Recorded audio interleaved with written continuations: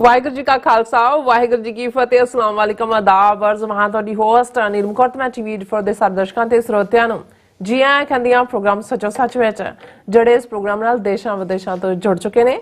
Khalsa affair centre ਦੇ ਸੰਚਾਲਕ doctor Amarjit Singh ਰੋਜ਼ਾਨਾ ਦੀ ਤਰ੍ਹਾਂ ਸਟੂਡੀਓ 'ਚ ਮੇਰੇ ਨਾਲ ਮੌਜੂਦ ਨੇ। ਉਹਨਾਂ ਨਾਲ ਗੱਲਬਾਤ ਕਰਕੇ ਅੱਜ ਦੇ ਅਹਿਮ ਇਸ਼ੂਜ਼ ਉੱਪਰ ਉਹਨਾਂ ਤੋਂ ਉਹਨਾਂ ਦਾ ਤਜ਼ੀਆ ਜਾਣਦੇ ਹਾਂ। ਜੀ ਡਾਕਟਰ ਸਾਹਿਬ ਵਾਹਿਗੁਰੂ ਜੀ का खालसा वाहिगुरू जी की फतेह। हाँ जी नीलम कौर जी ਤੁਹਾਨੂੰ भी ਤੇ ਦੁਨੀਆ ਭਰ 'ਚ ਬੈਠੇ ਸਾਡੇ ਬਹੁਤ ਹੀ ਪਿਆਰੇ ਸੋਹਣੇ ਸਿਆਣੇ ਟੀਵੀ 84 ਦੇ ਵਿਊਅਰਸ ਨੂੰ ਵੀ ਵਾਹਿਗੁਰੂ ਜੀ का खालसा ਵਾਹਿਗੁਰੂ जी की फतेह। ਸਾਡੇ ਬਹੁਤ ਹੀ ਪਿਆਰੇ ਮੁਸਲਮਾਨ ਭੈਣਾਂ ਭਰਾਵਾਂ ਨੂੰ ਅਸਲਾਮ ਅਲੈਕਮ ਤੇ ਗੰਗਾ ਜਮਨੀ ਤਹਿਜ਼ੀਬ ਦੇ ਹਿੰਦੂ ਤਵੀਆਂ ਨੂੰ ਨਮੋ ਨਮੇ। ਜੀ ਡਾਕਟਰ ਸਾਹਿਬ ਜੀ ਆਨੂੰ ਪ੍ਰੋਗਰਾਮ ਸੱਚੋ ਸੱਚ ਵਿੱਚ ਬਹੁਤ ਧੰਨਵਾਦ। ਜੀ ਡਾਕਟਰ ਸਾਹਿਬ ਅੱਜ 24 ਜਨਵਰੀ 2024 12 ਮਾਘ ਨਾਨਕ ਸ਼ਾਹੀ ਸੰਮਤ 555 ਦਾ दिन है। तो डॉक्टर साहब प्रोग्राम शुरू करने तो पहला असं दर्शकों के ਸਰੋਤਿਆਂ ਨੂੰ हमेशा तरह दस व्यूअर्स जे तुसी हक सच इंसाफ ते पैरा दिंदा इको एक चैनल TV 84 ਨੂੰ देखना चाहते हो ਤਾਂ ਤੁਸੀਂ ਦੇਖ ਸਕਦੇ ਸਪੈਕਟਰਮ ਕੇਬਲ ਆਰਸੀਨ ਕੇਬਲ ਵਰਫਨ ਕੈਨੇਡਾ roku ਜਾਦੂ ਬਾਕਸ ਸ਼ਾਵਾ ਫੇਸਬੁੱਕ TV 84 ਦੀ ਐਪ ਰਾਹੀਂ online streaming and IP box ਤੇ ਤੁਸੀਂ TV 84 ਨੂੰ ਦੇਖ ਸਕਦੇ ਹੋ। व्यूअर्स जे तुसी TV 84 वाले प्रोग्राम सचो सच नाल फेसबुक राਹੀਂ जुड़े हो ਤਾਂ ਇਸ ਨੂੰ ਵੱਧ ਤੋਂ ਵੱਧ ਲਾਈਕ ਕਰੋ ਤੇ ਸ਼ੇਅਰ ਕਰੋ ਅਤੇ ਨਾਲ ਹੀ YouTube ਤੇ ਸਬਸਕ੍ਰਾਈਬ ਵੀ ਕਰੋ। ਇਹ ਵੀ ਦੱਸੀ ਕਿ ਤੁਸੀਂ TV 84 ਦੀ ਐਪ ਨੂੰ Android ਐਂਡ App Store ਤੇ ਡਾਊਨਲੋਡ ਕਰਕੇ ਜੋ TV 84 ਦੀ ਲਾਈਵ ਸਟ੍ਰੀਮ ਹੈ ਇਸ ਨੂੰ ਤੁਸੀਂ 24 ਆਵਰਸ ਦੇਖ ਸਕਦੇ ਹੋ। ਸੋ व्यूअर्स प्रोग्राम ਦੀ ਸ਼ੁਰੂਆਤ ਕਰਾਂਗੇ ਅੱਜ ਦੀ ਸਪਾਂਸਰਸ਼ਿਪ ਦੇ ਹਵਾਲੇ ਨਾਲ ਕਿ ਅੱਜ ਦੇ ਪ੍ਰੋਗਰਾਮ ਸਚੋ ਸਚ ਨੂੰ ਸਪਾਂਸਰ ਕੀਤਾ ਗਿਆ ਹੈ ਵਾਸ਼ਿੰਗਟਨ ਮੈਟਰੋ ਦੀਆਂ ਜਿਹੜੀਆਂ ਸਿੱਖ ਸੰਗਤਾਂ ਵੱਲੋਂ ਜਿਸ ਵਿੱਚ ਜਿਹੜੇ ਮੈਰੀਲੈਂਡ ਵਰਜੀਨੀਆ ਅਤੇ ਵਾਸ਼ਿੰਗਟਨ DC ਦੀਆਂ ਸਿੱਖ ਸੰਗਤਾਂ ਗੁਰਦੁਆਰਾ ਸਿੰਘ ਸਭਾ ਬ੍ਰੈਡ ਕਰੋੜ ਵਰਜੀਨੀਆ ਵਿਖੇ ਜਿਹੜੇ TV 84 ਦੇ ਫੰਡ ਰੇਜ਼ਿੰਗ ਦੌਰਾਨ ਸਿੱਖ ਸੰਗਤਾਂ ਵੱਲੋਂ ਆਪਣਾ ਜਿਹੜਾ ਤਿਲ ਫੁੱਲ ਜਿਹੜਾ ਭੇਟ ਕੀਤਾ ਗਿਆ ਸੀ। ਸੋ ਇਹਨਾਂ ਸਭ ਸਿੱਖ ਸੰਗਤਾਂ ਨੇ ਅੱਜ ਦਾ ਪ੍ਰੋਗਰਾਮ ਜਿਹੜਾ ਸਪਾਂਸਰ ਕੀਤਾ ਹੈ। ਸੋ ਅੱਜ ਦੀ ਸਪਾਂਸਰਸ਼ਿਪ ਲਈ ਅਸੀਂ ਇਹਨਾਂ ਸਿੱਖ ਸੰਗਤਾਂ ਦਾ ਤਹਿ ਦਿਲ ਤੋਂ ਧੰਨਵਾਦ ਕਰਦੇ ਹਾਂ ਔਰ ਤੁਹਾਨੂੰ ਵੀ ਅਪੀਲ ਤੇ ਬੇਨਤੀ ਕਰਦੇ ਹਾਂ ਕਿ ਤੁਸੀਂ ਪ੍ਰੋਗਰਾਮ ਸੱਚੋ ਸੱਚ ਨੂੰ ਵੱਧ ਤੋਂ ਵੱਧ ਸਪਾਂਸਰ ਕਰੋ। ਸਪਾਂਸਰਸ਼ਿਪ ਲਈ ਤੁਸੀਂ ਸਾਨੂੰ ਕਾਲ ਕਰ ਸਕਦੇ ਸਾਡੇ ਫੋਨ ਨੰਬਰ ਤੇ 5166619184 ਸੇਮ ਨੰਬਰ ਤੇ WhatsApp ਕਰ ਸਕਦੇ ਹੋ। ਤੁਸੀਂ ਸਾਨੂੰ ਈਮੇਲ ਵੀ ਕਰ ਸਕਦੇ ਹੋ info@tv84.tv ਤੇ। ਸੋ व्यूअर्स पहले सेगमेंट ਵਿੱਚ ਆਪਾਂ ਗੱਲਬਾਤ ਕਰਨ ਜਾ ਰਹੇ ਹਾਂ ਕਿ ਮੀਡੀਆ ਰਿਪੋਰਟਾਂ ਅਨੁਸਾਰ RSS ਵੱਲੋਂ ਆਪਣੇ ਸੰਘ ਪਰਿਵਾਰ ਨੂੰ ਹੁਕਮ ਦਿੱਤਾ ਗਿਆ ਹੈ ਕਿ ਅਗਲੇ 3 ਮਹੀਨੇ ਵਿੱਚ 50 ਲੱਖ ਤੋਂ ਜ਼ਿਆਦਾ ਲੋਕਾਂ ਨੂੰ ਅਯੋਧਿਆ ਦੇ ਰਾਮ ਮੰਦਿਰ ਵਿੱਚ ਲਿਜਾਣ ਦਾ ਪ੍ਰਬੰਧ ਕੀਤਾ ਜਾਵੇ। ਔਰ ਯਾਦ ਰਹੇ ਇਸ ਸਮੇਂ ਦੌਰਾਨ ਲੋਕ ਸਭਾ ਦੀਆਂ ਜਿਹੜੀ ਚੋਣਾਂ ਨੇ ਉਹ ਵੀ ਹੋਣੀਆਂ ਨੇ ਅਤੇ BJP ਭਗਵਾਨ ਰਾਮ ਦੀ ਥਾਲੀ ਵਿੱਚ ਦੀਵੇ ਬਾਲ ਕੇ BJP ਦੇ ਝੋਲੇ ਵਿੱਚੋਂ ਵੋਟਾਂ ਜਿਹੜੀਆਂ ਨੇ ਉਹ ਬਟੋਰਨਾ ਚਾਹੁੰਦੇ ਨੇ। ਸੋ ਇਹਨਾਂ ਦੀ ਸਿਆਸੀ ਨੌਟੰਕੀ ਨੂੰ ਦੇਖ ਕੇ ਭਗਵਾਨ ਰਾਮ ਜੀ ਵੀ ਕਹਿੰਦੇ ਹੋਣਗੇ ਰਾਮ ਰਾਮ ਰਾਮ ਰਾਮ ਰਾਮ। ਸੋ ਇਸ ਬਾਰੇ ਆਪਾਂ ਗੱਲਬਾਤ ਕਰਨ ਜਾ ਰਹੇ ਹਾਂ। ਸੋ ਅਸੀਂ ਚਾਹਾਂਗੇ ਕਿ ਤੁਸੀਂ ਇਸੇ ਤਰ੍ਹਾਂ ਬਣੇ ਰਹਿਣਾ ਦੇਖਣ ਸੁਣਨ ਲਈ ਤੁਹਾਡਾ ਸਭ ਦਾ ਬਹੁਤ ਬਹੁਤ ਸ਼ੁਕਰੀਆ। ਜੀ ਡਾਕਟਰ ਸਾਹਿਬ ਕੀ ਵਿਚਾਰਾਂ ਨੇ? देखो राम राम राम तो शुरू करते हैं जी। सब तो पहला अज दी स्पॉन्सरशिप ਲਈ ਅਸੀਂ ਵਾਸ਼ਿੰਗਟਨ ਮੈਟਰੋ ਏਰੀਆ ਜਦੋਂ ਵਾਸ਼ਿੰਗਟਨ ਮੈਟਰੋ ਕਿਹਾ ਜਾਂਦਾ ਹੈ ਤੇ ਇਸ ਦੇ ਵਿੱਚ ਤਿੰਨੋਂ ਸਟੇਟਾਂ ਵਰਜੀਨੀਆ ਮੈਰੀਲੈਂਡ ਤੇ ਵਾਸ਼ਿੰਗਟਨ DC ਆ ਜਾਂਦੀਆਂ ਨੇ ਕਿਉਂਕਿ ਪਿਛਲੇ ਦਿਨਾਂ 'ਚ ਜਦੋਂ ਗੁਰਦੁਆਰਾ ਸਿੰਘ ਸਭਾ ਬ੍ਰੈਡ ਕਰੋੜ TV 84 ਲਈ ਫੰਡ ਰੇਜ਼ਿੰਗ ਦਾ ਪ੍ਰਬੰਧ ਗੁਰਦੁਆਰਾ ਪ੍ਰਬੰਧਕ ਕਮੇਟੀ ਦੇ ਸਹਿਯੋਗ ਨਾਲ ਕੀਤਾ ਗਿਆ ਬਿਲਕੁਲ ਤੇ ਜ਼ਾਹਿਰ ਹੈ ਕਿ ਸੰਗਤ ਦੇ ਵਿੱਚ ਜਿੱਥੇ ਕਿ ਬਹੁਤ ਵੱਡੀ ਗਿਣਤੀ 'ਚ ਸੰਗਤ ਇਹਨਾਂ ਸਾਰੇ ਪਾਸਿਓਂ ਆਉਂਦੀ ਹੈ ਉਹਨਾਂ ਨੇ ਵੀ ਭਾਵੇਂ ਕਿਸੇ ਨੇ ਜੋ ਵੀ ਤਿਲ ਫੁੱਲ ਜਦੋਂ ਅਸੀਂ ਕਹਿੰਦੇ ਹਾਂ ਤੇ ਉਹ ਇੱਕ ਦਮੜੀ ਤੋਂ ਸ਼ੁਰੂ ਹੋ ਜਾਂਦਾ ਹੈ। ਹਾਲਾਂ ਬਹੁਤ ਸਾਰਿਆਂ ਨੇ ਬਿਗ ਅਮਾਉਂਟ ਦਿੱਤੇ ਨੇ ਜਿਨ੍ਹਾਂ ਦੀ ਸਪਾਂਸਰਸ਼ਿਪ ਆਉਣ ਵਾਲੇ ਦਿਨਾਂ 'ਚ ਅਸੀਂ ਰੈਕਗਨਾਈਜ਼ ਕਰਾਂਗੇ। ਪਰ ਮੈਨੂੰ ਲੱਗਾ ਵੀ ਸਭ ਤੋਂ ਪਹਿਲਾਂ ਜਦੋਂ ਅਸੀਂ ਸੰਗਤੀ ਰੂਪ ਦੇ ਵਿੱਚ ਦੇਖਦੇ ਹਾਂ ਕਿ ਜਿਹੜੀ ਭਾਵਨਾ ਦੇ ਨਾਲ ਔਰ ਮੈਨੂੰ ਹਮੇਸ਼ਾ ਹੀ ਭਾਈ ਗੁਰਦਾਸ ਜੀ ਦੀ ਵਾਰ ਔਰ ਉਹ ਜਿਹੜਾ ਗੁਰੂ ਅਰਜਨ ਸਾਹਿਬ ਦੇ ਜੀਵਨ ਦੀ ਉਹ ਸਾਖੀ ਕਿ ਜਦੋਂ ਕਾਰ ਸੇਵਾ ਹੋ ਰਹੀ ਹੈ ਔਰ ਅੱਡ ਅੱਡ ਲੋਕ ਵੱਡੀਆਂ ਵੱਡੀਆਂ ਜਿਹੜੀਆਂ ਵੀ ਦਸਵੰਧ ਦੀਆਂ ਔਰ ਦੂਸਰੀਆਂ ਭੇਟਾਵਾਂ ਦੇ ਰਹੇ ਨੇ ਤੇ ਇੱਕ ਗਰੀਬ ਸਿੱਖ ਜਿਹੜਾ ਜਿਹਨੇ ਆਪਣੀ ਘਰਵਾਲੀ ਨੂੰ ਪ੍ਰੀਵੀਅਸ ਨਾਈਟ ਕਿਹਾ ਕਿ ਵੀ ਮੈਂ ਜਾਣਾ ਕਰ ਗੁਰੂ ਦਰਬਾਰ ਤੇ ਕੁਛ ਵੀ ਉਹਨੇ ਕਿਹਾ ਵੀ ਬਾਕੀ ਤਾਂ ਕੁਛ ਨਹੀਂ ਹੈ ਇੱਕ ਕੌਡੀ ਜਿਹੜੀ ਕਿ ਕਿਤੇ ਸੰਭਾਲ ਕੇ ਉਹਨੇ ਰੱਖੀ ਹੋਈ ਸੀ ਬੀਬੀ ਨੇ ਉਹਨੇ ਦਿੱਤੀ ਤੇ ਉਹਨੇ ਆਪਣੇ ਪੱਗ ਦੇ ਵਿੱਚ ਰੱਖ ਕੇ ਉਹ ਪਹੁੰਚ ਗਿਆ। ਹੁਣ ਸਾਰੇ ਦੇ ਰਹੇ ਨੇ ਅੱਗੋਂ ਆ ਕੇ ਔਰ ਉਹ ਪਿੱਛੇ ਖੜਾ ਹੈ ਔਰ ਜਦੋਂ ਹੁਣ ਸਾਰਿਆਂ ਦੀਆਂ ਭੇਟਾਵਾਂ ਆ ਗਈਆਂ ਔਰ ਅਰਦਾਸ ਮੇਵੜਾ ਸਿੰਘ ਕਰੇ ਨਾ ਉਹ ਕਹੇ ਵੀ ਗੁਰੂ ਸਾਹਿਬ ਕਹਿ ਰਹੇ ਨੇ ਵੀ ਨਹੀਂ ਅਜੇ ਸਾਰਿਆਂ ਦੀ ਭੇਟਾ ਨਹੀਂ ਆਈ ਤੇ ਕੁਝ ਦੇਰ ਬਾਅਦ ਗੁਰੂ ਸਾਹਿਬ ਨੇ ਇੱਕ ਸਿੱਖ ਨੂੰ ਭੇਜਿਆ ਵੀ ਉਹ ਸਿੱਖ ਹੈ ਉਹਨੂੰ ਲੈ ਕੇ ਲਿਆਓ। ਆਓ। ਉਹਨੂੰ ਕਿਹਾ ਕਿ ਭਾਈ ਤੂੰ ਲਿਆਇਆ ਤੇ ਦਿੰਦਾ ਕਿਉਂ ਨਹੀਂ, ਗੁਰੂ ਦੇ ਨਾਂ ਤੇ ਲਿਆਇਆ। ਤੇ ਉਹਨੇ ਬੜੇ ਸੰਗਦੇ, ਜਿਹਨੂੰ ਅਸੀਂ ਲਫ਼ਜ਼ ਕਹਿੰਦੇ ਆ, ਆਪਣੀ ਉਸ ਲੜ ਚੋਂ ਕੌਡੀ ਕੀ ਅੱਗੇ ਕੀਤੀ, ਥੱਲੇ ਰੱਖਣ ਲਈ ਜਿੱਥੇ ਪੇਟ ਸੀ, ਗੁਰੂ ਸਾਹਿਬ ਨੇ ਆਪਣਾ ਹੱਥ ਅੱਗੇ ਕੀਤਾ ਔਰ ਉਹਨਾਂ ਨੇ, ਗੁਰੂ ਸਾਹਿਬ ਨੇ ਖੁਦ ਅਰਦਾਸ ਕੀਤੀ ਕਿ ਭਾਈ ਇਹ ਸਿੱਖ ਆਪਣਾ ਸਰਬੰਸ ਦੇ ਰਿਹਾ ਹੁਣ। ਔਰ ਇਹਦੇ ਤੇ ਹੀ ਭਾਈ ਗੁਰਦਾਸ ਕੋਲ ਬੈਠੇ ਨੇ ਔਰ ਉਹਨਾਂ ਦੀ ਕਲਮ ਚੱਲਦੀ ਹੈ ਕਿ ਭਾਵਨੀ ਭਗਤ ਭਾਏ ਕੌਡੀ ਅੱਗੇ ਭਾਗ ਰੱਖੇ। ਕਿ ਭਾਈ ਇਹ ਹੈ ਕਿ ਜਦੋਂ ਭਾਵਨਾ ਹੈ, ਪਿਆਰ ਹੈ, ਤੇ ਉਹ ਕੌਡੀ ਜਿਹੜੀ ਹੈ ਉਸ ਨੂੰ ਵੀ ਗੁਰੂ ਕਬੂਲ ਕਰਦਾ ਹੈ। ਔਰ ਉਹਨਾਂ ਕਿਹਾ ਵੀ ਜਿਨ੍ਹਾਂ ਕੋਲ ਲੱਖਾਂ ਹੋਣਗੇ ਉਹ ਹਜ਼ਾਰਾਂ ਉਹਨਾਂ ਨੇ ਦਿੱਤੇ, ਜਿਨ੍ਹਾਂ ਕੋਲ ਹਜ਼ਾਰਾਂ ਨੇ ਉਹਨਾਂ ਨੇ ਸੈਂਕੜਿਆਂ ਦਿੱਤੇ। ਸੋ ਮੈਂ ਹਮੇਸ਼ਾ ਇਹ ਮਹਿਸੂਸ ਕਰਦਾ ਹਾਂ ਕਿ ਜਿਸ ਵੀ ਕਾਜ਼ ਦੇ ਵਿੱਚ ਸੰਗਤ ਦੀ ਦਮੜੀ ਵੀ ਪੈਂਦੀ ਹੈ, ਉਸ ਦੇ ਵਿੱਚ ਬਰਕਤ ਵੀ ਹੁੰਦੀ ਹੈ, ਗੁਰੂ ਦੀ ਰਹਿਮਤ ਵੀ ਹੁੰਦੀ ਹੈ। ਔਰ ਸਾਨੂੰ ਵੀ ਇਹ ਯਾਦ ਦਹਾਨੀ ਹੁੰਦੀ ਹੈ ਕਿ ਜਿਸ ਕਾਜ਼ ਦੇ ਲਈ ਅਸੀਂ ਤੁਰੇ, ਜਿਸ ਕਾਜ਼ ਲਈ ਅਸੀਂ ਖੜੇ, ਇਹ ਸਾਡੀ 35 ਮਿਲੀਅਨ ਸਿੱਖ ਕੌਮ ਦਾ ਕਾਜ਼ ਹੈ।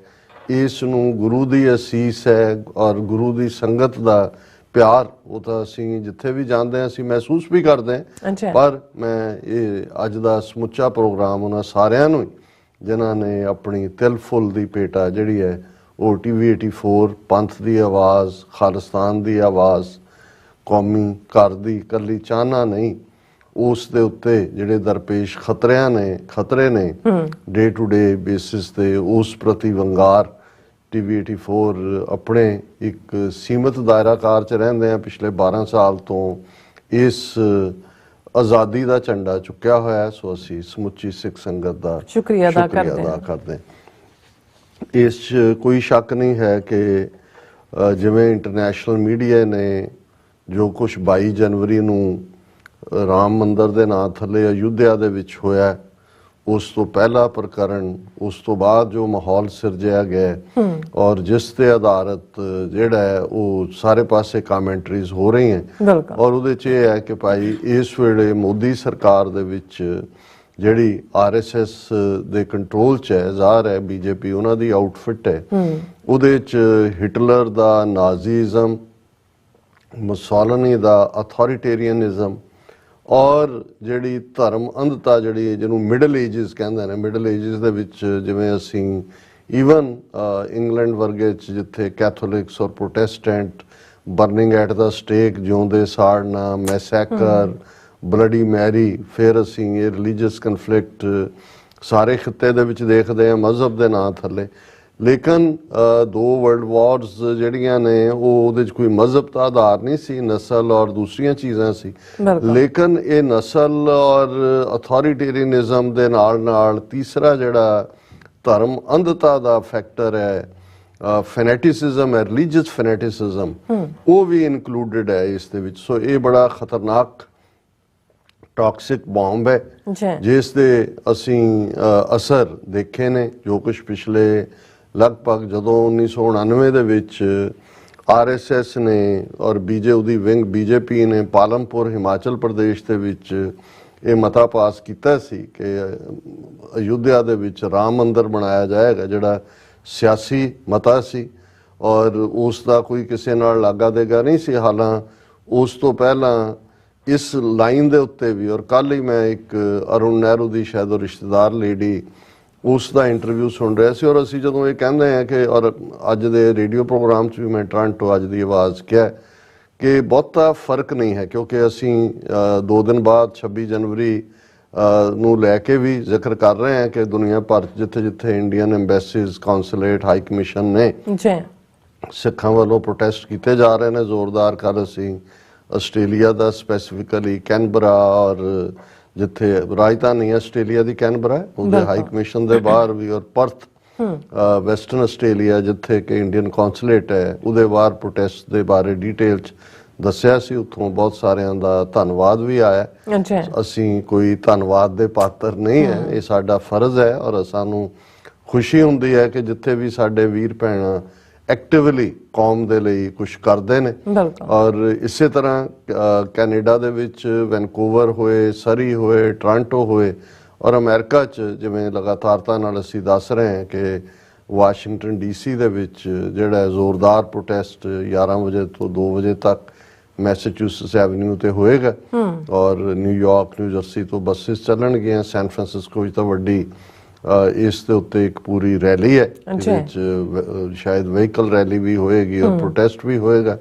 ਹਾਲਾਂ ਸਾਡੇ ਵੀਰ ਹਿਊਸਟਨ ਤੋਂ ਵੀ ਔਰ ਹੋਰਨਾਂ ਨੇ ਵੀ ਸਾਨੂੰ ਇਹ ਪਹੁੰਚ ਕਰਕੇ ਕਿਹਾ ਕਿ ਇਸ ਗੱਲ ਨੂੰ ਯਕੀਨੀ ਬਣਾਇਆ ਜਾਣਾ ਚਾਹੀਦਾ ਹੈ ਕਿ ਕਿਉਂਕਿ ਇਹਨਾਂ ਮੌਕਿਆਂ ਦੇ ਉੱਤੇ 26 ਜਨਵਰੀ ਖਾਸ ਤੌਰ ਤੇ ਸੈਨ ਫਰਾਂਸਿਸਕੋ ਵਾਲੀ ਰੈਲੀ ਤੇ ਜਿਹੜਾ ਉਹ ਕੋਈ ਨਾ ਕੋਈ ਭੜਕਾਟ ਵਾਲਾ ਮਾਹੌਲ ਪੈਦਾ ਕਰ ਸਕਦੇ ਨੇ ਕੌਂਸੂਲੇਟ ਵਾਲੇ ਜੀ ਆਪਣੇ ਏਜੰਟ ਪ੍ਰੋਵੋਕੇਟਰਸ ਰਾਹੀਂ ਵੀ ਅਦਰਵਾਈਜ਼ ਵੀ।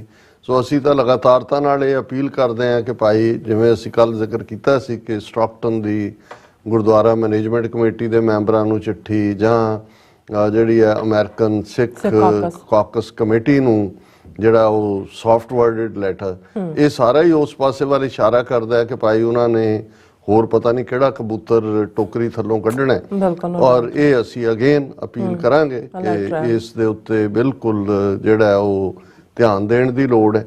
ਸੋ ਮੈਂ ਇਹ 26 ਜਨਵਰੀ ਦਾ ਹਵਾਲਾ ਇਸ ਲਈ ਵੀ ਦਿੱਤਾ ਹੈ ਕਿ ਪਿਛਲੇ 75 ਸਾਲਾਂ ਦੇ ਵਿੱਚ ਜੇ ਅਸੀਂ ਦੇਖੀਏ 47 ਤੋਂ ਹੁਣ ਤੱਕ ਔਰ 1950 ਦੇ ਹਵਾਲੇ ਨਾਲ 74 ਗਣਤੰਤਰ ਦਿਵਸ ਤੇ ਫਰਕ ਕਾਂਗਰਸ ਔਰ ਬੀਜੇਪੀ ਜਾਂ ਆਰਐਸਐਸ ਚ ਇੰਨਾ ਕੀ ਹੈ ਕਿ ਕਾਂਗਰਸ ਨੇ ਸੈਕੂਲਰਿਜ਼ਮ ਦਾ ਲਬਾਦਾ ਪਹਿਨ ਕੇ ਜੋ ਕੁਝ ਸਿੱਖਾਂ ਦੇ ਨਾਲ ਕੀਤਾ ਵੱਡਾ ਲੰਬਾ ਵਕਤ ਕਾਂਗਰਸ ਦਾ ਰੂਲ ਹੀ ਸੀ 84 ਤੱਕ 37 ਸਾਲ ਵੀ ਪੀਸਫੁਲੀ ਕਿਵੇਂ ਉਹਨਾਂ ਦੇ ਹੱਕਾਂ ਨੂੰ ਡਿਨਾਈ ਕੀਤਾ ਔਰ ਫਿਰ ਫੁੱਲ ਫਲੈਜ ਜਿਹੜਾ ਉਹ ਅਟੈਕ ਦਰਬਾਰ ਸਾਹਿਬ ਔਰ 37 ਇਤਿਹਾਸਕ ਗੁਰਦੁਆਰਿਆਂ ਦੇ ਸਿੱਖਾਂ ਦੇ ਖਿਲਾਫ ਜੰਗੇ ਐਲਾਨੇ ਜੰਗ ਉਹਨਾਂ ਨੇ। ਔਰ ਮੈਂ ਅਰੁਣ ਨਹਿਰੂ ਦੀ ਇੱਕ ਰਿਸ਼ਤੇਦਾਰ ਬੀਬੀ ਜਿਹੜੀ ਜਰਨਲਿਸਟ ਵੀ ਹੈ ਔਰ ਰਾਈਟਰ ਵੀ ਹੈ ਉਹਦਾ ਕਿਤਾ ਇੰਟਰਵਿਊ ਦੇਖ ਰਿਹਾ ਸੀ। ਉਹਨੇ ਕਿਹਾ ਜੀ 84 ਤੋਂ ਬਾਅਦ ਜਦੋਂ ਕਿ ਰਾਜੀਵ ਗਾਂਧੀ ਪਾਵਰ 'ਚ ਆਇਆ ਅਰੁਣ ਨਹਿਰੂ ਨੇ ਰਾਜੀਵ ਗਾਂਧੀ ਨੂੰ ਕਿਹਾ ਵੀ ਜੇ ਤੂੰ ਪਾਵਰ 'ਚ ਰਹਿਣਾ ਜਾਂ ਅੱਗੋਂ ਕਾਂਗਰਸ ਨੂੰ ਲੈਣਾ ਤਾਂ 3 ਕੰਮ ਕਰ, ਆਰਟੀਕਲ 370 ਖਤਮ ਕਰੋ, ਕਸ਼ਮੀਰ 'ਚੋਂ यूनिफॉर्म सिविल कोड लागू करो और राम मंदिर बनाओ। और इनफैक्ट बीजेपी ने तो या आरएसएस ने तो 1999 ਦੇ ਵਿੱਚ ਇਹ ਮਤਾ ਪਾਲਮਪੁਰ ਚ ਕੀਤਾ।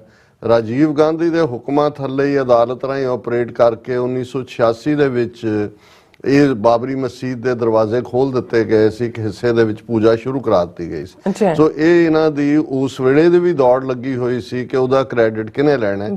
ਉਹਨਾਂ ਨੇ ਸੈਕੂਲਰਿਜ਼ਮ ਦਾ ਲਬਾਦਾ ਰੱਖਿਆ ਹੋਇਆ ਸੀ। ਇਹਨਾਂ ਦਾ ਤਾਂ ਜਦੋਂ ਤੋਂ ਜਨਮ ਹੋਇਆ, ਜਦੋਂ ਤੋਂ ਇਹ ਜੰਮੇ ਨੇ 1925 ਦੇ ਵਿੱਚ, ਇਹਨਾਂ ਨੇ ਸਿੱਧੇ ਤੌਰ ਦੇ ਉੱਤੇ ਹਿੰਦੁਸਤਾਨ ਔਰ ਮੁਸਲਮਾਨਾਂ ਈਸਾਈਆਂ ਦੇ ਲਈ ਤਾਂ ਕੋਈ ਥਾਂ ਨਹੀਂ ਹੈ, ਉਹ ਤਾਂ ਹਿਟਲਰ ਵਾਲਾ ਰੈਜ਼ੋਲੂਸ਼ਨ ਹੀ ਹੈ। ਔਰ ਸਿੱਖਾਂ ਬੌਧੀਆਂ ਜੈਨੀਆਂ ਨੂੰ ਜਿਹੜਾ ਹੈ ਉਹ ਹਿੰਦੂ ਫੋਲਡ ਦੇ ਵਿੱਚ ਕਿਲ ਕਰਨਾ। ਔਰ ਦੂਸਰਾ, ਔਰ ਮੈਂ ਦੇਖ ਰਿਹਾ ਸੀ ਵੀ ਕਿਉਂਕਿ ਇਹਨਾਂ ਦਿਨਾਂ 'ਚ ਸ਼ੰਕਰਾਚਾਰੀਆ ਵੀ ਖਬਰਾਂ ਦੇ ਵਿੱਚ ਰਹੇ, ਤੇ ਇੱਕ ਸ਼ੰਕਰਾਚਾਰੀਆ ਜਿਹੜਾ ਸ਼ਾਇਦ ਉੜੀਸਾ ਦਾ ਹੈ, ਜਿਹੜਾ ਬਹੁਤ ਵੋਕਲ ਹੈ, ਤੇ ਉਹ ਕਹਿ ਰਿਹਾ ਸੀ ਕਿ ਜੀ ਹੁਣ ਸਨਾਤਨ ਧਰਮ ਦੀ ਰੱਖਿਆ ਦੇ ਲਈ ਸਾਨੂੰ ਹੋਰ ਵੀ ਕੁਝ ਕਰਨਾ ਪਏਗਾ। ਉਹ ਆਰਐਸਐਸ ਨੂੰ ਵੀ ਇਹ ਕਹਿ ਰਿਹਾ ਸੀ। ਉਹਨੇ ਕਿਹਾ ਜੀ ਸਨਾਤਨ ਧਰਮ ਦੀ ਰੱਖਿਆ ਲਈ ਜਿਹੜਾ ਪਹਿਲਾਂ ਜਿਹੜੇ ਨਾਂਗੇ ਜਿਹੜੇ ਨੇ ਉਹ ਪੈਦਾ ਕੀਤੇ ਸੀ, ਸਾਡੇ ਹੀ ਅਖਾੜਾ ਸੀ ਕਿ ਵੀ ਉਹ ਲੜਨਗੇ ਔਰ ਸਨਾਤਨ ਧਰਮ ਦੀ ਰੱਖਿਆ ਕਰਨਗੇ, ਕਿ ਉਹ ਦੂਰ ਪਹਾੜਾਂ ਪੂੜਾਂ ਚਲੇ ਗਏ, ਉਹਨਾਂ ਨੂੰ ਵੀ ਰੱਖਿਆ ਭੁੱਲ ਗਈ। ਫਿਰ ਉਹ ਕਹਿੰਦਾ ਕਿ ਜੀ ਫਿਰ ਗੁਰੂ ਗੋਬਿੰਦ ਸਿੰਘ ਨੇ ਜਿਹੜਾ 300 ਸਾਲ ਪਹਿਲਾਂ ਖਾਲਸਾ ਬਣਾਇਆ, ਉਹ ਵੀ ਜਿਹੜੇ ਨੇ ਉਸ ਚੋਂ ਨਿਕਲ ਕੇ ਸਨਾਤਨ ਧਰਮ ਦੇ ਰੱਖਿਅਕ ਨਹੀਂ ਰਹੇ, ਉਹਨਾਂ ਨੇ ਵੀ ਆਪਣਾ ਕਰ ਲਿਆ। ਫਿਰ ਆਰਐਸਐਸ ਇਸ ਕੰਮ ਲਈ ਬਣਿਆ ਸੀ, ਸਨਾਤਨ ਧਰਮ ਦੀ ਰੱਖਿਆ ਲਈ, ਉਹ ਵੀ ਹੁਣ ਧਰਮ ਤੋਂ ਜਾਂ ਦੂਜੀ ਦੀ ਥਾਂ ਸਿਆਸਤ ਵੱਲ ਔਰ ਪਾਵਰ ਵੱਲ। ਸੋ ਜਦੋਂ ਤੁਸੀਂ ਇਹ ਸਭ ਕਿਸਮ ਦੀਆਂ ਇੰਟਰਪ੍ਰੀਟੇਸ਼ਨਸ ਦੇਖਦੇ ਹੋ ਤੇ ਫਿਰ ਨਜ਼ਰ ਆ ਰਿਹਾ ਹੁੰਦਾ ਹੈ ਕਿ ਭਾਈ ਇਸ ਨੂੰ ਜਿਹੜੇ ਦੁਨੀਆ ਦੇ ਥਿੰਕ ਟੈਂਕ ਨੇ, ਜਿਹੜੇ ਇਹਨਾਂ ਦੇ ਚਿੰਤਕ ਨੇ, ਆਬਜ਼ਰਵਰ ਨੇ, ਰਿਕਾਰਡ ਤਾਂ ਸਾਹਮਣੇ ਹੈ। ਔਰ ਫਿਰ ਜਿੰਨੀਆਂ ਐਮਬੈਸੀਆਂ ਫੋਰਨ ਕੰਟਰੀਜ਼ ਦੀਆਂ ਜਿਨ੍ਹਾਂ ਦੇ ਉੱਥੇ ਬਿਠਾਏ ਹੋਏ ਨੇ ਐਮਬੈਸਡਰ, ਹਾਈ ਕਮਿਸ਼ਨ, ਉਹਨਾਂ ਨੂੰ ਵੀ ਨਜ਼ਰ ਆ ਰਿਹਾ ਕਿ ਬਈ ਉੱਥੇ ਕੀ ਹੁੰਦਾ ਹੈ ਤੇ ਕੀ ਚੱਲ ਰਿਹਾ ਹੈ। ਜਾਂ ਜੇ ਈਵਨ ਜਿਹੜਾ ਜੈਨੋਸਾਈਡ ਵਾਚ ਹੈ, ਉਹਨਾਂ ਦਾ ਇਹ ਕਹਿਣਾ ਹੈ ਕਿ ਭਾਈ ਬਿਲਕੁਲ ਮੁਸਲਮਾਨਾਂ ਦੀ ਨਸਲਕੁਸ਼ੀ ਦੇ ਲਈ ਤਾਂ ਬਿਲਕੁਲ ਗਰਾਊਂਡ ਜਿਹੜੀ ਆ ਉਹ ਤਿਆਰ ਹੈ। ਉਹ ਪਹਿਲੇ ਸਟੈਪ ਜਿਹੜੇ 8 ਜਾਂ 10 ਸਟੈਪ ਨੇ ਜੈਨੋਸਾਈਡ ਦੇ, ਉਹਦੇ 'ਚੋਂ ਕੁਛ ਤਾਂ ਆਲਰੇਡੀ ਹੋ ਚੁੱਕੇ ਨੇ।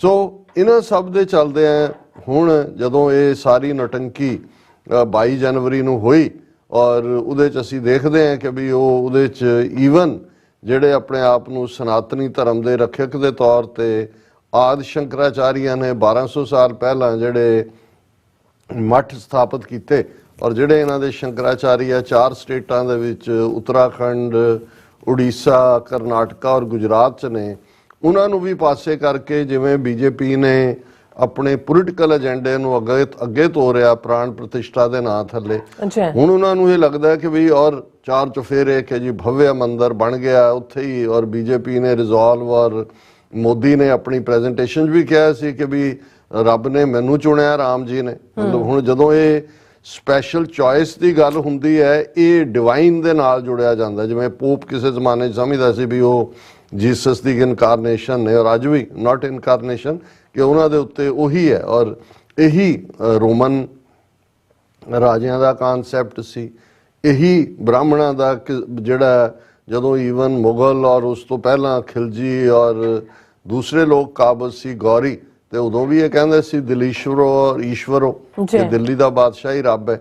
ਤੇ ਹੁਣ ਤਾਂ ਹੈ ਹੀ ਸਨਾਤਨ ਵਾਲੇ ਨੂੰ ਕਹਿ ਰਹੇ ਵੀ ਮੈਨੂੰ ਰੱਬ ਨੇ ਖਾਸ ਤੌਰ ਦੇ ਉੱਤੇ ਚੁਣਿਆ। ਹੁਣ ਉਹ ਡਿਵਿਨਿਟੀ, ਔਰ ਜੇ ਤੁਸੀਂ ਉਹਦੇ ਤੌਰ ਤਰੀਕਾ ਦੇਖੋ, ਜਿਸ ਢੰਗ ਨਾਲ ਉਹ ਵਿਚਰਦਾ ਹੈ, ਤੁਰਦਾ ਹੈ, ਔਰ ਜਿਵੇਂ ਉਹ ਕਰਦਾ, ਉਹ ਵਾਕਈ। ਔਰ ਜਿਹੜਾ ਉਹ ਚੰਪਤ ਰਾਏ ਜਿਹੜਾ ਮੇਨ ਕਮੇਟੀ ਵਾਲਾ ਜਿਹਨੇ ਇਨਵੀਟੇਸ਼ਨ ਦਿੱਤਾ, ਉਹਨੇ ਤਾਂ ਕਿਹਾ ਵੀ ਇਹ ਵਿਸ਼ਨੂੰ ਦਾ ਅਵਤਾਰ ਹੈ। ਔਰ ਉਹਦੇ 'ਚ ਇੱਕ ਉਹਨਾਂ ਦਾ ਯੂਟਿਊਬਰ ਕਹਿ ਰਿਹਾ ਸੀ ਵਿਸ਼ਨੂੰ ਦਾ ਅਵਤਾਰ ਨਹੀਂ, ਖੁਦ ਵਿਸ਼ਨੂੰ ਹੈ। ਵੀ ਹੁਣ ਤਾਂ ਸਟੈਪ ਜਿਹੜਾ ਉੱਥੇ ਤੱਕ ਪਹੁੰਚ ਗਿਆ।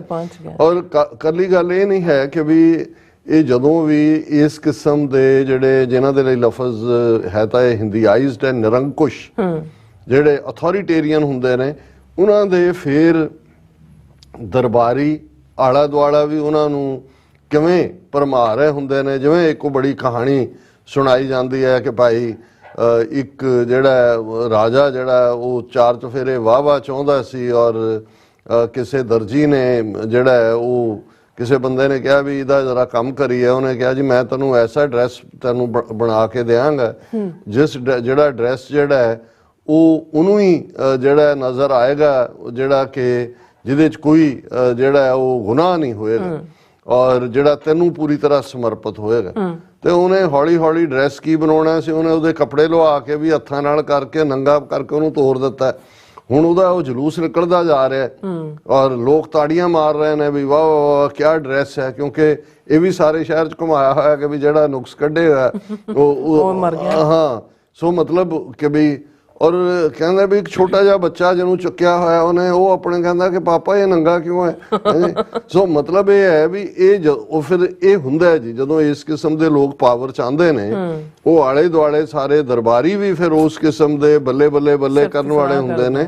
ਉਸ ਕਿਸਮ ਦੀ ਕਿਚਨ ਕੈਬਨਿਟ ਇੰਦਰਾ ਗਾਂਧੀ ਦੀ ਸੀ, ਅਦਰਵਾਈਜ਼ ਉਹਨੂੰ ਇਹ ਤਾਂ ਨਹੀਂ ਹੈ ਕਿ ਵੀ ਜਿਹੜੇ ਬਾਅਦ ਦੇ ਵਿੱਚ ਤਾਂ ਲਿਖਣ ਨੂੰ ਪ੍ਰਣਾਬ ਮੁਖਰਜੀ ਨੇ ਵੀ ਲਿਖਿਆ, ਦੂਜਾ ਕਿ ਜੀ ਮੈਂ ਕਿਹਾ ਸੀ ਜੇ ਦਰਬਾਰ ਸਾਹਿਬ ਤੇ ਹਮਲਾ ਨਾ ਕਰਨਾ, ਸਿੱਖਾਂ ਨੇ ਤਾਂ ਅਬਦਾਲੀ ਨੂੰ ਨਹੀਂ ਸੀ ਛੱਡਿਆ, ਦੂਜੇ ਇਹ ਸਭ ਬਾਅਦ ਚ। ਉਸ ਵੇਲੇ ਜਿਹੜਾ ਰਾਜਾ ਹੁੰਦਾ, ਔਰ ਉਹੀ ਇੰਦਰਾ ਵੇਲੇ ਵੀ ਇਹੀ ਹਾਲ ਸੀ ਉਹਦਾ, ਉਹ ਡੀ.ਕੇ. ਬਰੂਆ ਕਾਂਗਰਸ ਪ੍ਰੈਜ਼ੀਡੈਂਟ ਹੁੰਦਾ ਸੀ ਅਸਾਮ ਤੋਂ, ਤੇ ਉਹਦਾ ਇਹ ਕੋਟ ਸੀ ਕਿ India is Indira and Indira is India.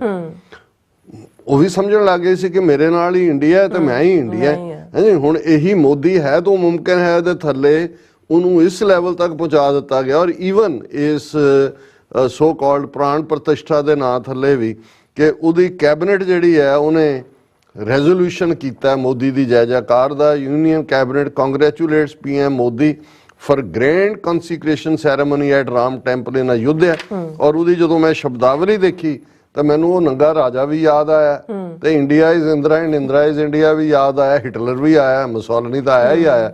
ਔਰ ਉਹਦੇ 'ਚ ਇਹ ਰੈਜ਼ੋਲੂਸ਼ਨ 'ਚ ਕਹਿ ਰਹੇ ਨੇ ਕਿ the countries body had got independence in 1947 but the pran pratishtha of its soul happened on January 22nd 23 through the Prime Minister Modi, Mr. Thakur, his minister said in the resolution। ਉਹਨੇ ਕਿਹਾ ਜੀ ਭਾਵੇਂ ਆਜ਼ਾਦ 1947 ਚ ਹੋਇਆ ਪਰ ਇਹ ਜਿਹੜੀ ਉਹਦੀ ਸੋਲ ਹੈ, ਰੂਹ ਹੈ ਮੁਲਕ ਦੀ, ਇਹ 22 ਜਨਵਰੀ ਨੂੰ ਹੀ ਉਸ ਦੇ ਵਿੱਚ ਪਈ ਹੈ। ਫਿਰ ਉਹ ਕਿਹਾ ਗਿਆ today we can say that not from a political but spiritual point of view the destiny has chosen you for the pran pratishtha of Lord Ram।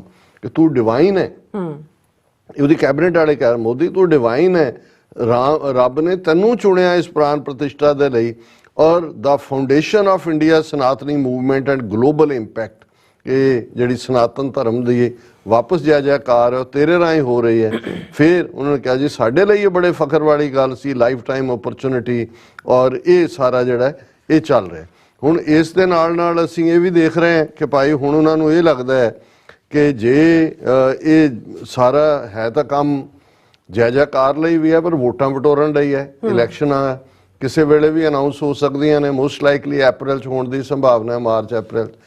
ਹੁਣ ਉਹਨੂੰ ਲੱਗਦਾ ਵੀ ਇਹ ਜਿਹੜਾ ਰਾਮ ਮੰਦਿਰ ਦੇ ਨਾਂ ਥੱਲੇ ਇੱਕ ਅਸੀਂ ਆਰਟੀਫਿਸ਼ੀਅਲ ਵੇਵ ਸਾਰੇ ਪਾਸੇ ਉਹ ਭਗਵੇ ਝੰਡੇ ਲਹਿਰਾ ਦਿੱਤੇ ਲੋਕਾਂ ਦੇ, ਕਿੰਨੀਆਂ ਪਿਕਚਰਸ ਆਈਆਂ ਨੇ ਮਸੀਤਾਂ ਦੇ ਉੱਤੇ ਚੜ੍ਹ ਕੇ ਵੀ, ਆਗਰੇ ਮਸੀਤ ਦੇ ਉੱਤੇ, ਚਰਚ ਦੇ ਉੱਤੇ ਵੀ ਝੰਡੇ ਲਾਏ। ਮਤਲਬ ਉਹਨਾਂ ਨੇ ਬਿਲਕੁਲ ਮੈਸੇਜ ਦੇ ਦਿੱਤਾ ਹੈ ਕਿ ਭਾਈ ਇਹ ਜਿਹੜਾ ਬਾਕੀ ਸਾਰੇ ਦੋਮ ਤੇ ਸੇਮ ਨੇ, ਸੈਕੰਡ ਤੇ ਥਰਡ ਕਲਾਸ ਸਿਟੀਜ਼ਨ ਨੇ, ਪਰ ਇਹ ਉਸ ਦੇ ਉੱਤੇ ਮੋਦੀ ਨੂੰ ਵੀ ਹੁਣ ਲੱਗਦਾ ਹੈ ਕਿ ਬਈ ਇਸ ਦਾ ਉਹਨੇ ਕਿਹਾ ਜੀ ਮੈਂ ਲਾਰਡ ਰਾਮਾਸ ਟੀਚਿੰਗ ਬਿਹਾਈਂਡ ਸਭ ਕਾ ਸਾਥ PM Modi writes to president, ਉਹਨੂੰ ਸੱਦਿਆ ਨਹੀਂ ਹੈ ਉਸ ਯੂਦਰ ਬੀਬੀ ਨੂੰ, ਔਰ ਉਹਨੂੰ ਕਹਿ ਰਿਹਾ ਜੀ ਦੇਖੋ ਹੁਣ ਇਹ ਨਵਾਂ ਨਾਰਾ ਸਭ ਕਾ ਸਾਥ, ਸਭ ਕਾ ਵਿਕਾਸ, ਸਭ ਕਾ ਵਿਸ਼ਵਾਸ, ਸਭ ਕਾ ਪ੍ਰਯਾਸ, ਤੁਸੀਂ ਲਫ਼ਜ਼ ਹੀ ਕੱਢਨੇ ਨੇ ਜਿੰਨੇ ਮਰਜ਼ੀ ਕੱਢੀ ਜਾਓ। ਹਾਂਜੀ, ਉਹਨੂੰ ਕਹਿ ਰਿਹਾ ਕਿ ਜੀ ਇਹ ਜਿਹੜਾ ਮੈਂ ਇਹ ਨਾਰਾ ਦੇ ਰਿਹਾ ਇਹ ਲਾਰਡ ਰਾਮਾ ਨੇ ਹੀ ਦਿੱਤਾ ਹੋਇਆ, ਇਹ ਰਾਮ ਰਾਜ ਦਾ ਹੀ ਜਿਹੜਾ ਮੈਂ ਅੱਗੋਂ ਤੋਰ ਰਿਹਾ, ਪਰ ਜਿਹੜਾ RSS ਨੂੰ ਡਰ ਹੈ ਕਿ ਵੀ ਇਹ ਜਿਹੜਾ ਇਹਨਾਂ ਨੇ ਨੌਟੰਕੀ ਕ੍ਰੀਏਟ ਕੀਤੀ ਕਿ ਵੀ ਇਹ ਨਾ ਹੋਏ ਵੀ ਅਗਲੇ ਕੁਝ ਦਿਨਾਂ 'ਚ ਜਿਹੜਾ ਫਿਜ਼ਲ ਆਊਟ ਹੋ ਜਾਏ, ਕਿਉਂਕਿ G20 ਦਾ ਵੱਡਾ ਗੁੱਡਾ ਬੰਨਿਆ ਸੀ ਉਹ ਵੀ ਫਿਜ਼ਲ ਆਊਟ ਹੋ ਗਿਆ, ਉਹ ਤਾਂ ਬਿਲਕੁਲ ਮੂੰਹ ਤੇ ਜਿਵੇਂ ਕਹਿੰਦੇ ਨੇ ਐਗ ਔਨ ਦਾ ਫੇਸ। ਫਿਰ ਹੋ ਗਿਆ ਜੀ ਵਿਮਨ ਰਿਜ਼ਰਵੇਸ਼ਨ ਦਾ ਅਸੀਂ ਕੋਟਾ ਇੰਨੇ ਫੀਸਦੀ ਸੀਟਾਂ ਉਹ ਵੀ ਗੱਲ ਉੱਡ ਗਈ।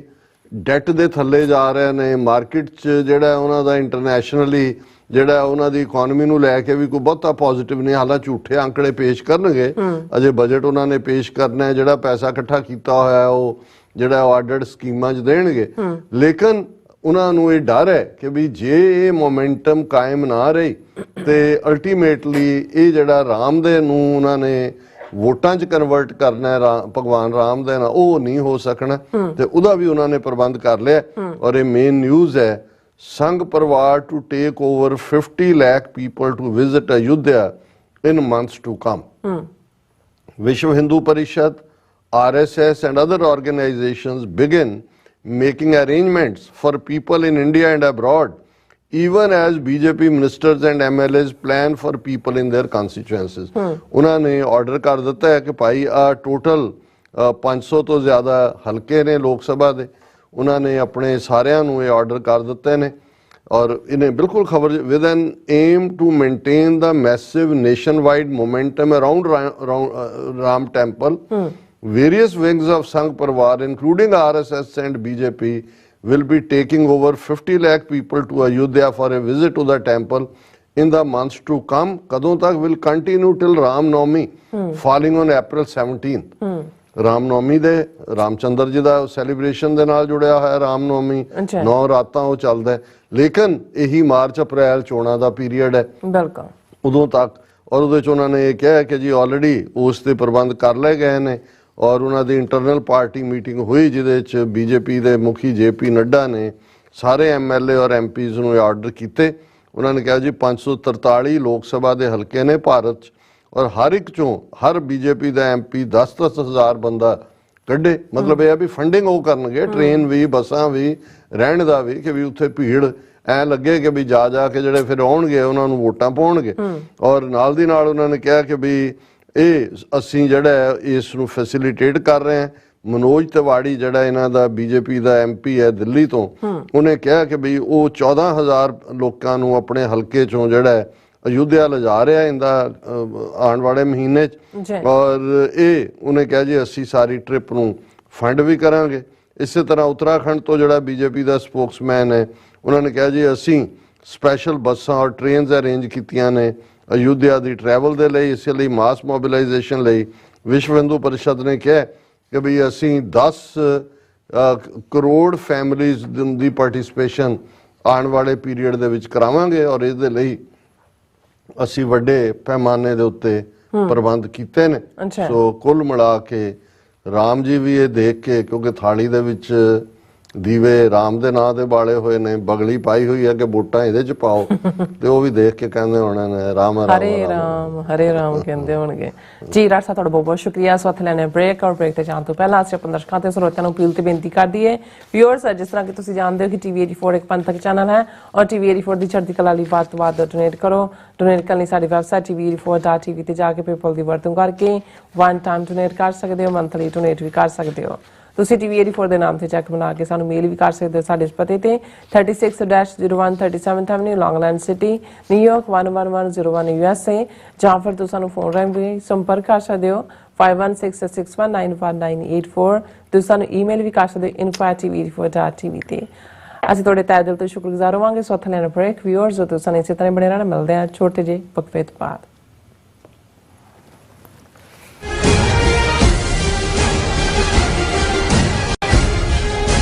ਖਾਲਿਸਤਾਨ ਰੈਫਰੈਂਡਮ ਦੀਆਂ ਵੋਟਾਂ 28 ਜਨਵਰੀ ਦਿਨ ਐਤਵਾਰ ਨੂੰ ਸੈਨ ਫਰਾਂਸਿਸਕੋ ਦੇ ਸਿਵਿਕ ਸੈਂਟਰ ਪਲਾਜ਼ਾ ਵਿਖੇ ਸਵੇਰੇ 9 ਵਜੇ ਤੋਂ ਲੈ ਕੇ ਸ਼ਾਮ ਦੇ 5 ਵਜੇ ਤੱਕ ਪੈਣਗੀਆਂ। ਸੰਗਤਾਂ ਦੇ ਵੋਟਾਂ ਪਾਉਣ ਲਈ LA ਤੋਂ ਲੈ ਕੇ ਬੇ ਏਰੀਏ ਤੱਕ ਹਰ ਇਲਾਕੇ ਚੋਂ ਬੱਸਾਂ ਦਾ ਪ੍ਰਬੰਧ ਕੀਤਾ ਗਿਆ ਹੈ। ਬੱਸਾਂ ਦੀ ਜਾਣਕਾਰੀ ਜਾਂ ਹੋਰ ਇਨਫੋਰਮੇਸ਼ਨ ਲੈਣ ਲਈ ਸੰਪਰਕ ਕਰੋ 669 222 0946 ਜਾਂ 669 222 0306। What do we want? What do we want? Indian state ਵੱਲੋਂ ਟਰਾਂਸਨੈਸ਼ਨਲ ਰਿਪਰੈਸ਼ਨ ਹੇਠ ਸਿੱਖਾਂ ਨੂੰ ਨਿਸ਼ਾਨਾ ਬਣਾਉਣ ਅਤੇ ਹਿੰਦੂਤਵੀ ਦਮਨਕਾਰੀ ਨੀਤੀਆਂ ਦੇ ਵਿਰੋਧ ਵਿੱਚ ਇੰਡੀਅਨ ਰਿਪਬਲਿਕ ਡੇ ਤੇ ਈਸਟ ਕੋਸਟ ਅਮਰੀਕਾ ਦੀਆਂ ਪੰਥਕ ਸਿੱਖ ਆਰਗੇਨਾਈਜੇਸ਼ਨਸ ਅਤੇ ਗੁਰਦੁਆਰਾ ਕਮੇਟੀਆਂ ਵੱਲੋਂ ਭਾਰੀ ਰੋਸ ਵਿਖਾਵੇ ਦਾ ਐਲਾਨ। Who murdered by Avtar Singh Khanda? India. 26 ਜਨਵਰੀ 2024 ਦਿਨ ਸ਼ੁੱਕਰਵਾਰ ਨੂੰ ਸਵੇਰੇ 10:30 ਵਜੇ ਵਾਸ਼ਿੰਗਟਨ DC ਵਿੱਚ ਸਥਿਤ ਭਾਰਤੀ ਅੰਬੈਸੀ ਮੂਹਰੇ ਵੱਡਾ ਪ੍ਰੋਟੈਸਟ ਕੀਤਾ ਜਾ ਰਿਹਾ ਹੈ। ਈਸਟ ਕੋਸਟ ਦੀਆਂ ਸਮੂਹ ਸਿੱਖ ਸੰਗਤਾਂ ਨੂੰ ਇਸ ਪ੍ਰੋਟੈਸਟ ਵਿੱਚ ਪਹੁੰਚਣ ਲਈ ਬੇਨਤੀ ਕੀਤੀ ਜਾਂਦੀ ਹੈ। ਵਧੇਰੇ ਜਾਣਕਾਰੀ ਲਈ ਤੁਸੀਂ ਹੇਠ ਦਿੱਤੇ ਨੰਬਰ ਤੇ ਸੰਪਰਕ ਕਰ ਸਕਦੇ ਹੋ। ਸਿਗਨੇਚਰ ਟਰੱਕ ਸਰਵਿਸ ਰਾਊਟ 81 ਉੱਤੇ ਐਗਜ਼ਿਟ 235 ਤੇ ਟਰੱਕਰ ਵੀਰਾਂ ਲਈ 24 ਘੰਟੇ ਰੋਡ ਸਰਵਿਸ ਦੀ ਸੁਵਿਧਾ ਮੌਜੂਦ। Heavy duty repair, oil change, ਪੁਰਾਣੇ ਅਤੇ ਨਵੇਂ tyre, computer diagnostic, DPF cleaning, brake service ਜਾਂ ਰਸਤੇ ਵਿੱਚ ਆਈ ਹਰ ਤਰ੍ਹਾਂ ਦੀ ਰਿਪੇਅਰ ਪ੍ਰੋਫੈਸ਼ਨਲ ਟੀਮ ਵੱਲੋਂ ਕੀਤੀ ਜਾਂਦੀ ਹੈ। ਬ੍ਰੇਕਫਾਸਟ, ਲੰਚ ਅਤੇ ਡਿਨਰ ਲਈ ਪੰਜਾਬੀ ਢਾਬੇ ਦਾ ਆਨੰਦ ਵੀ ਮਾਣੋ। ਡਰਾਈਵਰ ਅਤੇ ਟਰੱਕ ਆਪਰੇਟਰ ਵੀਰ ਡਿਸਪੈਚ ਦੀ ਸਰਵਿਸ ਲਈ ਸਾਡੇ ਨਾਲ ਸੰਪਰਕ ਕਰਨ। Signature truck service 58 triangle drive, Weyers Cave, Virginia 24486।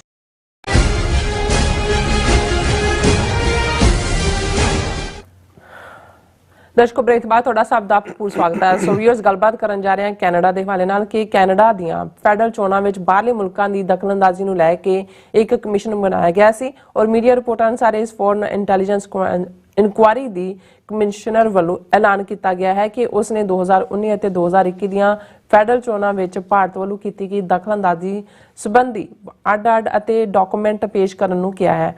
ਅਸੀਂ ਕੈਨੇਡਾ ਸਰਕਾਰ ਦੇ ਇਸ ਕਮਿਸ਼ਨ ਦਾ ਜਿਹੜਾ ਧੰਨਵਾਦ ਕਰਦੇ ਹਾਂ। ਸੋ ਇਸ ਬਾਰੇ ਆਪਾਂ ਗੱਲਬਾਤ ਕਰਨ ਜਾ ਰਹੇ ਹਾਂ।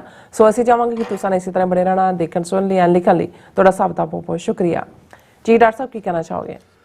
ਦੇਖੋ, ਕੈਨੇਡਾ ਦੇ ਜਸਟਿਨ ਟਰੂਡੋ ਨੇ ਜੋ ਸਟੈਂਡ 3 ਮਹੀਨੇ ਬਾਅਦ ਭਾਈ ਹਰਦੀਪ ਸਿੰਘ ਨਿੱਜਰ ਦੀ ਸ਼ਹਾਦਤ ਤੋਂ 18 ਸਤੰਬਰ ਨੂੰ ਕੈਨੇਡੀਅਨ ਪਾਰਲੀਮੈਂਟ ਵਿੱਚ ਖਲੋ ਕੇ ਲਿਆ ਸੀ, ਉਸ ਨੂੰ ਉਹ ਪੂਰੀ ਮਜ਼ਬੂਤੀ ਦੇ ਨਾਲ ਪਰਸਿਊ ਕਰ ਰਹੇ ਨੇ। ਹਾਲਾਂ ਅਸੀਂ ਇੰਤਜ਼ਾਰ ਕਰ ਰਹੇ ਹਾਂ ਕਿ ਕ੍ਰਿਮੀਨਲ ਕੇਸ ਦੇ ਵਿੱਚ ਜਿਹੜੀਆਂ ਗ੍ਰਿਫਤਾਰੀਆਂ ਜਿਹੜੀਆਂ 2 ਹਫ਼ਤੇ ਪਹਿਲਾਂ ਗਲੋਬ ਐਂਡ ਮੇਲ ਦੀ ਖਬਰ ਸੀ ਕਿ RCMP ਵੱਲੋਂ ਕੀਤੀਆਂ ਜਾਣੀਆਂ ਨੇ, ਅਜੇ ਤੱਕ ਉਹਨਾਂ ਦੀ ਖਬਰ ਤਾਂ ਨਹੀਂ ਆਈ।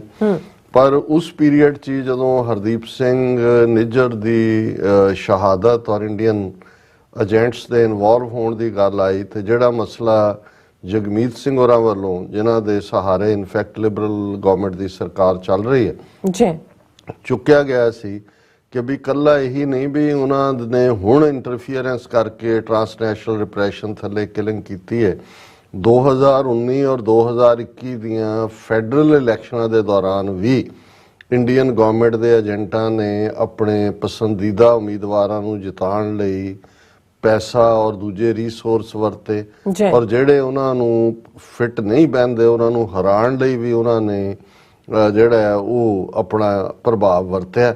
ਸੋ ਕਿਉਂਕਿ ਉਦੋਂ ਤੱਕ ਆਲਮੋਸਟ ਇਸ ਲਾਈਨ ਦੇ ਉੱਤੇ ਮਨ ਬਣਾ ਚੁੱਕੀ ਸੀ ਜਸਟਿਨ ਟਰੂਡੋ ਗਵਰਨਮੈਂਟ ਕਿ ਚਾਈਨਾ ਦਾ ਜਿਹੜਾ ਇਨਫਲੂਐਂਸ ਹੈ, ਜਾਂ ਇੱਕ ਮੁਲਕ ਹੋਰ ਸ਼ਾਇਦ ਈਰਾਨ ਦਾ ਜ਼ਿਕਰ ਸੀ ਕਿ ਵੀ ਉਹਨਾਂ ਦੇ ਇੰਟਰਫੇਰੈਂਸ, ਚਾਈਨਾ ਦਾ ਮੋਹਰ, ਕਿਉਂਕਿ ਚਾਈਨੀਜ਼ ਓਰੀਜਨ ਦੇ ਕਾਫੀ ਲੋਕ ਨੇ। ਲੇਕਿਨ ਇਹ ਗੱਲ ਜਦੋਂ ਜਗਮੀਤ ਸਿੰਘ ਨੇ ਵੀ ਇਸ ਨੂੰ ਚੁੱਕਿਆ, ਔਰ ਜ਼ਾਹਰ ਹੈ ਜੇ ਪਹਿਲਾਂ ਕੋਈ ਹੈਜ਼ਿਟੇਸ਼ਨ ਵੀ ਸੀ ਇੰਡੀਆ ਬਾਰੇ ਤਾਂ ਜਸਟਿਨ ਟਰੂਡੋ ਸਰਕਾਰ ਨੂੰ ਵੀ ਕਲੀਅਰ ਹੋ ਗਿਆ ਕਿ ਭਾਈ ਇਹ ਇੰਟਰਫੇਰੈਂਸ ਅੱਜ ਤੱਕ ਨਹੀਂ ਹੈ। ਸੋ ਇਸ ਦੇ ਉੱਤੇ ਜਿਹੜਾ ਉਹਨਾਂ ਨੇ ਫੋਰਨ ਇੰਟੈਲੀਜੈਂਸ ਇਨਕੁਆਇਰੀ ਦੇ ਥੱਲੇ ਕਮਿਸ਼ਨ ਬਣਾਇਆ, ਉਹਦੀ ਕਮਿਸ਼ਨਰ ਹੈ ਬੀਬੀ ਜਸਟਿਸ ਮੈਰੀ ਜੋਸੇ ਹੋਗ। ਉਹ ਉਦੋਂ ਵੀ ਇਹ ਆ ਗਿਆ ਸੀ ਕਿ ਵੀ ਇਹ ਮੰਗ ਕੀਤੀ ਗਈ ਹੈ ਵੀ ਇੰਡੀਆ ਨੂੰ ਇਨਕਲੂਡ ਕੀਤਾ ਜਾਏ, ਪਰ ਜਦੋਂ ਤੱਕ ਜਿਹੜਾ ਅਫੀਸ਼ੀਅਲ ਕਮਿਸ਼ਨਰ ਇਹ ਸਾਰੀ ਇਨਕੁਆਇਰੀ ਨੂੰ ਹੈਡ ਕਰ ਰਿਹਾ ਹੈ ਉੱਥੋਂ ਕੁਝ ਨਹੀਂ ਆਉਂਦਾ, ਜਿਹਨੂੰ ਕਹਿੰਦੇ ਨੇ ਕਮਿੰਗ ਫਰਮ ਦਾ ਹਾਰਸ ਮਾਊਥ, ਉਦੋਂ ਤੱਕ ਪਤਾ ਨਹੀਂ ਹੁੰਦਾ ਵੀ ਕਿਹੜਾ ਮੂਵ ਜਿਹੜਾ ਹੈ ਪੋਲੀਟੀਕਲੀ ਕਿੱਥੇ ਡੀਰੇਲ ਕਰ ਦਿੱਤਾ ਜਾਣਾ ਹੈ, ਬਿਲਕੁਲ ਕਿਹਨੂੰ ਕਿਸੇ ਹੋਰ ਨੇ ਇਨਫਲੂਐਂਸ ਕਰਨਾ ਹੈ। ਤਾਂ ਅੱਜ ਜਿਹੜੀ ਮੇਜਰ ਖਬਰ ਹੈ, India to be included in foreign interference inquiry into elections of 2019-2021 ਔਰ ਇਸ ਦੇ ਵਿੱਚ ਉਹਨੂੰ ਹੀ ਬੀਬੀ ਕੁਇਬੈਕ ਦੀ ਜਸਟਿਸ ਮੈਰੀ ਜੋਸੇ ਹੌਕ ਨੂੰ ਕੋਟ ਕੀਤਾ ਗਿਆ ਕਿ ਉਹਨਾਂ ਨੇ she has asked for documents relating to the government of India's possible involvement in the past two federal elections। ਔਰ ਇਹ ਕਿਉਂਕਿ ਇਨਕੁਆਇਰੀ ਕਮੇਟੀ ਨੂੰ ਹੈਡ ਕਰ ਰਹੀ ਹੈ, ਉਹਨਾਂ ਨੇ ਕਿਹਾ ਜੀ ਸਾਰੇ ਡਾਕੂਮੈਂਟ ਔਰ ਜੋ ਵੀ ਫਾਈਲਸ ਨੇ ਇੰਡੀਆ ਨਾਲ ਸੰਬੰਧਿਤ ਕਿ ਉਹਨਾਂ ਦੀ ਕੀ ਇੰਟਰਫੇਰੈਂਸ ਰਿਹਾ ਉਸ ਨੂੰ ਜਿਹੜਾ ਉਹ ਪੇਸ਼ ਕੀਤਾ ਜਾਏ। ਔਰ ਇਹ ਸਾਰੀ ਸਟੋਰੀ ਦੇ ਵਿੱਚ ਫਿਰ ਇਹ ਸਾਰੀ ਬੈਕਗਰਾਉਂਡ ਦਿੱਤੀ ਹੋਈ ਹੈ ਕਿ ਭਾਈ ਕਿਸ ਲੈਵਲ ਦੇ ਉੱਤੇ ਜਿਹੜਾ ਹੈ ਇੰਡੀਆ ਦੀ ਇੰਟਰਫੇਰੈਂਸ ਰਹੀ। ਔਰ ਅਸੀਂ ਜਦੋਂ ਕਿ ਇਹ ਟਰਾਂਸਨੈਸ਼ਨਲ ਰਿਪਰੈਸ਼ਨ ਦੇ ਥੱਲੇ ਇੰਡੀਆ ਹੁਣ ਰਡਾਰ ਦੇ ਉੱਤੇ ਆਇਆ ਹੀ ਹੋਇਆ, ਔਰ ਅਸੀਂ ਰਿਪੀਟਡਲੀ ਇਹ ਕਿਹਾ ਵੀ ਹੈ, ਔਰ ਇਸ ਇੱਕ ਚੰਗੀ ਗੱਲ ਹੈ ਕਿ ਹੁਣ ਇਹ ਜਿਹੜੀ ਉਧਰ ਤਾਂ ਮੋਦੀ ਕਹਿ ਰਿਹਾ ਨਾ ਨਵਾਂ ਕਾਲ ਚੱਕਰ ਸ਼ੁਰੂ ਹੋ ਗਿਆ, ਅਸੀਂ ਸਮਝਦੇ ਹਾਂ ਵੀ ਇਹਨਾਂ ਦੇ ਹੁਣ ਪਿਛਲੇ ਕਾਲ ਚੱਕਰ ਦਾ ਹਿਸਾਬ ਕਿਤਾਬ ਦਾ ਵੀ ਵਕਤ ਸ਼ੁਰੂ ਹੋ ਗਿਆ ਹੈ। ਹੁਣ ਜੇ 2019 ਤੱਕ ਗੱਲ ਪਹੁੰਚ ਗਈ ਵੀ ਇਹਨਾਂ ਦੀ ਇੰਟਰਫੇਰੈਂਸ ਫੈਡਰਲ ਇਲੈਕਸ਼ਨਸ ਕਿੱਥੇ ਸੀ, ਤੇ ਇਹ ਕਾਲ ਚੱਕਰ ਨੂੰ ਪਿੱਛੇ ਘੁਮਾ ਕੇ ਅਸੀਂ 1985 ਤੱਕ ਲੈ ਕੇ ਜਾਵਾਂਗੇ। ਏਅਰ ਇੰਡੀਆ ਕਨਿਸ਼ਕਾ ਦਾ ਹਾਦਸਾ ਜਿਹਦੇ ਚ 329 ਮੁਸਾਫਰ ਇੱਕ ਥਾਂ ਤੇ ਮੁਸਾਫਰ ਔਰ ਕਰੂ ਔਰ 3 ਦੂਸਰੇ ਨਰੈਤਾ ਜਾਪਾਨ ਦੇ 에ਅਰਪੋਰਟ ਤੇ ਮਾਰੇ ਗਏ ਸੀ, 2 ਅੱਡ ਫਲਾਈਟਸ ਦੇ ਵਿੱਚ ਸੀ। ਔਰ ਇਹ ਸਾਰੇ ਦੇ ਵਿੱਚ ਇੰਡੀਆ ਦਾ ਕੀ ਰੋਲ ਰਿਹਾ ਇਹ ਅਸੀਂ ਸਮਝਦੇ ਹਾਂ ਵੀ ਇਹ ਜਦੋਂ ਫੈਡਰਲ ਇਲੈਕਸ਼ਨਾਂ ਵਾਲਾ ਇਹ ਬਹੁਤ ਚੰਗੀ ਗੱਲ ਹੋਈ ਹੈ ਕਿ ਇੰਡੀਆ ਜਿਹੜਾ ਉਹ ਇਸ ਇਨਕੁਆਇਰੀ ਦੇ ਥੱਲੇ ਆਇਆ, ਔਰ ਇਸ ਤੋਂ ਬਾਅਦ ਇਹ ਪਿੱਛੇ ਨੂੰ ਜਾਏਗਾ ਮੋਦੀ ਦਾ ਕਾਲ ਚੱਕਰ, ਤੇ ਉੱਥੋਂ ਵੀ ਜਿਹੜਾ ਹੈ ਉਹ ਕੱਢ ਕੇ ਲਿਆਏਗਾ ਕਿ ਭਾਈ ਇਹਨਾਂ ਨੇ ਕਿਵੇਂ ਬੇਗੁਨਾਹ ਦੇ ਕਤਲ ਕੀਤੇ।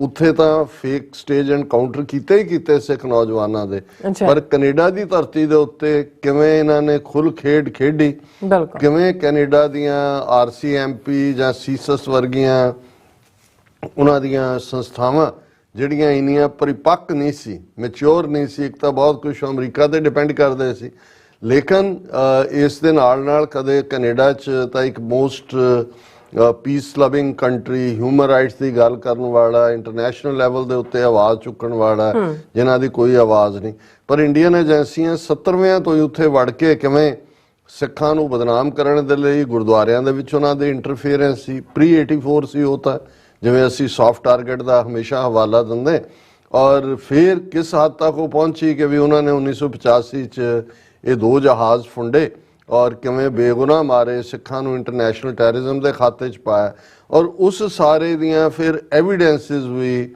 ਕਿਵੇਂ ਕੈਨੇਡੀਅਨ ਏਜੰਸੀਆਂ, ਇਸ ਲਈ ਸ਼ਾਇਦ ਆਡੀਓ ਟੇਪਸ ਉਹਨਾਂ ਨੇ ਡਿਸਟਰੋਏ ਕਰਤੀਆਂ ਸੀ ਖੁਦ ਹੀ RCMP ਨੇ, ਕੀ ਰੀਜ਼ਨ ਸੀ ਕਿ ਈਵਨ ਇਹਨਾਂ ਦੀਆਂ ਆਪਣੀਆਂ ਏਜੰਸੀਆਂ ਦੇ ਵਿੱਚ ਵੀ ਜਿਹੜਾ ਕੈਨੇਡਾ ਦੀਆਂ ਇੰਡੀਆ ਨੇ ਬਾਏ ਓਵਰ ਕੀਤੇ ਹੋਏ ਸੀ ਲੋਕ, ਜਾਂ ਉਹ ਇੰਨੇ ਫੂਲ ਬਣਾਏ ਹੋਏ ਸੀ ਕਿ ਉਹਨਾਂ ਦੀਆਂ ਸੀਟਾਂ ਤੇ ਬਹਿ ਕੇ ਇੰਡੀਅਨ ਆਪਰੇਟਰ ਵੀ ਆਪਰੇਟ ਕਰਦੇ ਸੀ। ਸੋ ਇਹ ਇੱਕ ਪੋਜ਼ਿਟਿਵ ਸਟੈਪ ਹੈ ਕਿ ਭਾਈ ਇਹ 2019 ਔਰ 2021 ਦੀਆਂ ਫੈਡਰਲ ਚੋਣਾਂ 'ਚ ਇੰਡੀਅਨ ਗਵਰਨਮੈਂਟ ਔਰ ਰਾਜ ਦੀ ਕੀ ਇੰਟਰਫੇਰੈਂਸ ਸੀ ਇਹ ਵੀ ਸਬਜੈਕਟ ਟੂ ਇਨਕੁਆਇਰੀ ਹੋਏਗਾ। ਔਰ ਦੂਸਰੀ ਖਬਰ ਅਮਰੀਕਾ ਦੇ ਹਵਾਲੇ ਨਾਲ ਅਸੀਂ ਦੇਖ ਰਹੇ ਹਾਂ कि top US officials to head to India this week to discuss bilateral ties and Quad dates. ਹੁਣ ਜਦੋਂ ਤੋਂ 29 ਨਵੰਬਰ ਨੂੰ ਜਿਹੜਾ ਹੈ ਉਹ ਅਮਰੀਕਾ ਦੇ ਨਿਊਯਾਰਕ ਕੋਰਟ ਦੇ ਵਿੱਚ ਇੰਡਾਇਕਟਮੈਂਟ ਫਾਈਲ ਹੋਈ, ਜ਼ਾਹਰ ਹੈ ਕਿ ਕੁਆਡ ਦੀ ਮੀਟਿੰਗ ਵੀ ਕੈਂਸਲ ਕਰਤੀ ਗਈ ਸੀ ਜਿਹੜੀ 27 ਜਨਵਰੀ ਨੂੰ ਸੀ। ਬਾਈਡਨ ਦੀ 26 ਜਨਵਰੀ ਦੀ ਵਿਜ਼ਿਟ ਵੀ ਜਿਹੜੀ ਐਜ਼ ਅ ਚੀਫ ਗੈਸਟ ਉਹਨੇ ਡਿਨਾਈ ਕਰ ਦਿੱਤਾ ਸੀ।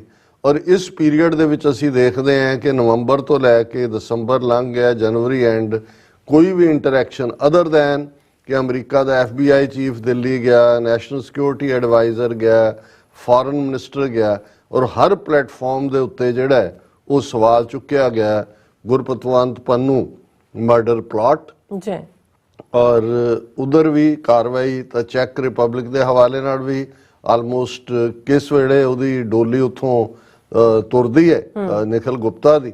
ਪਰ ਇਹ ਅਸੀਂ ਕਾਫੀ ਕਲੋਜ਼ਲੀ ਨੂੰ ਵਾਚ ਕਰਾਂਗੇ ਕਿਉਂਕਿ ਈਵਨ ਇਸ ਖਬਰ ਨੂੰ ਲਿਖਣ ਵਾਲੀ ਜਿਹੜੀ ਹੈ ਜਾਂ ਸੁਹਾਸਨੀ ਹੈਦਰ ਹੈ ਜਿਹੜੀ ਫੋਰਨ ਜਿਹੜੀ ਪਾਲਿਸੀ ਹੈ ਉਹਦੀ ਐਕਸਪਰਟ ਹੈ ਦਾ ਹਿੰਦੂ ਅਖਬਾਰ ਦੀ, ਔਰ ਇਹ ਜਿਹੜੀ ਹੈ ਉਹਦੀ ਸੁਬਰਾਮਨਿਅਮ ਸਵਾਮੀ ਦੀ ਡਾਟਰ ਹੈ, ਔਰ ਉਹਨੂੰ ਇਨਸਾਈਡ ਇਨਫੋਰਮੇਸ਼ਨ ਇਹ ਦੇ ਕੇ ਵੀ ਕਿ ਵੀ ਟਾਪ US ਆਫੀਸ਼ੀਅਲ ਆ ਰਹੇ ਨੇ, ਔਰ ਉਹਦੇ ਚ ਫਿਰ ਉਹ ਸਬ ਹੈਡਿੰਗ ਉਹਨੇ ਬਣਾਇਆ visits come amidst cloud over Pannu case indictment, declined Republic Day invitation and speculation over trouble in India-US ties। ਕਿ ਇਹ ਹੁਣ ਪਹਿਲੀਆਂ ਜਿਹੜੀ ਹੈ ਟਾਪ US ਆਫੀਸ਼ੀਅਲਸ ਦੀ ਵਿਜ਼ਿਟ ਹੋਏਗੀ ਜਿਹੜੇ ਟਰੈਵਲ ਕਰਨਗੇ। ਹਾਲਾਂ ਬਹੁਤ ਸਾਰੀਆਂ ਮੀਟਿੰਗਸ ਜਿਹੜੀਆਂ ਨੇ ਕਲੋਜ਼ ਹੋਣਗੀਆਂ ਇਹਦੇ ਚ। According to sources, US Assistant Secretary of State for South and Central Asian Affairs Donald Lu Delhi ਜਾਏਗਾ, ਔਰ ਇਸੇ ਦੇ ਨਾਲ ਨਾਲ US ਇੰਡੀਆ ਫੋਰਮ ਦੇ ਦਾ ਥਿੰਕ ਟੈਂਕ ਜਿਹੜਾ ਕੋਈ ਅਨੰਤਾ ਸੈਂਟਰ ਹੈ ਇਸ ਨੂੰ ਉਹਨੇ ਆਰਗੇਨਾਈਜ਼ ਕੀਤਾ ਹੈ ਇਸ ਨੂੰ, ਔਰ ਦੂਸਰੇ ਜਿਹੜੇ ਆਫੀਸ਼ੀਅਲ ਜਿਹੜੇ ਦਿੱਲੀ ਐਕਸਪੈਕਟਡ ਨੇ ਜਾਣ ਵਾਲੇ ਜਿਨ੍ਹਾਂ ਨੂੰ ਪਬਲਿਕ ਔਰ ਮੀਡੀਆ ਦੇ ਸਾਹਮਣੇ ਉਹ ਨਹੀਂ ਆਣਗੇ। Assistant secretary of state for energy resources Jeffrey Pyatt, Greg Abbott, governor Texas ਦਾ, ਪੈਂਟਾਗਨ ਦੇ official from the White House National Security Council dealing with India and with climate issues, as well as US Ambassador to India Eric Garcetti। ਹੁਣ ਇਹਦਾ ਮਤਲਬ ਇਹ ਪੂਰੀ ਦੀ ਪੂਰੇ ਜਿਹੜੇ ਨੇ official ਜਾ ਰਹੇ ਨੇ, ਅਮਰੀਕਾ ਦਾ ਐਂਬੈਸਡਰ ਵੀ ਹੋਏਗਾ, ਔਰ ਇਹ ਜਿਹੜੀਆਂ ਇਹਨਾਂ ਦੀਆਂ ਮੀਟਿੰਗਸ ਨੇ ਇਹਨਾਂ ਫੋਰਮਸ ਦੇ ਉੱਤੇ ਅੱਡ ਅੱਡ ਉਹਨਾਂ 'ਚ S ਜੈਸ਼ੰਕਰ ਵੀ ਹੋਏਗਾ, ਫੋਰਨ ਸੈਕਟਰੀ ਵਿਨੈ ਕਵਾਤੜਾ ਵੀ ਹੋਏਗਾ, ਔਰ chief of defence staff general Anil Chauhan ਵੀ ਹੋਏਗਾ। ਔਰ ਇਹ ਨਵੰਬਰ ਤੋਂ ਬਾਅਦ, ਕਿਉਂਕਿ ਇਸ ਤੋਂ ਪਹਿਲਾਂ ਵੀ ਮਿਸਟਰ ਲੂ ਉੱਥੇ ਸੀ, ਲੇਕਿਨ 29 ਨਵੰਬਰ ਦੀ ਇੰਡਾਇਕਟਮੈਂਟ ਤੋਂ ਬਾਅਦ ਇਹਨਾਂ ਦਾ ਸੰਪਰਕ ਕੱਟਿਆ ਹੋਇਆ ਸੀ। ਹੁਣ ਜਿਹੜੀ ਗੱਲ ਇਹ ਦੇਖਣ ਵਾਲੀ ਹੋਏਗੀ, ਔਰ ਇਹ ਇਸੇ ਹੀ ਰਿਪੋਰਟਿੰਗ ਦਾ ਹਿੱਸਾ ਹੈ ਕਿ FBI case against N Indian national for N attempted assassination plot against Khalistani separatist in US Gurpatwant Singh Pannu that also accused an unnamed Indian security official। ਇਹ ਵੀ ਡਿਸਕਸ਼ਨ ਚ ਆਏਗਾ ਕਿ ਨਹੀਂ ਆਏਗਾ, ਇਸ ਦੇ ਉੱਤੇ ਉਹਨਾਂ ਦੀ ਸਪੈਕੂਲੇਸ਼ਨ ਹੈ ਕਿ ਭਾਈ ਇਸ ਸਾਰੇ ਦੇ ਉੱਤੇ he is also expected to discuss ਕਿ ਵੀ ਇਹ ਕੇਸ ਵੀ ਡਿਸਕਸ ਹੋ ਸਕਦਾ ਹੈ, ਕੁਆਡ ਏਜੰਡਾ ਵੀ ਡਿਸਕਸ ਹੋਏਗਾ। ਔਰ ਇਸ ਤੋਂ ਪਹਿਲਾਂ ਜਿਹੜਾ ਹੈ ਉਹਨਾਂ ਨੇ ਕਿਹਾ ਵੀ ਕਿਉਂਕਿ ਬਾਈਡਨ ਨੇ ਦਿੱਲੀ ਆਉਣ ਤੋਂ ਨਾ ਕਰ ਦਿੱਤੀ, ਇਸ ਲਈ ਹੁਣ 26 ਜਨਵਰੀ ਦਾ ਜਿਹੜਾ ਫੰਕਸ਼ਨ ਹੈ ਉਹਦੇ ਚ ਫ੍ਰੈਂਚ ਪ੍ਰੈਜ਼ੀਡੈਂਟ ਇਮੈਨੂਅਲ ਮੈਕਰੋਨ ਉਹ ਚੀਫ ਗੈਸਟ ਦੇ ਤੌਰ ਦੇ ਉੱਤੇ ਹੈ, ਔਰ ਇਹਦੇ ਚ ਇਹਨਾਂ ਦਾ ਇਹ ਕਹਿਣਾ ਕਿ ਐਕਸਪੈਕਟੇਸ਼ਨ ਹੈ ਕਿ ਇਸ ਪੀਰੀਅਡ ਦੇ ਵਿੱਚ ਈਵਨ ਗੁਰਪਤਵੰਤ ਸਿੰਘ ਪੰਨੂ ਕੇਸ ਵੀ ਜਿਹੜਾ ਡਿਸਕਸ਼ਨ ਦੇ ਵਿੱਚ ਆਇਆ ਇੰਡੀਆ ਦਾ ਟ੍ਰਾਂਸਨੈਸ਼ਨਲ ਰਿਪਰੈਸ਼ਨ, ਲੇਕਿਨ ਇਸ ਦਾ ਪਬਲਿਕ ਇਜ਼ਹਾਰ ਨਹੀਂ ਹੋਏਗਾ ਕਿਉਂਕਿ ਸਾਰੇ ਆਫੀਸ਼ੀਅਲ ਮੀਡੀਆ ਔਰ ਦੂਸਰੇ ਤੋਂ ਦੂਰ ਰਹਿਣਗੇ। ਸੋ ਅਸੀਂ ਸਮਝਦੇ ਹਾਂ ਵੀ ਇਹ ਆਪਣੇ ਆਪ ਦੇ ਵਿੱਚ ਇੱਕ ਡਿਵੈਲਪਮੈਂਟ ਹੈ, ਮੇਜਰ ਡਿਵੈਲਪਮੈਂਟ ਹੈ, ਕਿਉਂਕਿ ਅਸੀਂ ਇਸ ਗੱਲ ਦੇ ਉੱਤੇ ਵੀ ਜਿਹੜਾ ਨਜ਼ਰਸਾਨੀ ਕਰ ਰਹੇ ਹਾਂ ਕਿ ਭਾਈ ਇਹ ਨਾ ਹੋਏ ਕਿ ਅਲਟੀਮੇਟਲੀ ਬੇਸ਼ੱਕ ਹਾਲਾਂਕਿ ਸਾਨੂੰ ਪਤਾ ਹੈ ਵੀ ਅਮਰੀਕਾ 'ਚ ਜਦੋਂ ਕੋਈ ਚੀਜ਼ ਜੁਡੀਸ਼ਰੀ ਦੇ ਹਵਾਲੇ ਹੋ ਜਾਂਦੀ ਹੈ ਤੇ ਫਿਰ ਇਵੇਂ ਨਹੀਂ ਹੁੰਦਾ ਕਿ ਪੋਲੀਟੀਕਲ ਇਨਫਲੂਐਂਸ ਡਿਫਰੈਂਟ ਹੋ ਜਾਏ ਤਾਂ ਗੱਲ ਬਦਲ ਜਾਂਦੀ ਹੈ, ਕਿਉਂਕਿ ਕੁਛ ਤਾਂ ਅੱਜ ਕਾਲਾਂ ਵੀ ਸੀ, ਕੰਸਰਨ ਸੀ, ਜਿਵੇਂ ਪ੍ਰੈਜ਼ੀਡੈਂਟ ਟਰੰਪ ਉਹਨਾਂ ਨੇ ਆਪਣੀ ਰਿਪਬਲਿਕਨ ਪ੍ਰਾਇਮਰੀ ਜਿੱਤ ਲਈ ਹੈ, ਸੋ ਜ਼ਾਹਰ ਹੈ ਕਿ ਵੀ ਰਿਪਬਲਿਕਨ ਪਾਰਟੀ ਵੱਲੋਂ ਹੁਣ ਉਹੀ ਕੈਂਡੀਡੇਟ ਹੋਣਗੇ। ਲਾਸਟ ਜਿਵੇਂ ਨਿਊ ਹੈਂਪਸ਼ਾਇਰ, ਪਹਿਲਾਂ ਆਇਓਵਾ ਔਰ ਨਿੱਕੀ ਹੇਲੀ ਜਿਹੜੀ 1-to-1 ਚੈਲੰਜ ਦੇ ਰਹੀ ਸੀ ਉਹ ਕਾਫੀ ਪਿੱਛੇ ਰਹਿ ਗਈ। ਹਾਲਾਂ ਉਹਨੇ ਕਿਹਾ ਵੀ ਮੈਂ ਅਜੇ ਲੜਾਂਗੀ, ਪਰ ਹੁਣ ਇਹ ਡਨ ਡੀਲ ਹੈ। ਸੋ ਟਰੰਪ ਦੀ ਔਰ ਉਧਰੋਂ ਜੇ ਮੋਦੀ ਦਾ ਵਾਪਸ ਆਣਾ ਹੁੰਦਾ, ਕਿਉਂਕਿ ਇਹ ਸਵਾਲ ਵੀ ਪੁੱਛਿਆ ਗਿਆ ਕਿ ਕੀ ਇਹਦੇ ਨਾਲ ਕਿਵੇਂ ਇਫੈਕਟ ਹੋਏਗਾ, ਔਰ ਉਸ ਸਾਰੇ ਦਾ ਸਾਡਾ ਇਹ ਕਹਿਣਾ ਕਿ ਭਾਈ ਜਿਹੜਾ ਜੁਡੀਸ਼ਰੀ ਵਾਲਾ ਹਿੱਸਾ ਹੁੰਦਾ ਉਹ ਤਾਂ ਟਰੰਪ ਨੂੰ ਖੁਦ ਜੁਡੀਸ਼ਰੀ ਨੇ ਘੜੀਸਿਆ ਹੋਇਆ, ਅਜੇ ਤੱਕ ਉਹਦੇ ਉੱਤੇ ਕੇਸ ਇੱਧਰ ਉੱਧਰ ਨੇ, ਉਹ ਤਾਂ ਨਹੀਂ ਇਫੈਕਟ ਹੁੰਦਾ। ਲੇਕਿਨ ਪੋਲੀਟੀਕਲੀ ਜ਼ਰੂਰ ਸੌਫਟ ਟੋਨ ਹੋਣਾ ਜਾਂ ਹਾਰਡ ਟੋਨ ਹੋਣਾ ਹੁੰਦਾ। ਇਹ ਜਿਹੜੀ ਇਸ ਸਾਰੇ ਦੇ ਚੱਲਦੇ ਆ, ਜਦੋਂ ਕਿ ਅਮਰੀਕਾ 'ਚ ਵੀ ਇਲੈਕਸ਼ਨਸ ਡਿਊ ਨੇ, ਬੇਸ਼ੱਕ ਅਮਰੀਕਾ ਦੀਆਂ ਤਾਂ ਜਾ ਕੇ ਨਵੰਬਰ 'ਚ ਹੋਣੀਆਂ ਹੁੰਦੀਆਂ ਨੇ, ਲੇਕਿਨ ਇਸ ਸਾਰੇ ਪੀਰੀਅਡ 'ਚ ਇਸ ਲੈਵਲ ਦੇ ਜਿਹੜੀ ਇਹ ਅਮਰੀਕਨ ਡੈਲੀਗੇਸ਼ਨ ਦੀ ਵਿਜ਼ਿਟ ਹੈ, ਉਹ ਵੀ ਆਪਣੇ ਆਪ ਥੋੜੇ ਜਿਹੇ ਸਾਡੇ ਆਈਬ੍ਰੋ ਖੜੇ ਹੁੰਦੇ ਨੇ ਕਿ ਵੀ ਇਹ ਤਾਂ ਨਹੀਂ ਹੈ ਕਿ ਵੀ ਉਸ ਸਾਰੇ ਨੂੰ ਜਿਹੜਾ ਹੈ ਉਹ ਬਿਲਕੁਲ ਜਿਹੜਾ ਉਹ ਪੈਸੀਫਾਈ ਕਰਨ ਦੀ ਲਾਈਨ ਹੈ। ਲੇਕਿਨ ਇਹ ਇਸ ਤੋਂ ਬਾਅਦ ਅਸੀਂ ਦੇਖਾਂਗੇ ਕਿ ਇਹ ਗੱਲ ਕਿੱਧਰ ਨੂੰ ਜਾਂਦੀ ਹੈ। ਬਿਲਕੁਲ ਰਾਜ ਸਾਹਿਬ, ਤੁਹਾਡਾ ਬਹੁਤ ਬਹੁਤ ਧੰਨਵਾਦ। ਸਵਾਗਤ ਲੈਣੇ ਬ੍ਰੇਕ ਵਿਊਅਰਸ, ਤੁਸੀਂ ਇਸ ਤਰ੍ਹਾਂ ਬਣੇ ਰਹਿਣਾ। ਮਿਲਦੇ ਹਾਂ ਛੋਟੇ ਜਿਹੇ ਬ੍ਰੇਕ ਤੋਂ ਬਾਅਦ।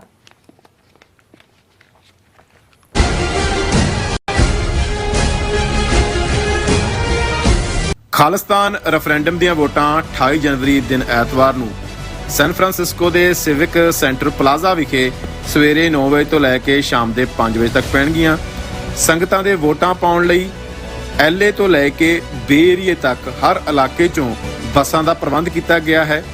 ਬੱਸਾਂ ਦੀ ਜਾਣਕਾਰੀ ਜਾਂ ਹੋਰ ਇਨਫੋਰਮੇਸ਼ਨ ਲੈਣ ਲਈ ਸੰਪਰਕ ਕਰੋ 669 222 0946 ਜਾਂ 669 222 03। What do we want? Khalistan! What do we want? Khalistan! Indian state ਵੱਲੋਂ ਟਰਾਂਸਨੈਸ਼ਨਲ ਰਿਪਰੈਸ਼ਨ ਹੇਠ ਸਿੱਖਾਂ ਨੂੰ ਨਿਸ਼ਾਨਾ ਬਣਾਉਣ ਅਤੇ ਹਿੰਦੂਤਵੀ ਦਮਨਕਾਰੀ ਨੀਤੀਆਂ ਦੇ ਵਿਰੋਧ ਵਿੱਚ ਇੰਡੀਅਨ ਰਿਪਬਲਿਕ ਡੇ ਤੇ ਈਸਟ ਕੋਸਟ ਅਮਰੀਕਾ ਦੀਆਂ ਪੰਥਕ ਸਿੱਖ ਆਰਗੇਨਾਈਜੇਸ਼ਨਸ ਅਤੇ ਗੁਰਦੁਆਰਾ ਕਮੇਟੀਆਂ ਵੱਲੋਂ ਭਾਰੀ ਰੋਸ ਵਿਖਾਵੇ ਦਾ ਐਲਾਨ। Who murdered by Avtar Singh Khanda?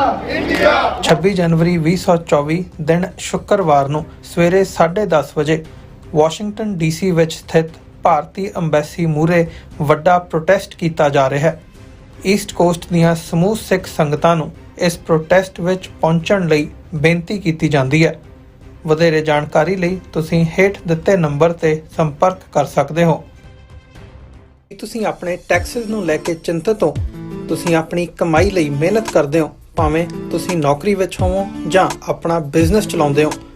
ਜਦੋਂ ਟੈਕਸ ਭਰਨ ਦਾ ਸਮਾਂ ਆਉਂਦਾ ਤਾਂ ਤੁਹਾਨੂੰ ਇੱਕ ਭਰੋਸੇਯੋਗ ਟੈਕਸ ਅਕਾਊਂਟੈਂਟ ਦੀ ਲੋੜ ਹੈ ਜੋ ਟੈਕਸ ਬੈਲੈਂਸ ਦਾ ਤੁਹਾਡੇ ਪੱਖ ਵਿੱਚ ਜਾਣਾ ਯਕੀਨੀ ਬਣਾਵੇ।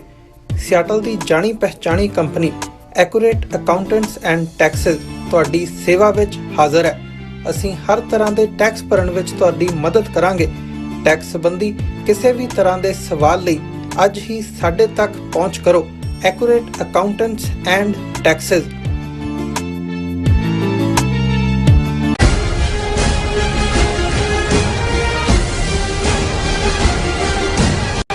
Viewers, welcome back on programme. So viewers, Israel ਅਤੇ ਜਿਹੜੇ ਹਮਾਸ ਦੇ ਹਵਾਲੇ ਨਾਲ ਆਪਾਂ ਗੱਲਬਾਤ ਕਰਨ ਜਾ ਰਹੇ ਹਾਂ ਕਿ ਇਹਨਾਂ ਦੇ ਵਿਚਾਲੇ ਚੱਲ ਰਹੀ ਜੰਗ ਹੁਣ ਰੈੱਡ ਸੀ ਤੱਕ ਵੀ ਪਹੁੰਚ ਚੁੱਕੀ ਹੈ ਔਰ ਅਤੇ ਭਾਰਤ ਨੂੰ ਵੀ ਇਸ ਦਾ ਜਿਹੜਾ ਸੇਕ ਲੱਗਣਾ ਸ਼ੁਰੂ ਹੋ ਗਿਆ ਔਰ ਭਾਰਤ ਦੇ UN ਵਿਚਲੇ ਜਿਹੜੇ ਅੰਬੈਸਡਰ ਨੇ ਇਸ ਸੰਬੰਧੀ ਯੂਨਾਈਟਿਡ ਨੇਸ਼ਨ ਵਿੱਚ ਵੀ ਚਰਚਾ ਕੀਤੀ ਹੈ। ਸੋ ਇਸ ਬਾਰੇ ਆਪਾਂ ਗੱਲਬਾਤ ਕਰਨ ਜਾ ਰਹੇ ਹਾਂ। ਸੋ ਅਸੀਂ ਚਾਹਾਂਗੇ ਕਿ ਤੁਸੀਂ ਇਸੇ ਤਰ੍ਹਾਂ ਬਣੇ ਰਹਿਣਾ, ਦੇਖਣ ਸੁਣਨ ਲਈ ਜਾਂ ਲਿਖਣ ਲਈ ਤੁਹਾਡਾ ਸਭ ਦਾ ਬਹੁਤ ਬਹੁਤ ਸ਼ੁਕਰੀਆ ਜੀ। ਡਾਕਟਰ ਸਾਹਿਬ, ਕੀ ਵਿਚਾਰਾਂ ਨੇ? ਦੇਖੋ, ਬਾਈਡਨ ਈਰਾ ਦੀਆਂ ਦੋ ਜਿਹੜੀਆਂ ਵਾਰਸ ਜਿਹੜੀਆਂ ਅਵੋਇਡੇਬਲ ਸੀ ਪਰ ਵੀਕ ਐਡਮਿਨਿਸਟ੍ਰੇਸ਼ਨ ਹੋਣ ਕਰਕੇ ਜਾਂ ਗਲਤ ਐਡਵਾਈਜ਼ਰਸ ਦੀ ਐਡਵਾਈਸ ਤੇ ਐਕਟ ਕਰਦੇ ਆ, ਜਿਹਨੂੰ ਆਪ ਸਹਿੜੀਆਂ ਕਹਿ ਸਕਦੇ ਆ। ਯੂਕਰੇਨ ਵਾਲੀ ਤਾਂ ਆਪੂ ਸਹਿੜੀ ਹੈ ਔਰ ਦੂਸਰੀ ਵੀਕ ਐਡਮਿਨਿਸਟ੍ਰੇਸ਼ਨ ਕਰਕੇ ਨੇਤਨਯਾਹੂ ਨੂੰ ਨੱਥ ਨਾ ਪਾ ਸਕਣਾ। ਉਸ ਦੇ ਨਤੀਜੇ ਵਜੋਂ 7 ਅਕਤੂਬਰ ਤੋਂ ਬਾਅਦ ਚੱਲ ਰਿਹਾ ਇੱਕ ਕਨਫਲਿਕਟ ਜ਼ਾਹਰ ਹੈ ਮਿਡਲ ਈਸਟ ਦੇ ਵਿੱਚ ਹੈ, ਜਿਸ ਨੂੰ ਇਜ਼ਰਾਈਲ ਹਮਾਸ ਕਨਫਲਿਕਟ ਕਿਹਾ ਜਾ ਰਿਹਾ। ਪਰ ਈਵਨ ਯੂਕਰੇਨ ਦਾ, ਜਿਹਨੂੰ ਆਲਮੋਸਟ 2 ਸਾਲ ਹੋ ਗਏ ਨੇ, ਲੱਖਾਂ ਲੋਕਾਂ ਦੀ ਮੌਤ, ਜਿਸ ਦੇ ਵਿੱਚ ਫੌਜੀ ਵੀ ਸਿਵਿਲੀਅਨ ਵੀ ਦੋਵੇਂ ਪਾਸਿਓਂ, ਪਰ ਉਹ ਕਿਸੇ ਕੰਢੇ ਲੱਗਣ ਦਾ ਨਾਂ ਨਹੀਂ ਲੈ ਰਹੇ। ਔਰ ਅੱਜ ਇੱਕ ਵੱਡੀ ਟ੍ਰੈਜਡੀ ਵੀ ਹੋਈ ਜਦੋਂ ਕਿ ਯੂਕਰੇਨੀਅਨ ਮਿਸਲ ਨੇ ਇੱਕ ਜਹਾਜ਼ ਜਿਹਨੂੰ ਸੁੱਟਿਆ ਥੱਲੇ, ਬਾਅਦ ਚ ਆਇਆ ਕਿ ਵੀ ਉਹਦੇ ਚ ਜਿਹੜੇ ਯੂਕਰੇਨੀਅਨ ਫੜੇ ਹੋਏ ਸੀ ਪੋਲੀਟੀਕਲ ਪ੍ਰਿਜ਼ਨਰ, ਉਹਨਾਂ ਨੂੰ ਹੀ ਲੈ ਕੇ ਉਹ ਜਾ ਰਿਹਾ ਸੀ। ਪਤਾ ਨਹੀਂ 60 ਕੇ ਕਿੰਨੇ ਉਸ ਦੇ ਵਿੱਚ ਮਾਰੇ ਗਏ। ਸੋ ਇੱਕ ਪਾਸੇ ਉਹ ਦੂਸ਼ਣਬਾਜ਼ੀ ਤਾਂ ਚੱਲ ਰਹੀ ਹੈ, ਔਰ ਮੈਨੂੰ ਇਹ ਲੱਗਦਾ ਹੈ ਕਿ ਵੀ ਇਹ ਜਦੋਂ ਤੱਕ ਜੋ ਹੁਣ ਇਸ ਵੇਲੇ ਟ੍ਰੈਂਡ ਨਜ਼ਰ ਆ ਰਿਹਾ ਹੈ, ਜੇ ਟਰੰਪ ਪਾਵਰ ਦੇ ਵਿੱਚ ਆਉਂਦਾ, ਉਹ ਤਾਂ ਆਲਰੇਡੀ ਨੈਟੋ ਨੂੰ ਹੀ ਖਤਮ ਕਰਨ ਦੇ ਮੂਡ ਸੀ। ਟਰੰਪ ਨੇ ਤਾਂ ਆਪਣੀ ਪਹਿਲੀ ਪ੍ਰੈਜ਼ੀਡੈਂਸੀ ਵੇਲੇ ਨੈਟੋ ਵਾਲਿਆਂ ਨੂੰ ਕਿਹਾ ਸੀ ਕਿ ਵੀ ਅਸੀਂ ਤੁਹਾਨੂੰ ਡਿਫੈਂਡ ਕਰਨ ਦੇ ਪੈਸੇ ਕਿਉਂ ਖਰਚੀਏ, ਤੁਸੀਂ ਕੱਢੋ ਹੋਰ ਪੈਸੇ ਜੇ ਤੁਸੀਂ ਚਾਹੁੰਦੇ ਹੋ ਤੁਹਾਨੂੰ ਡਿਫੈਂਡ ਕੀਤਾ ਜਾਏ। ਸੋ ਜਿਵੇਂ ਅਸੀਂ ਹਮੇਸ਼ਾ ਸਾਡੀ ਇਹ ਕੋਸ਼ਿਸ਼ ਹੁੰਦੀ ਹੈ ਕਿ ਵੀ ਹਰ ਇੱਕ ਨੂੰ ਉਹਦਾ ਡਿਊ ਦਿੱਤਾ ਜਾਏ। ਅਸੀਂ ਸਮਝਦੇ ਹਾਂ ਵੀ ਟਰੰਪ ਦੀਆਂ ਬਹੁਤ ਸਾਰੀਆਂ ਕਮਜ਼ੋਰੀਆਂ ਜਾਂ ਐਕਸਟ੍ਰੀਮ ਰਾਈਟ ਵਿੰਗ ਜਿਹੜੀ ਹੈ ਰੇਸਿਸਟ ਅਪਰੋਚ ਕੁਛ ਮੁੱਦਿਆਂ ਤੇ, ਇਸ ਦੇ ਬਾਵਜੂਦ ਟਰੰਪ ਨੇ ਆਪਣੇ ਪੀਰੀਅਡ ਦੇ ਵਿੱਚ ਕੋਈ ਜੰਗ ਨਹੀਂ ਸਹੇੜੀ।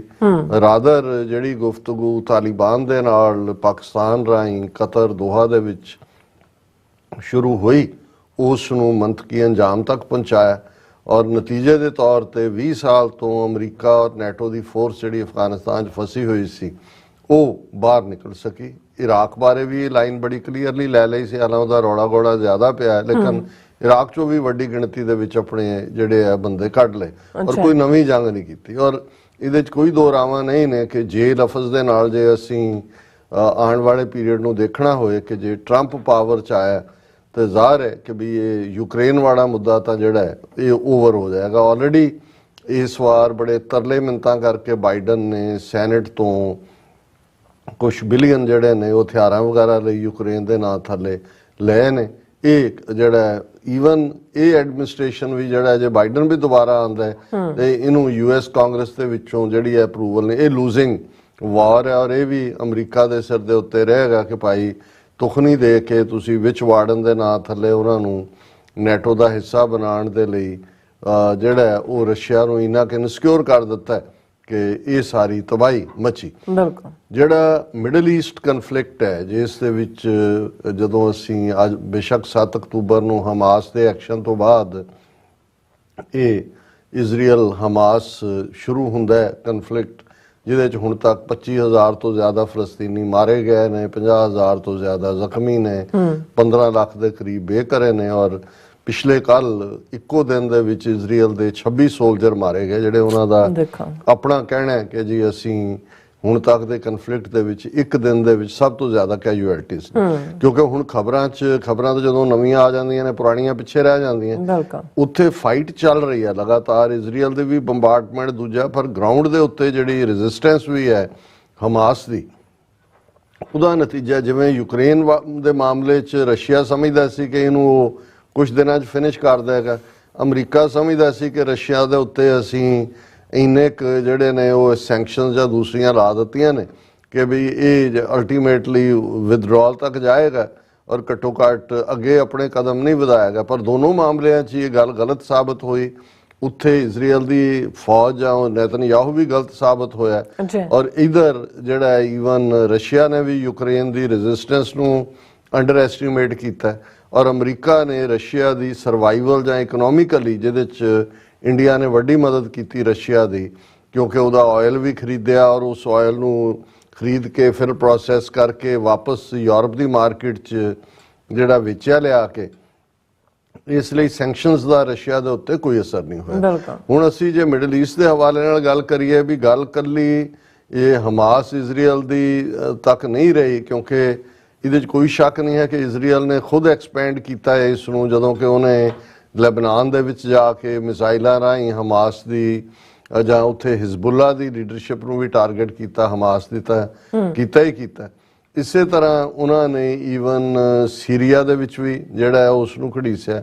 ਲੇਕਿਨ ਇਸ ਦਾ ਜਵਾਬ ਫਿਰ ਈਰਾਨ ਨੇ, ਜਿਹੜਾ ਹੂਤੀ ਜਿਨ੍ਹਾਂ ਨੇ ਯਮਨ ਦੇ ਵਿੱਚ ਸਾਊਦੀ ਅਰੇਬੀਆ ਨੂੰ ਆਲਰੇਡੀ ਅੱਗੇ ਲਾਇਆ ਹੋਇਆ ਸੀ, ਔਰ ਉਹਨਾਂ ਦੇ ਜਿਹੜੇ ਗੁਰਿਲੇ ਨੇ ਉਹ ਸਿਰਫ ਗਰਾਊਂਡ ਦੇ ਉੱਤੇ ਨਹੀਂ, ਰੈੱਡ ਸੀ ਏਰੀਆ, ਕਿਉਂਕਿ ਅਸੀਂ ਇਹ ਦੇਖ ਰਹੇ ਹਾਂ ਕਿ ਵੀ ਇਹ ਜਦੋਂ ਵੀ ਕਿਸੇ ਚੀਜ਼ ਦਾ ਦੌਰ ਸ਼ੁਰੂ ਹੁੰਦਾ ਹੈ ਤੇ ਬਹੁਤ ਸਾਰਿਆਂ ਨੂੰ ਇਹ ਭੁੱਲ ਜਾਂਦਾ ਹੈ ਕਿ ਵੀ ਰੈੱਡ ਸੀ ਜਾਂ ਮੈਡੀਟੇਰੇਨੀਅਨ 'ਚੋਂ ਕਿੰਨੇ ਫੀਸਦੀ ਟ੍ਰੇਡ ਜਿਹੜੀ ਆ ਹੁੰਦੀ ਹੈ, ਸਾਰੇ ਸ਼ਿਪ ਵੱਡੇ ਵੱਡੇ ਉੱਥੋਂ ਲੰਘਦੇ ਨੇ। ਹੁਣ ਜਿਹੜੀ ਅਦਰਵਾਈਜ਼ ਸੈਕੰਡ ਜਿੱਥੋਂ ਜਿਹੜਾ ਇੱਕ ਵੱਡਾ ਸੋਰਸ ਹੈ ਸਪਲਾਈ ਲਾਈਨ ਸੁਏਜ਼ ਕੈਨਾਲ, ਸੁਏਜ਼ ਦੇ ਵਿੱਚ ਵੈਸੇ ਹੀ ਪਾਣੀ ਘਟਿਆ ਹੋਇਆ ਔਰ ਉੱਥੇ ਵੀ ਇਫੈਕਟ ਹੋਇਆ ਜਿਹੜਾ ਵਪਾਰ ਹੈ। ਹੁਣ ਜਦੋਂ ਰੈੱਡ ਸੀ ਦੇ ਵਿੱਚ ਜਿਹੜਾ ਆਲਰੇਡੀ ਰੈੱਡ ਸੀ ਔਰ ਇੰਡੀਅਨ ਓਸ਼ਨ, ਕਿਉਂਕਿ ਉਹ ਸਾਰਿਆਂ ਦੀ ਡਿਵੀਜ਼ਨ ਨਾ ਤਾਂ ਆਪੋ ਆਪਣੇ ਹਿਸਾਬ ਨਾਲ ਹਰ ਇੱਕ ਨੇ ਰੱਖੇ ਹੋਏ ਨੇ, ਉਹਦੇ 'ਚ ਜਦੋਂ ਜਿਹੜੇ ਹੁਤੀ ਉਹਨਾਂ ਦੇ ਗੁਰਿਲੇ ਨੇ ਔਰ ਦੂਸਰੇ ਉਹਨਾਂ ਦੇ ਸੀ ਪਾਇਰੇਟਸ ਵੀ ਜਿਹੜੇ ਨਾਲ ਲੱਗੇ ਹੋਏ ਨੇ, ਉਹਨਾਂ ਨੇ ਜਹਾਜ਼ਾਂ ਤੇ ਹਮਲੇ ਸ਼ੁਰੂ ਕੀਤੇ ਤੇ ਜ਼ਾਹਰ ਹੈ ਇੰਡੀਆ ਵੀ ਪ੍ਰਭਾਵਿਤ ਹੋਇਆ, ਜਹਾਜ਼ ਰੋਕਣੇ ਵੀ ਪਏ, ਕੁਛ ਦਾ ਕਰੂ ਵੀ ਉਹਨਾਂ ਨੇ ਕਾਬੂ ਕਰ ਲਿਆ। ਔਰ ਉਸ ਸਾਰੀ ਹਾਲਤ 'ਚ ਜਿਹੜਾ ਹੈ ਉਹ ਇੰਡੀਆ ਦਾ ਤਾਂ ਐਸ ਜੈ ਸ਼ੰਕਰ ਦੌੜਿਆ ਈਰਾਨ 'ਚ ਗਿਆ ਕਿ ਜੀ ਰਹਿਮ ਕਰੋ। ਔਰ ਇੱਥੇ ਹੀ ਬਸ ਨਹੀਂ ਹੈ, ਈਵਨ ਜਿਹੜਾ ਅਮਰੀਕਾ ਨੇ ਵੀ ਜਿਹੜਾ ਉਹ ਚੀਨ ਨੂੰ ਕਿਹਾ ਕਿ ਜੀ ਤੁਸੀਂ ਈਰਾਨ ਨੂੰ ਰੋਕੋ। US ask China to urge Iran to curb Red Sea attacks by Houthis. Report ਉਹਨਾਂ ਨੇ ਕਿਹਾ ਜੀ US ਮਿਲਟਰੀ ਨੇ ਭਾਵੇਂ ਸਟ੍ਰਾਈਕਸ ਕੈਰੀ ਕੀਤੀਆਂ, US ਔਰ UK ਨੇ ਮਿਲ ਕੇ ਮਿਜ਼ਾਈਲਾਂ ਦਾਗੀਆਂ ਯਮਨ ਦੇ ਵਿੱਚ, ਔਰ 2 ਜਿਹੜੀਆਂ ਹੁਤੀ ਐਂਟੀ ਸ਼ਿਪ ਮਿਸਾਈਲਸ ਨੂੰ ਜਿਹੜਾ ਉਹ ਫੇਲ ਵੀ ਕੀਤਾ। ਪਰ United State has asked China to urge Tehran to rein in Iranian aligned Houthi rebels attacking commercial ships in Red Sea but has little sign of help from Beijing, the Financial Times reported on Wednesday. Financial Times ਨੇ ਕਿਹਾ ਵੀ ਉਹ China ਨੇ ਕੀ ਕਰਨਾ ਕਰਾਣਾ ਸੀ, China ਤਾਂ ਕਹਿੰਦਾ ਹੋਣਾ ਵੀ ਆ ਜਾਓ, ਅਜੇ ਤਾਂ ਤੁਸੀਂ ਮੇਰੇ ਬਾਲਕਿਆਂ ਦੇ ਨਾਲ ਹੀ ਲੜ ਰਹੇ ਹੋ ਖੱਬੇ ਸੱਜੇ, ਤੁਸੀਂ ਤਾਂ ਸਾਨੂੰ ਘੇਰਨ ਦੀ ਲਾਈਨ ਰੱਖਦੇ ਸੀ। ਸੋ ਲੇਕਿਨ ਜਿਹੜਾ ਇੰਡੀਆ ਦਾ ਪ੍ਰਭਾਵਿਤ ਹੋਣਾ ਹੈ ਉਹ ਸਾਰੇ ਦਾ ਉਹਦਾ ਇਕਨੋਮਿਕਲ ਇੰਪੈਕਟ ਵੀ, ਉਹਨਾਂ ਦਾ ਰੁਪਈਆ ਵੀ ਲੜਖੜਾਇਆ। ਤੇਲ ਦੀਆਂ ਕੀਮਤਾਂ, ਕਿਉਂਕਿ ਪਹਿਲਾ ਤੇਲ ਕਰੂਡ ਔਰ ਦੂਜਾ ਰਿਜ਼ਰਵ ਕੀਤਾ ਹੋਇਆ ਹੈ, ਇਸ ਲਈ ਇੰਟਰਨੈਸ਼ਨਲ ਮਾਰਕੀਟ 'ਚ ਵੀ ਥੋੜਾ ਬਹੁਤ ਫਰਕ ਪਿਆ। ਹੁਣ ਜਿਹੜਾ ਇੰਡੀਅਨ ਜਿਹੜਾ ਰਿਪਰੈਜ਼ੈਂਟੇਟਿਵ ਹੈ ਇਹਨਾਂ ਦਾ UN ਸਿਕਿਉਰਿਟੀ ਕਾਉਂਸਲ ਦੇ ਵਿੱਚ ਅੱਜ ਓਪਨ ਡਿਬੇਟ ਸੀ ਮਿਡਲ ਈਸਟ ਦੇ ਉੱਤੇ, ਔਰ ਉਹਦੇ ਵਿੱਚ ਜਿਹੜਾ ਇੰਡੀਅਨ ਰਿਪਰੈਜ਼ੈਂਟੇਟਿਵ ਨੇ ਕਿਹਾ ਉਹ ਮੈਂ ਸਾਂਝਾ ਕਰਨਾ ਚਾਹਾਂਗਾ। Israel Hamas conflict impacting maritime commercial traffic safety in Indian Ocean. India tells United Nations Security Council. Open debate ਦੇ ਵਿੱਚ ਉਹਨਾਂ ਨੇ ਕਿਹਾ ਕਿ ਜੀ ਇਹ ਜਿਹੜਾ ਇਜ਼ਰਾਈਲ ਔਰ ਹਮਾਸ ਦਾ ਕਨਫਲਿਕਟ ਚੱਲ ਰਿਹਾ ਇਹਨੇ ਮੈਰੀਟਾਈਮ ਕਮਰਸ਼ੀਅਲ ਟ੍ਰੈਫਿਕ ਨੂੰ ਪ੍ਰਭਾਵਿਤ ਕੀਤਾ, even including some attacks in the vicinity of India. ਔਰ ਇਸ ਦੇ ਉੱਤੇ UNSC ਓਪਨ ਡਿਬੇਟ ਦੇ ਵਿੱਚ ਜਿਹੜੇ R ਰਵਿੰਦਰਾ ਇਹਨਾਂ ਦਾ ਡਿਪਟੀ ਪਰਮਾਨੈਂਟ ਰਿਪਰੈਜ਼ੈਂਟੇਟਿਵ ਹੈ ਇੰਡੀਆ ਦਾ ਯੂਨਾਈਟਿਡ ਨੇਸ਼ਨ ਨੇ ਕਿਹਾ the ongoing conflict is also impacting the safety of maritime commercial traffic in Indian Ocean including some attacks in the vicinity of India। ਕਿ ਭਾਈ ਸਾਡੇ ਪਾਣੀਆਂ ਦੇ ਵਿੱਚ ਵੀ ਜਿਹੜੇ ਨੇ ਇਹ ਅਟੈਕ ਹੋਏ ਨੇ। this is a matter of great concern to international community and has a direct bearing on India's own energy and economic interests। ਇਹ ਹੈ कि जब दिया रंज बुतों ने तो खुदा याद आया। पहला तो वो जी असी कहता है जी 2 स्टेट फार्मूला होना चाहिए फलस्तीनियां ਲਈ भी इजराइलियां ਲਈ भी जी, पर इजराइल ਨੂੰ ਅਸੀਂ ਕੰਡੈਮ ਵੀ ਨਹੀਂ ਕਰਨਾ ਜਿਵੇਂ ਅਸੀਂ ਰਸ਼ੀਆ ਨੂੰ ਕੰਡੈਮ ਨਹੀਂ ਕੀਤਾ ਜਾਂ ਦੂਜਾ। ਹੁਣ ਉਹ ਕਹਿ ਰਿਹਾ ਕਿ ਵੀ ਜੀ ਇਹ ਜਿਹੜਾ ਸਾਡੇ ਵੀ એનર્ਜੀ ਔਰ ਇਕਨੋਮਿਕ ਇੰਟਰਸਟ ਹੈ, this fraught situation is not to the benefit of any party and this must be clearly recognized ਕਿ ਵੀ ਜੀ ਇਹ ਹੋ ਰਿਹਾ ਹੈ, ਇਸ ਦੀ ਪਛਾਣ ਕਰੋ ਕਿ ਵੀ ਇਹ ਸਭ ਨੂੰ ਪ੍ਰਭਾਵਿਤ ਕਰੇਗਾ। It is important to prevent escalation to ensure continued delivery of humanitarian aid. The humanitarian situation needs to be addressed in earnest, he said, adding India welcomes the efforts of UN and international community in this। ਹੁਣ ਉਹਨਾਂ ਨੂੰ UN ਦੀ ਮਦਦ ਵੀ ਕਰਨ ਦੀ ਵੀ ਤਾਰੀਫ ਯਾਦ ਆ ਗਈ। ਔਰ ਇਸ ਸਾਰੇ ਦੇ ਉੱਤੇ ਉਹਨਾਂ ਨੇ ਕਿਹਾ ਜੀ ਅਸੀਂ ਆਲਰੇਡੀ ਰਿਲੀਫ ਮਟੀਰੀਅਲ ਦੀਆਂ ਸ਼ਿਪਮੈਂਟਸ ਜਿਹੜੀਆਂ ਨੇ ਫਲਸਤੀਨੀਆਂ ਤੱਕ ਪਹੁੰਚਾਈਆਂ ਨੇ। ਅਸੀਂ $5 ਮਿਲੀਅਨ ਦਾ ਆਲਰੇਡੀ ਪ੍ਰੋਵਾਈਡ ਕੀਤਾ ਹੈ। 2.5 ਮਿਲੀਅਨ ਜਿਹੜਾ ਉਹ ਦਸੰਬਰ ਐਂਡ ਤੱਕ ਦਿੱਤਾ ਸੀ United Nation Relief and Works Agency for Palestinian refugees. ਇਹ ਸਾਰਾ ਹੁਣ ਇਹ ਗਿਣਾ ਰਹੇ ਨੇ ਦੱਸਣ ਦੇ ਲਈ ਕਿ ਜੀ ਅਸੀਂ ਇਹਨਾਂ ਨੂੰ ਬਹੁਤ ਹੁਣ ਹੇਜ ਜਾ ਗਿਆ ਫਲਸਤੀਨੀ ਲੋਕਾਂ ਦਾ। ਔਰ ਇਸ ਦੇ ਉੱਤੇ ਬਾਕੀਆਂ ਨੇ ਵੀ ਓਪਨ ਡਿਬੇਟ ਦੇ ਵਿੱਚ ਹਿੱਸਾ ਲਿਆ। ਔਰ ਈਵਨ ਇਹਨਾਂ ਦੇ ਜਿਹੜੇ ਐਕਸਪਰਟ ਨੇ ਇੰਡੀਆ ਦੇ ਉਹਨਾਂ ਨੇ ਵੀ, ਜਿਵੇਂ ਇੱਕ ਹੈਪੀ ਮੌਨ ਜੈਕਬ ਨੇ ਇੱਕ ਪੂਰਾ ਡਿਟੇਲ ਉਹਦਾ ਲੰਬਾ ਚੌੜਾ ਆਰਟੀਕਲ ਹੈ, the larger message to New Delhi from the Red Sea, ਕਿ ਬਈ ਇਹ ਹੁਣ ਇੰਡੀਆ ਨੂੰ ਵੀ ਇਹ ਪਹੁੰਚ ਗਈ ਹੈ ਗੱਲ। The Red Sea situation will fade away but India's new two-front situation as continental and maritime challenges cannot be wished away। ਉਹਨੇ ਕਿਹਾ ਜੀ ਪਹਿਲਾਂ ਤਾਂ ਗਰਾਊਂਡ ਦੇ ਉੱਤੇ ਹੀ ਸੀ ਕਿ ਵੀ LOC ਦੇ ਉੱਤੇ ਤੁਸੀਂ ਪਾਕਿਸਤਾਨ ਨਾਲ ਟਕਰਾ ਰਹੇ ਹੋ ਤੇ LAC ਦੇ ਉੱਤੇ ਤੁਸੀਂ ਚਾਈਨਾ ਨਾਲ ਟਕਰਾ ਰਹੇ ਹੋ, 50,000 ਫੌਜ ਤੁਸੀਂ ਉੱਥੇ ਰੱਖੀ ਹੈ, ਬਾਕੀ ਉੱਥੇ ਵੀ ਪਾਣੀਆਂ ਦੇ ਵਿੱਚ ਤਾਂ ਕੋਈ ਚੈਲੰਜ ਨਹੀਂ ਸੀ। ਹੁਣ ਜਦੋਂ ਤੁਸੀਂ ਇਸ ਸਟ੍ਰੈਟੇਜਿਕ ਅਲਾਇੰਸ ਦਾ ਹਿੱਸਾ ਬਣ ਗਏ, ਅਮਰੀਕਾ ਔਰ ਆਸਟ੍ਰੇਲੀਆ ਔਰ ਜਾਪਾਨ ਔਰ ਫਲਾਣਾ, ਤੇ ਮੈਰੀਟਾਈਮ ਉਹਦੇ ਚ ਤੁਹਾਨੂੰ ਆਪਣੇ ਸ਼ਿਪ ਲਿਆ ਕੇ ਖੜੇ ਕਰਨੇ ਪਏ। ਹੁਣ ਜੇ ਆਲਰੇਡੀ ਤਾਂ ਗਰੁੱਪਿੰਗ ਚ ਇੰਡੀਆ ਹੈ ਨਹੀਂ ਸੀ, ਹੁਣ ਜੇ ਹੁਤੀਆਂ ਨੇ ਜਾਂ ਦੂਜਿਆਂ ਨੇ ਇੰਡੀਆ ਨੂੰ ਵੀ ਟਾਰਗੇਟ ਕੀਤਾ, ਉਹਨਾਂ ਨੇ ਕਿਹਾ ਵੀ ਇਹ ਵੀ ਇਹਨਾਂ ਦਾ ਹਿੱਸਾ। ਉਹਨੇ ਕਿਹਾ ਜੀ ਇਹ ਖੋਲ ਤਾਂ ਲਿਆ ਕੰਮ ਅਸੀਂ ਕਿ ਵੀ, ਪਰ ਉਹਨੇ ਸਾਡੀ ਵਲਨਰੇਬਿਲਿਟੀ ਵੀ ਸ਼ੋ ਕਰ ਦਿੱਤੀ ਹੈ ਕਿ ਅਸੀਂ ਜਿਹੜਾ ਇਹ ਅਨਫ੍ਰੈਂਡਲੀ ਕੰਟੀਨੈਂਟ ਦੀ ਜਿਹੜਾ ਉਹ ਹਿੱਸਾ ਬਣ ਰਹੇ, ਔਰ ਇਸ ਦੇ ਉੱਤੇ ਹੀ ਜਿਹੜਾ ਉਹਨਾਂ ਨੇ ਇੱਕ ਹੋਰ ਡਿਟੇਲਡ ਇਹਦੇ ਤੇ ਰਾਈਟ ਅਪ ਹੈ, spill over of Israel Hamas conflict has direct bearing on India's energy economic interest. So ਇਹ ਅਸੀਂ ਸਮਝਦੇ ਹਾਂ ਕਿ ਭਾਈ ਚਲੋ ਜੇ ਇਹਨਾਂ ਨੂੰ ਹੁਣੀ ਸਮਝ ਆਈ ਹੈ, ਹੁਣ ਇੰਡੀਆ ਦਾ UN ਰਿਪਰੈਜ਼ੈਂਟੇਟਿਵ ਵੀ ਸਿਕਿਉਰਿਟੀ ਕੌਂਸਲ ਚ, ਔਰ ਦੂਸਰਾ ਆਖਿਆ ਜੀ ਇਹਨੂੰ ਰੋਕੋ, ਇਹਨੂੰ ਸਪਿਲ ਓਵਰ ਨੂੰ ਰੋਕੋ, ਇਕਨੋਮਿਕਲੀ ਵੀ ਇਫੈਕਟ। ਪਹਿਲਾਂ ਇਹ ਆਪਣੇ ਕੰਫਰਟ ਚ ਬੈਠੇ ਸੀ, ਇਜ਼ਰਾਈਲ ਦੇ ਨਾਲ ਯਾਰੀ ਪੁਗਾ ਰਹੇ ਸੀ ਔਰ ਫਲਸਤੀਨੀਆਂ ਦੇ ਉੱਤੇ ਮੁਸਕਰਾ ਕੇ ਕਹਿ ਰਹੇ ਸੀ ਅਸੀਂ ਤੁਹਾਡੇ ਨਾਲ ਹੈ ਜੀ, ਨਹੀਂ ਪਰ ਅਸੀਂ ਕਰਨਾ ਕੁਛ ਨਹੀਂ ਹੈ, ਅਸੀਂ ਕੰਡੈਮ ਵੀ ਨਹੀਂ ਕਰਦੇ ਇਜ਼ਰਾਈਲ ਨੂੰ, ਔਰ ਜੋ ਤੁਹਾਡੀ ਨਸਲਕੁਸ਼ੀ ਹੋ ਰਹੀ ਹੈ ਉਹਦੇ 'ਚ ਵੀ ਸਾਡੀ ਕੋਈ ਪੋਜੀਸ਼ਨ ਨਹੀਂ ਹੈ। ਪਰ ਚਲੋ ਜੇ ਅਲਟੀਮੇਟਲੀ ਦੁਨੀਆ ਨੂੰ ਇਸ ਗੱਲ ਦੀ ਸਮਝ ਆ ਜਾਏ ਕਿ ਭਾਈ ਇਹ ਸਾਰਾ ਅਲਟੀਮੇਟਲੀ ਹਰ ਕੋਈ ਪ੍ਰਭਾਵਿਤ ਹੋਏਗਾ, ਇਸ ਗੱਲ ਦਾ ਤਾਂ ਕੋਈ ਧਿਆਨ ਰਹਿਣਾ ਚਾਹੀਦਾ ਹੈ ਕਿ ਵੀ ਉਹ ਡੂਬੇਗੀ ਕਸ਼ਤੀ तो डूबेंगे सारे, ना बचोगे तुम ना तुम्हारे साथी प्यारे। जंग तबाही ਦਾ ਵਾਇਸ ਹੁੰਦਾ ਹੈ, ਕਿਤੇ ਸਿੱਧੇ ਮਾਰ ਰਹੇ ਹੁੰਦੇ ਨੇ, ਫਿਰ ਸਪਲਾਈ ਲਾਈਨ, ਮਹਿੰਗਾਈ। ਔਰ ਇੱਥੇ ਵੀ ਤੁਸੀਂ ਦੇਖੋ ਹੁਣ, ਕਿਉਂਕਿ ਜਦੋਂ ਮੈਡੀਟੇਰੇਨੀਅਨ ਜਾਂ ਰੈੱਡ ਸੀ ਜਾਂ ਦੂਸਰੇ ਦੇ ਵਿੱਚ ਰੁਕਾਵਟਾਂ ਨੇ, ਸਟਫ ਪਹੁੰਚ ਨਹੀਂ ਰਿਹਾ, ਕੀਮਤਾਂ ਕਿੱਥੇ ਪਹੁੰਚੀਆਂ ਹੋਈਆਂ ਨੇ।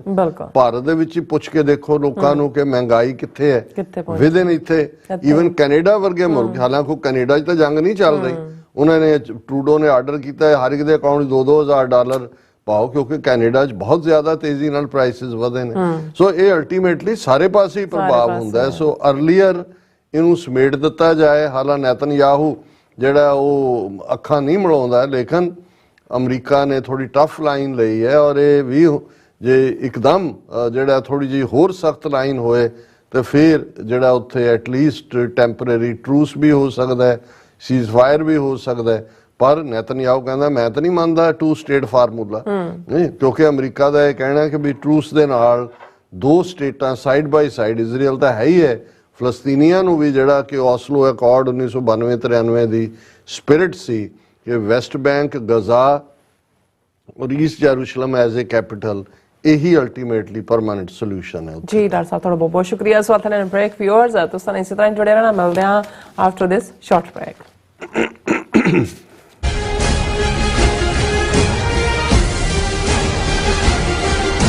ਖਾਲਿਸਤਾਨ ਰੈਫਰੈਂਡਮ ਦੀਆਂ ਵੋਟਾਂ 28 ਜਨਵਰੀ ਦਿਨ ਐਤਵਾਰ ਨੂੰ ਸੈਨ ਫਰਾਂਸਿਸਕੋ ਦੇ ਸਿਵਿਕ ਸੈਂਟਰ ਪਲਾਜ਼ਾ ਵਿਖੇ ਸਵੇਰੇ 9 ਵਜੇ ਤੋਂ ਲੈ ਕੇ ਸ਼ਾਮ ਦੇ 5 ਵਜੇ ਤੱਕ ਪੈਣਗੀਆਂ।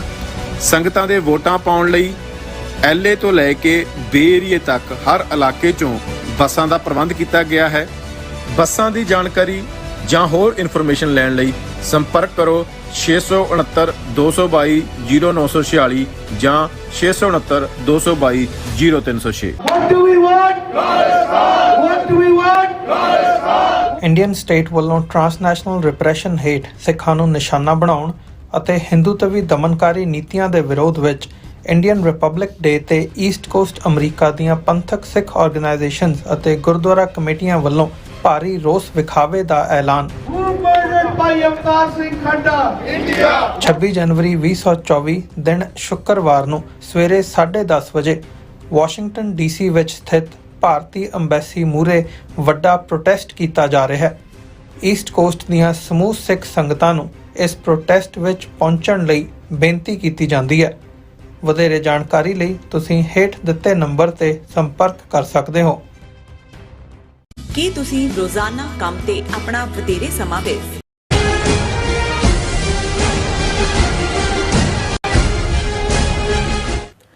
Viewers welcome back to programme. So viewers ਗੱਲਬਾਤ ਕਰਨ ਜਾ ਰਹੇ ਹਾਂ ਕਿ ਪ੍ਰੋਫੈਸਰ ਦਵਿੰਦਰਪਾਲ ਸਿੰਘ ਭੁੱਲਰ ਪਿਛਲੇ ਜਿਹੜੇ ਲਗਭਗ 30 ਸਾਲਾਂ ਤੋਂ ਦਿੱਲੀ ਦੀ ਤਿਹਾੜ ਜੇਲ੍ਹ ਵਿੱਚ ਬੰਦ ਨੇ। ਔਰ ਗੁਰੂ ਨਾਨਕ ਸਾਹਿਬ ਦੇ 550 ਸਾਲਾ ਪ੍ਰਕਾਸ਼ ਪੁਰਬ ਮੌਕੇ ਜਿਨ੍ਹਾਂ ਕੈਦੀਆਂ ਦੀ ਪੱਕੀ ਰਿਹਾਈ ਦਾ ਫੈਸਲਾ ਲਿਆ ਗਿਆ ਸੀ ਉਹਨਾਂ ਵਿੱਚੋਂ ਪ੍ਰੋਫੈਸਰ ਭੁੱਲਰ ਵੀ ਸਨ।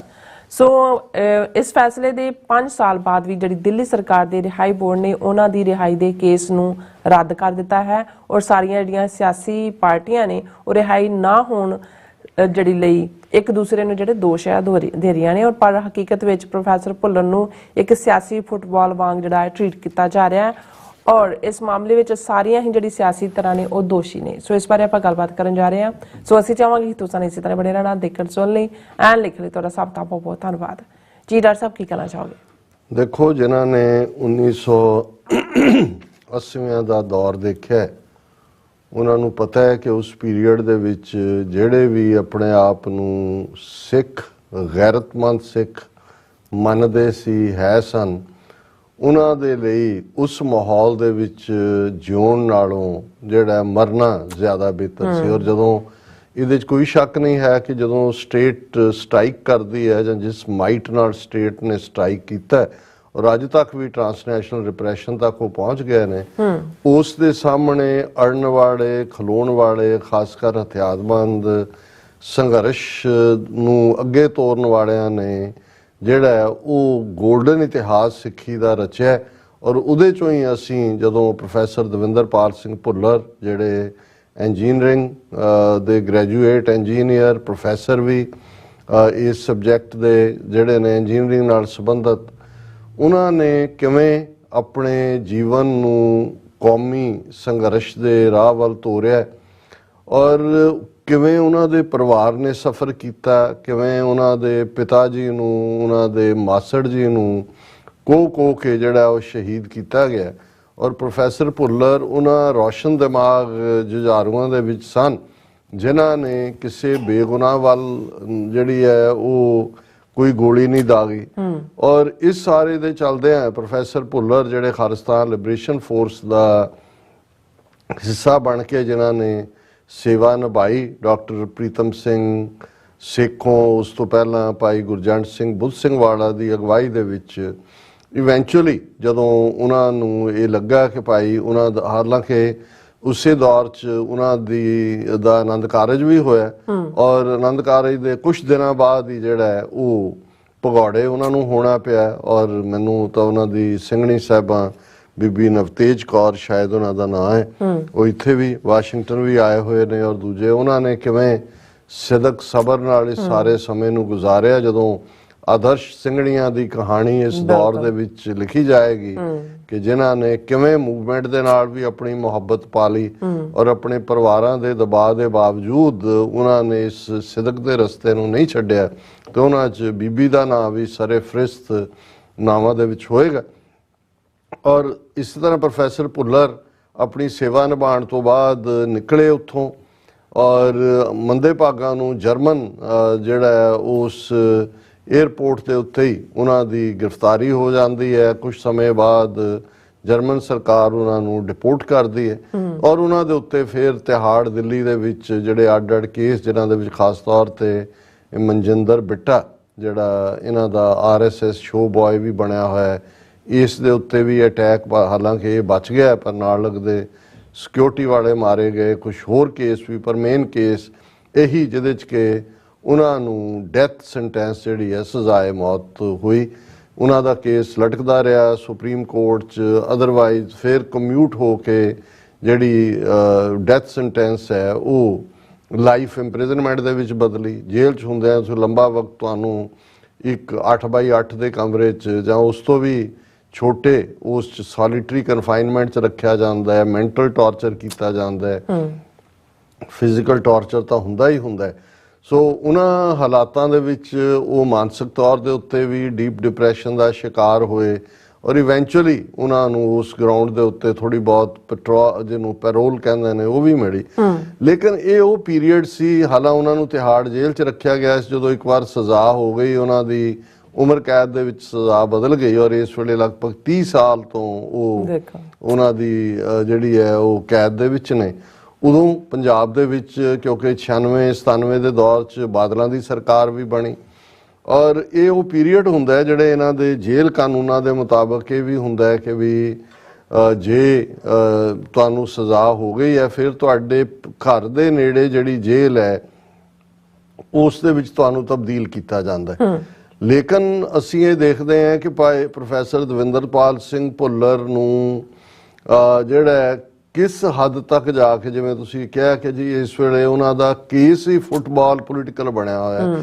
ਐਕਚੁਅਲੀ ਜੇ ਤੁਸੀਂ ਹਰ ਪਾਰਟੀ ਦੀ ਔਰ ਹਰ ਧਿਰ ਦੀ ਕਰਤੂਤ ਦੇਖੋ, ਹੁਣ ਮਨਜਿੰਦਰ ਬਿੱਟਾ ਜਿਹੜਾ ਜ਼ਹਿਰ ਵੀ ਉਗਲਦਾ ਸੀ ਔਰ ਜਿਹਨੇ ਅਖੀਰ ਤੱਕ ਜਿਹੜਾ ਕੋਈ ਰਿਆਇਤ ਨਾ ਦੇਣ ਦੀ, ਉਹਦਾ ਸੰਬੰਧ ਕਾਂਗਰਸ ਦੇ ਨਾਲ। ਜਿਸ ਪੁਲਿਸ ਆਫੀਸਰ ਨੇ ਸੁਮੇਧ ਸੈਣੀ ਨੇ ਟਾਰਚਰ ਕਰਕੇ ਇਹਨਾਂ ਦੇ ਪਿਤਾ ਨੂੰ, ਇਹਨਾਂ ਦੇ ਮਾਸੜ ਨੂੰ ਮਾਰਿਆ, ਜਦੋਂ 96-97 ਦੇ ਵਿੱਚ ਬਾਦਲਾਂ ਦੀ ਹਕੂਮਤ ਬਣਦੀ ਹੈ ਤੇ ਉਹੀ ਸੁਮੇਧ ਸੈਣੀ ਡੀਜੀਪੀ ਲਾਇਆ ਜਾਂਦਾ ਹੈ ਪੰਜਾਬ ਪੁਲਿਸ ਦਾ। ਹਾਲਾਂਕਿ ਵੌਇਸਿਸ ਫਾਰ ਫਰੀडम ਨੇ Punjab Haryana high court challenge ਕੀਤਾ ਇਹ ਸਾਰਿਆਂ ਨੂੰ, ਉਹਨੂੰ ਡਿਫੈਂਡ ਕੀਤਾ ਜਾਂਦਾ।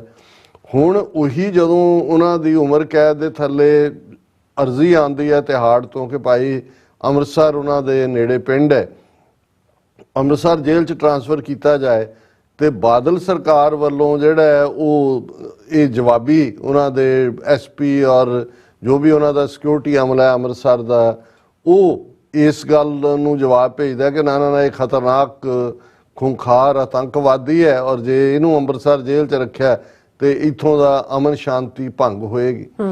ਜਦੋਂ ਕੇਸ ਚੱਲ ਰਿਹਾ ਸੀ ਉਦੋਂ ਪੁੱਛਿਆ ਜਾਂਦਾ ਪੰਜਾਬ ਸਰਕਾਰ ਨੂੰ ਜਾਂ ਦੂਜਾ, ਤੇ ਪੰਜਾਬ ਸਰਕਾਰ ਦਾ ਐਫੀਡੇਵਿਟ ਦਵਿੰਦਰਪਾਲ ਸਿੰਘ ਭੁੱਲਰ ਦੇ ਕੇਸ 'ਚ ਹੈ ਕਿ ਜੀ ਇਹ ਜਿਹੜਾ ਸੁਮੇਧ ਸੈਣੀ ਹੈ ਇਹ ਤਾਂ ਬੜਾ ਨਿਸ਼ਠਾਵਾਨ ਦੇਸ਼ ਭਗਤ ਪੁਲਿਸ ਆਫੀਸਰ ਹੈ ਔਰ ਇਸ ਦੇ ਉਲਟੇ ਦਵਿੰਦਰਪਾਲ ਸਿੰਘ ਭੁੱਲਰ ਆਤੰਕਵਾਦੀ ਹੈ ਔਰ ਸੁਮੇਧ ਸੈਣੀ ਨੂੰ ਜਿਹੜਾ ਹੈ ਉਹ ਵਡਿਆਇਆ ਜਾਂਦਾ ਔਰ ਕੋਈ ਵੀ ਰਸਤਾ ਨਾ ਡਿਊਰਿੰਗ ਦਾ ਟਰਾਇਲ, ਜਦੋਂ ਸਜ਼ਾ ਹੋ ਜਾਂਦੀ ਹੈ ਨੇੜੇ ਜੇਲ੍ਹ 'ਚ ਨਾ, ਨੇੜਲੇ ਜੇਲ੍ਹ 'ਚ ਨਾ ਆਣ ਦੇਣਾ।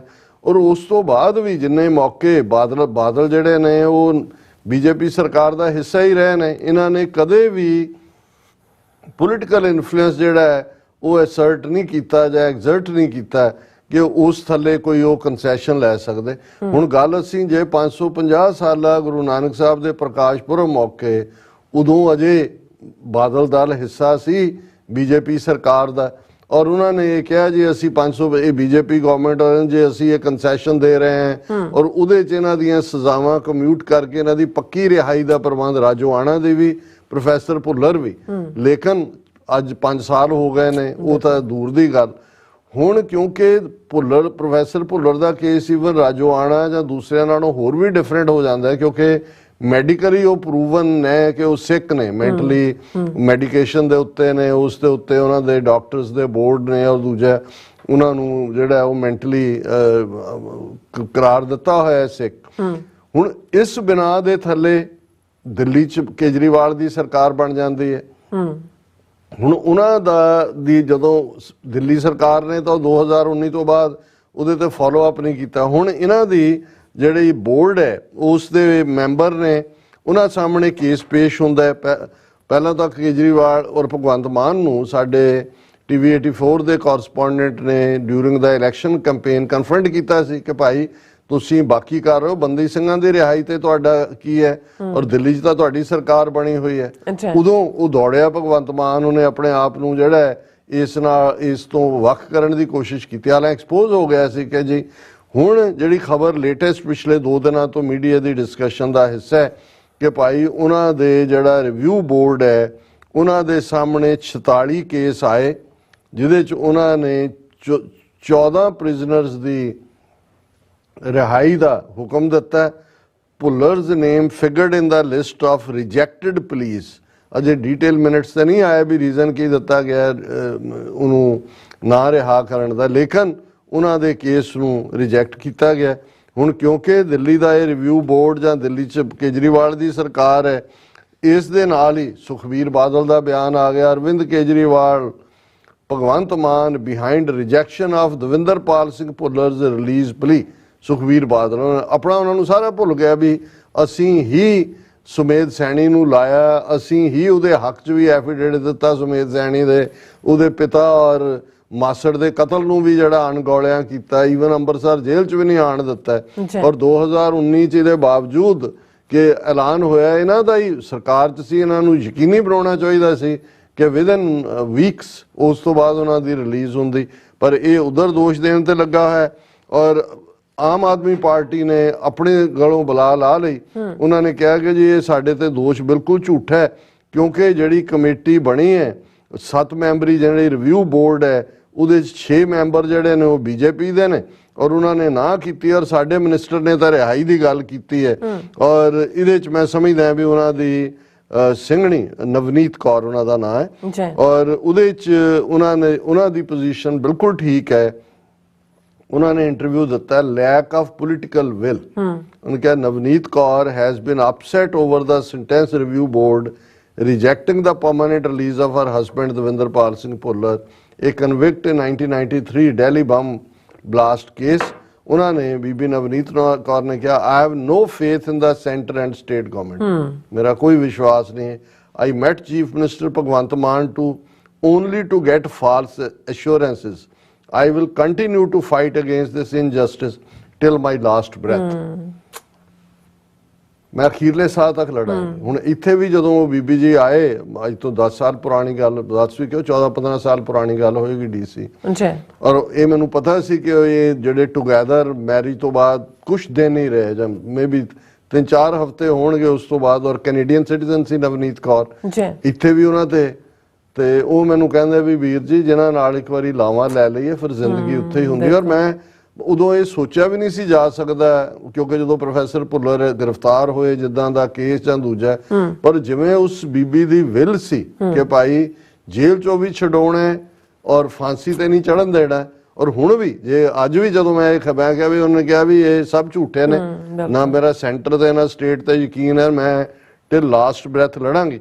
ਹੁਣ ਜਦੋਂ ਅਸੀਂ ਇਸ ਖਬਰ ਨੂੰ ਦੇਖਦੇ ਹਾਂ ਤੇ ਨਾਲ ਦੀ ਨਾਲ ਖਬਰ ਲੱਗੀ ਹੁੰਦੀ ਹੈ ਡੇਰਾ ਸੱਚਾ ਸੌਦਾ ਚੀਫ ਗੁਰਮੀਤ ਰਾਮ ਰਹੀਮ ਗੈਟਸ 50 ਡੇ ਪੈਰੋਲ। ਉਹਨੂੰ 9ਵੀਂ ਵਾਰ ਜਿਹੜੀ ਹੈ ਪੈਰੋਲ ਪਿਛਲੇ ਇਸ 'ਚ ਮਿਲੀ ਹੈ, ਔਰ ਇਹ ਪੂਰੀ ਡੀਟੇਲ ਹੈ ਕਿ ਵੀ ਹੁਣ ਅਜੇ 15 ਅਗਸਤ ਨੂੰ ਤੋਂ ਬਾਅਦ ਜਨਮ ਦਿਨ ਲਈ ਪੈਰੋਲ ਦਿੱਤੀ, ਨਵੰਬਰ 'ਚ 21 ਦਿਨਾਂ ਦੀ ਪੈਰੋਲ ਦੇ ਉੱਤੇ ਆਇਆ ਸੀ, ਅਜੇ ਦਸੰਬਰ ਮੁੱਕਿਆ 19 ਜਨਵਰੀ ਤੋਂ 50 ਦਿਨ, ਇਹਦਾ ਮਤਲਬ ਹੈ 2 ਮਹੀਨੇ ਹੋਰ ਪੈਰੋਲ। ਸੋ ਇਹ ਹੈ ਇਨਸਾਫ ਸਿਸਟਮ। ਸੋ ਜਿਹੜੇ ਲੋਕ ਇਹ ਸਮਝਦੇ ਨੇ ਕਿ ਉੱਥੇ ਦੇ ਸਿਸਟਮ ਚੋਂ ਤੁਸੀਂ ਕੋਈ ਜਸਟਿਸ ਕੱਢ ਸਕਦੇ ਹੋ, ਭੈਣ ਜੀ ਨਵਨੀਤ ਕੌਰ ਨੇ ਬਿਲਕੁਲ ਠੀਕ ਕਿਹਾ ਕਿ ਨਾ ਕੋਈ ਸਟੇਟ, ਨਾ ਕੋਈ ਸੈਂਟਰ, ਨਾ ਕੋਈ ਪੋਲੀਟੀਕਲ ਪਾਵਰ ਉਹਨਾਂ ਦੇ ਲਈ ਸਿੱਖ ਨੌਜਵਾਨੀ ਦਾ ਘਾਣ ਕਰਨਾ ਉਦੋਂ ਵੀ ਇਹ ਉਸ ਪਾਲਿਸੀ ਦਾ ਹਿੱਸਾ ਸੀ। ਤੇ ਜੇ ਕਿਸੇ ਨੂੰ ਕੋਈ ਥੋੜੀ ਬਹੁਤ ਰਾਹਤ ਮਿਲ ਸਕਦੀ ਹੈ ਤੇ ਉਹਨੂੰ ਰਾਹਤ ਦਿਵਾਉਣ ਦੀ ਥਾਂ ਪੋਲੀਟੀਕਲ ਫੁੱਟਬਾਲ ਬਣਾਉਣਾ, ਇਹ ਅਸੀਂ ਪ੍ਰੋਫੈਸਰ ਭੁੱਲਰ ਦੇ ਕੇਸ 'ਚ ਬੜਾ ਕਲੀਅਰਲੀ ਦੇਖ ਰਹੇ ਹਾਂ। ਜੀ ਡਾਕਟਰ ਸਾਹਿਬ, ਤੁਹਾਡਾ ਬਹੁਤ ਬਹੁਤ ਸ਼ੁਕਰੀਆ। ਸੋ ਥਲੇ ਬ੍ਰੇਕ ਵਿਊਅਰਸ, ਤੁਸੀਂ ਕਿਤੇ ਨਹੀਂ ਜਾਣਾ, ਮਿਲਦੇ ਹਾਂ ਆਫਟਰ ਦਿਸ ਸ਼ਾਰਟ ਬ੍ਰੇਕ।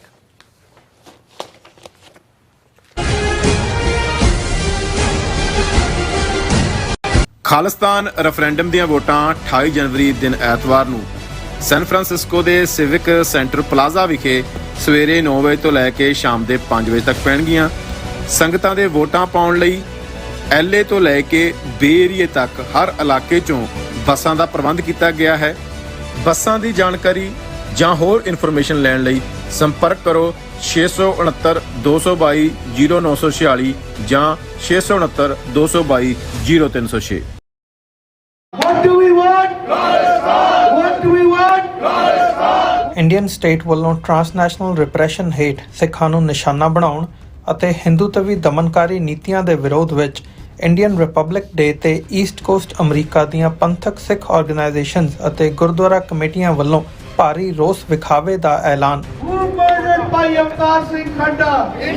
26 ਜਨਵਰੀ 2024 ਦਿਨ ਸ਼ੁੱਕਰਵਾਰ ਨੂੰ ਸਵੇਰੇ 10:30 ਵਜੇ ਵਾਸ਼ਿੰਗਟਨ DC ਵਿੱਚ ਸਥਿਤ ਭਾਰਤੀ ਅੰਬੈਸੀ ਮੂਹਰੇ ਵੱਡਾ ਪ੍ਰੋਟੈਸਟ ਕੀਤਾ ਜਾ ਰਿਹਾ ਹੈ।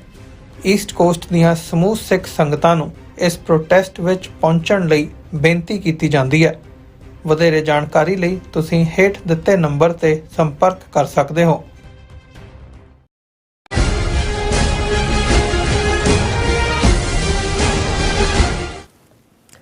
ਦਰਸ਼ਕੋ, ਬ੍ਰੇਕ ਤੋਂ ਬਾਅਦ ਤੁਹਾਡਾ ਸਭ ਦਾ ਭਰਪੂਰ ਸਵਾਗਤ ਹੈ। ਸੋ ਵਿਊਅਰਸ, ਐਨੂਅਲ ਸੈਕਸ਼ਨ ਦੇ ਵਿੱਚ ਆਪਾਂ ਗੱਲਬਾਤ ਕਰਨ ਜਾ ਰਹੇ ਹਾਂ ਪੰਜਾਬ ਦੇ ਹਵਾਲੇ ਨਾਲ ਕਿ ਪੰਜਾਬ ਕਿਵੇਂ ਭਾਰਤੀ ਸਟੇਟ ਦੀ ਇੱਕ ਬਸਤੀ ਬਣਿਆ ਹੋਇਆ ਹੈ ਔਰ ਇਸ ਦੀ ਇੱਕ ਵੱਡੀ ਉਦਾਹਰਨ ਕੇਂਦਰ ਸਰਕਾਰ ਵੱਲੋਂ ਪੰਜਾਬ ਦੇ ਪਾਕਿਸਤਾਨ ਨਾਲ ਲੱਗਦੇ ਬਾਰਡਰ ਤੇ ਜਿੱਥੇ BSF ਦੀ ਹੱਦ 15 ਕਿਲੋਮੀਟਰ ਤੱਕ ਹੁੰਦੀ ਸੀ, ਉਸ ਨੂੰ ਵਧਾ ਕੇ 50 ਕਿਲੋਮੀਟਰ ਕਰ ਦਿੱਤਾ ਹੈ।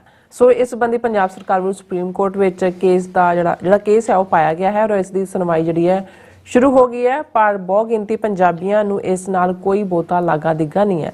ਸੋ ਇਸ ਬਾਰੇ ਆਪਾਂ ਗੱਲਬਾਤ ਕਰਨ ਜਾ ਰਹੇ ਹਾਂ ਔਰ ਨਾਲ ਹੀ ਤੁਹਾਡੇ ਜਿਹੜੇ ਲਾਈਵ ਕਮੈਂਟ ਨੇ ਉਹ ਵੀ ਆਪਾਂ ਲਵਾਂਗੇ ਔਰ ਗੁਰਬਾਣੀ ਚੈਨਲ ਦੀ ਸਾਂਝ ਤੁਹਾਡੇ ਨਾਲ ਪਾਈ ਜਾਏਗੀ। ਸੋ ਅਸੀਂ ਚਾਹਾਂਗੇ ਕਿ ਤੁਸੀਂ ਸਾਨੂੰ ਇਸੇ ਤਰ੍ਹਾਂ ਬਣੇ ਰਹਿਣਾ, ਦੇਖਣ ਸੁਣਨ ਲਈ, ਲਿਖਣ ਲਈ ਤੁਹਾਡਾ ਸਭ ਦਾ ਬਹੁਤ ਸ਼ੁਕਰੀਆ ਜੀ। ਡਾਕਟਰ ਸਾਹਿਬ ਕੀ ਕਹਿਣਾ ਚਾਹੋਗੇ? ਦੇਖੋ 1947 ਤੋਂ ਇੱਕਦਮ ਬਾਅਦ ਹੀ ਪੰਜਾਬ ਨੂੰ ਇਹਨਾਂ ਨੇ ਇਸ ਲਈ, ਹਾਲਾਂ ਉਦੋਂ ਸਿੱਖਾਂ ਦੀ ਆਬਾਦੀ ਪੰਜਾਬ ਦੇ ਵਿੱਚ 32-33% ਸੀ। ਅੱਛਾ, ਇਹ ਜਿਹੜੀ 60% ਤੱਕ ਪਹੁੰਚੀ ਇਹ ਤਾਂ ਨਵੰਬਰ 1966 ਤੋਂ ਬਾਅਦ।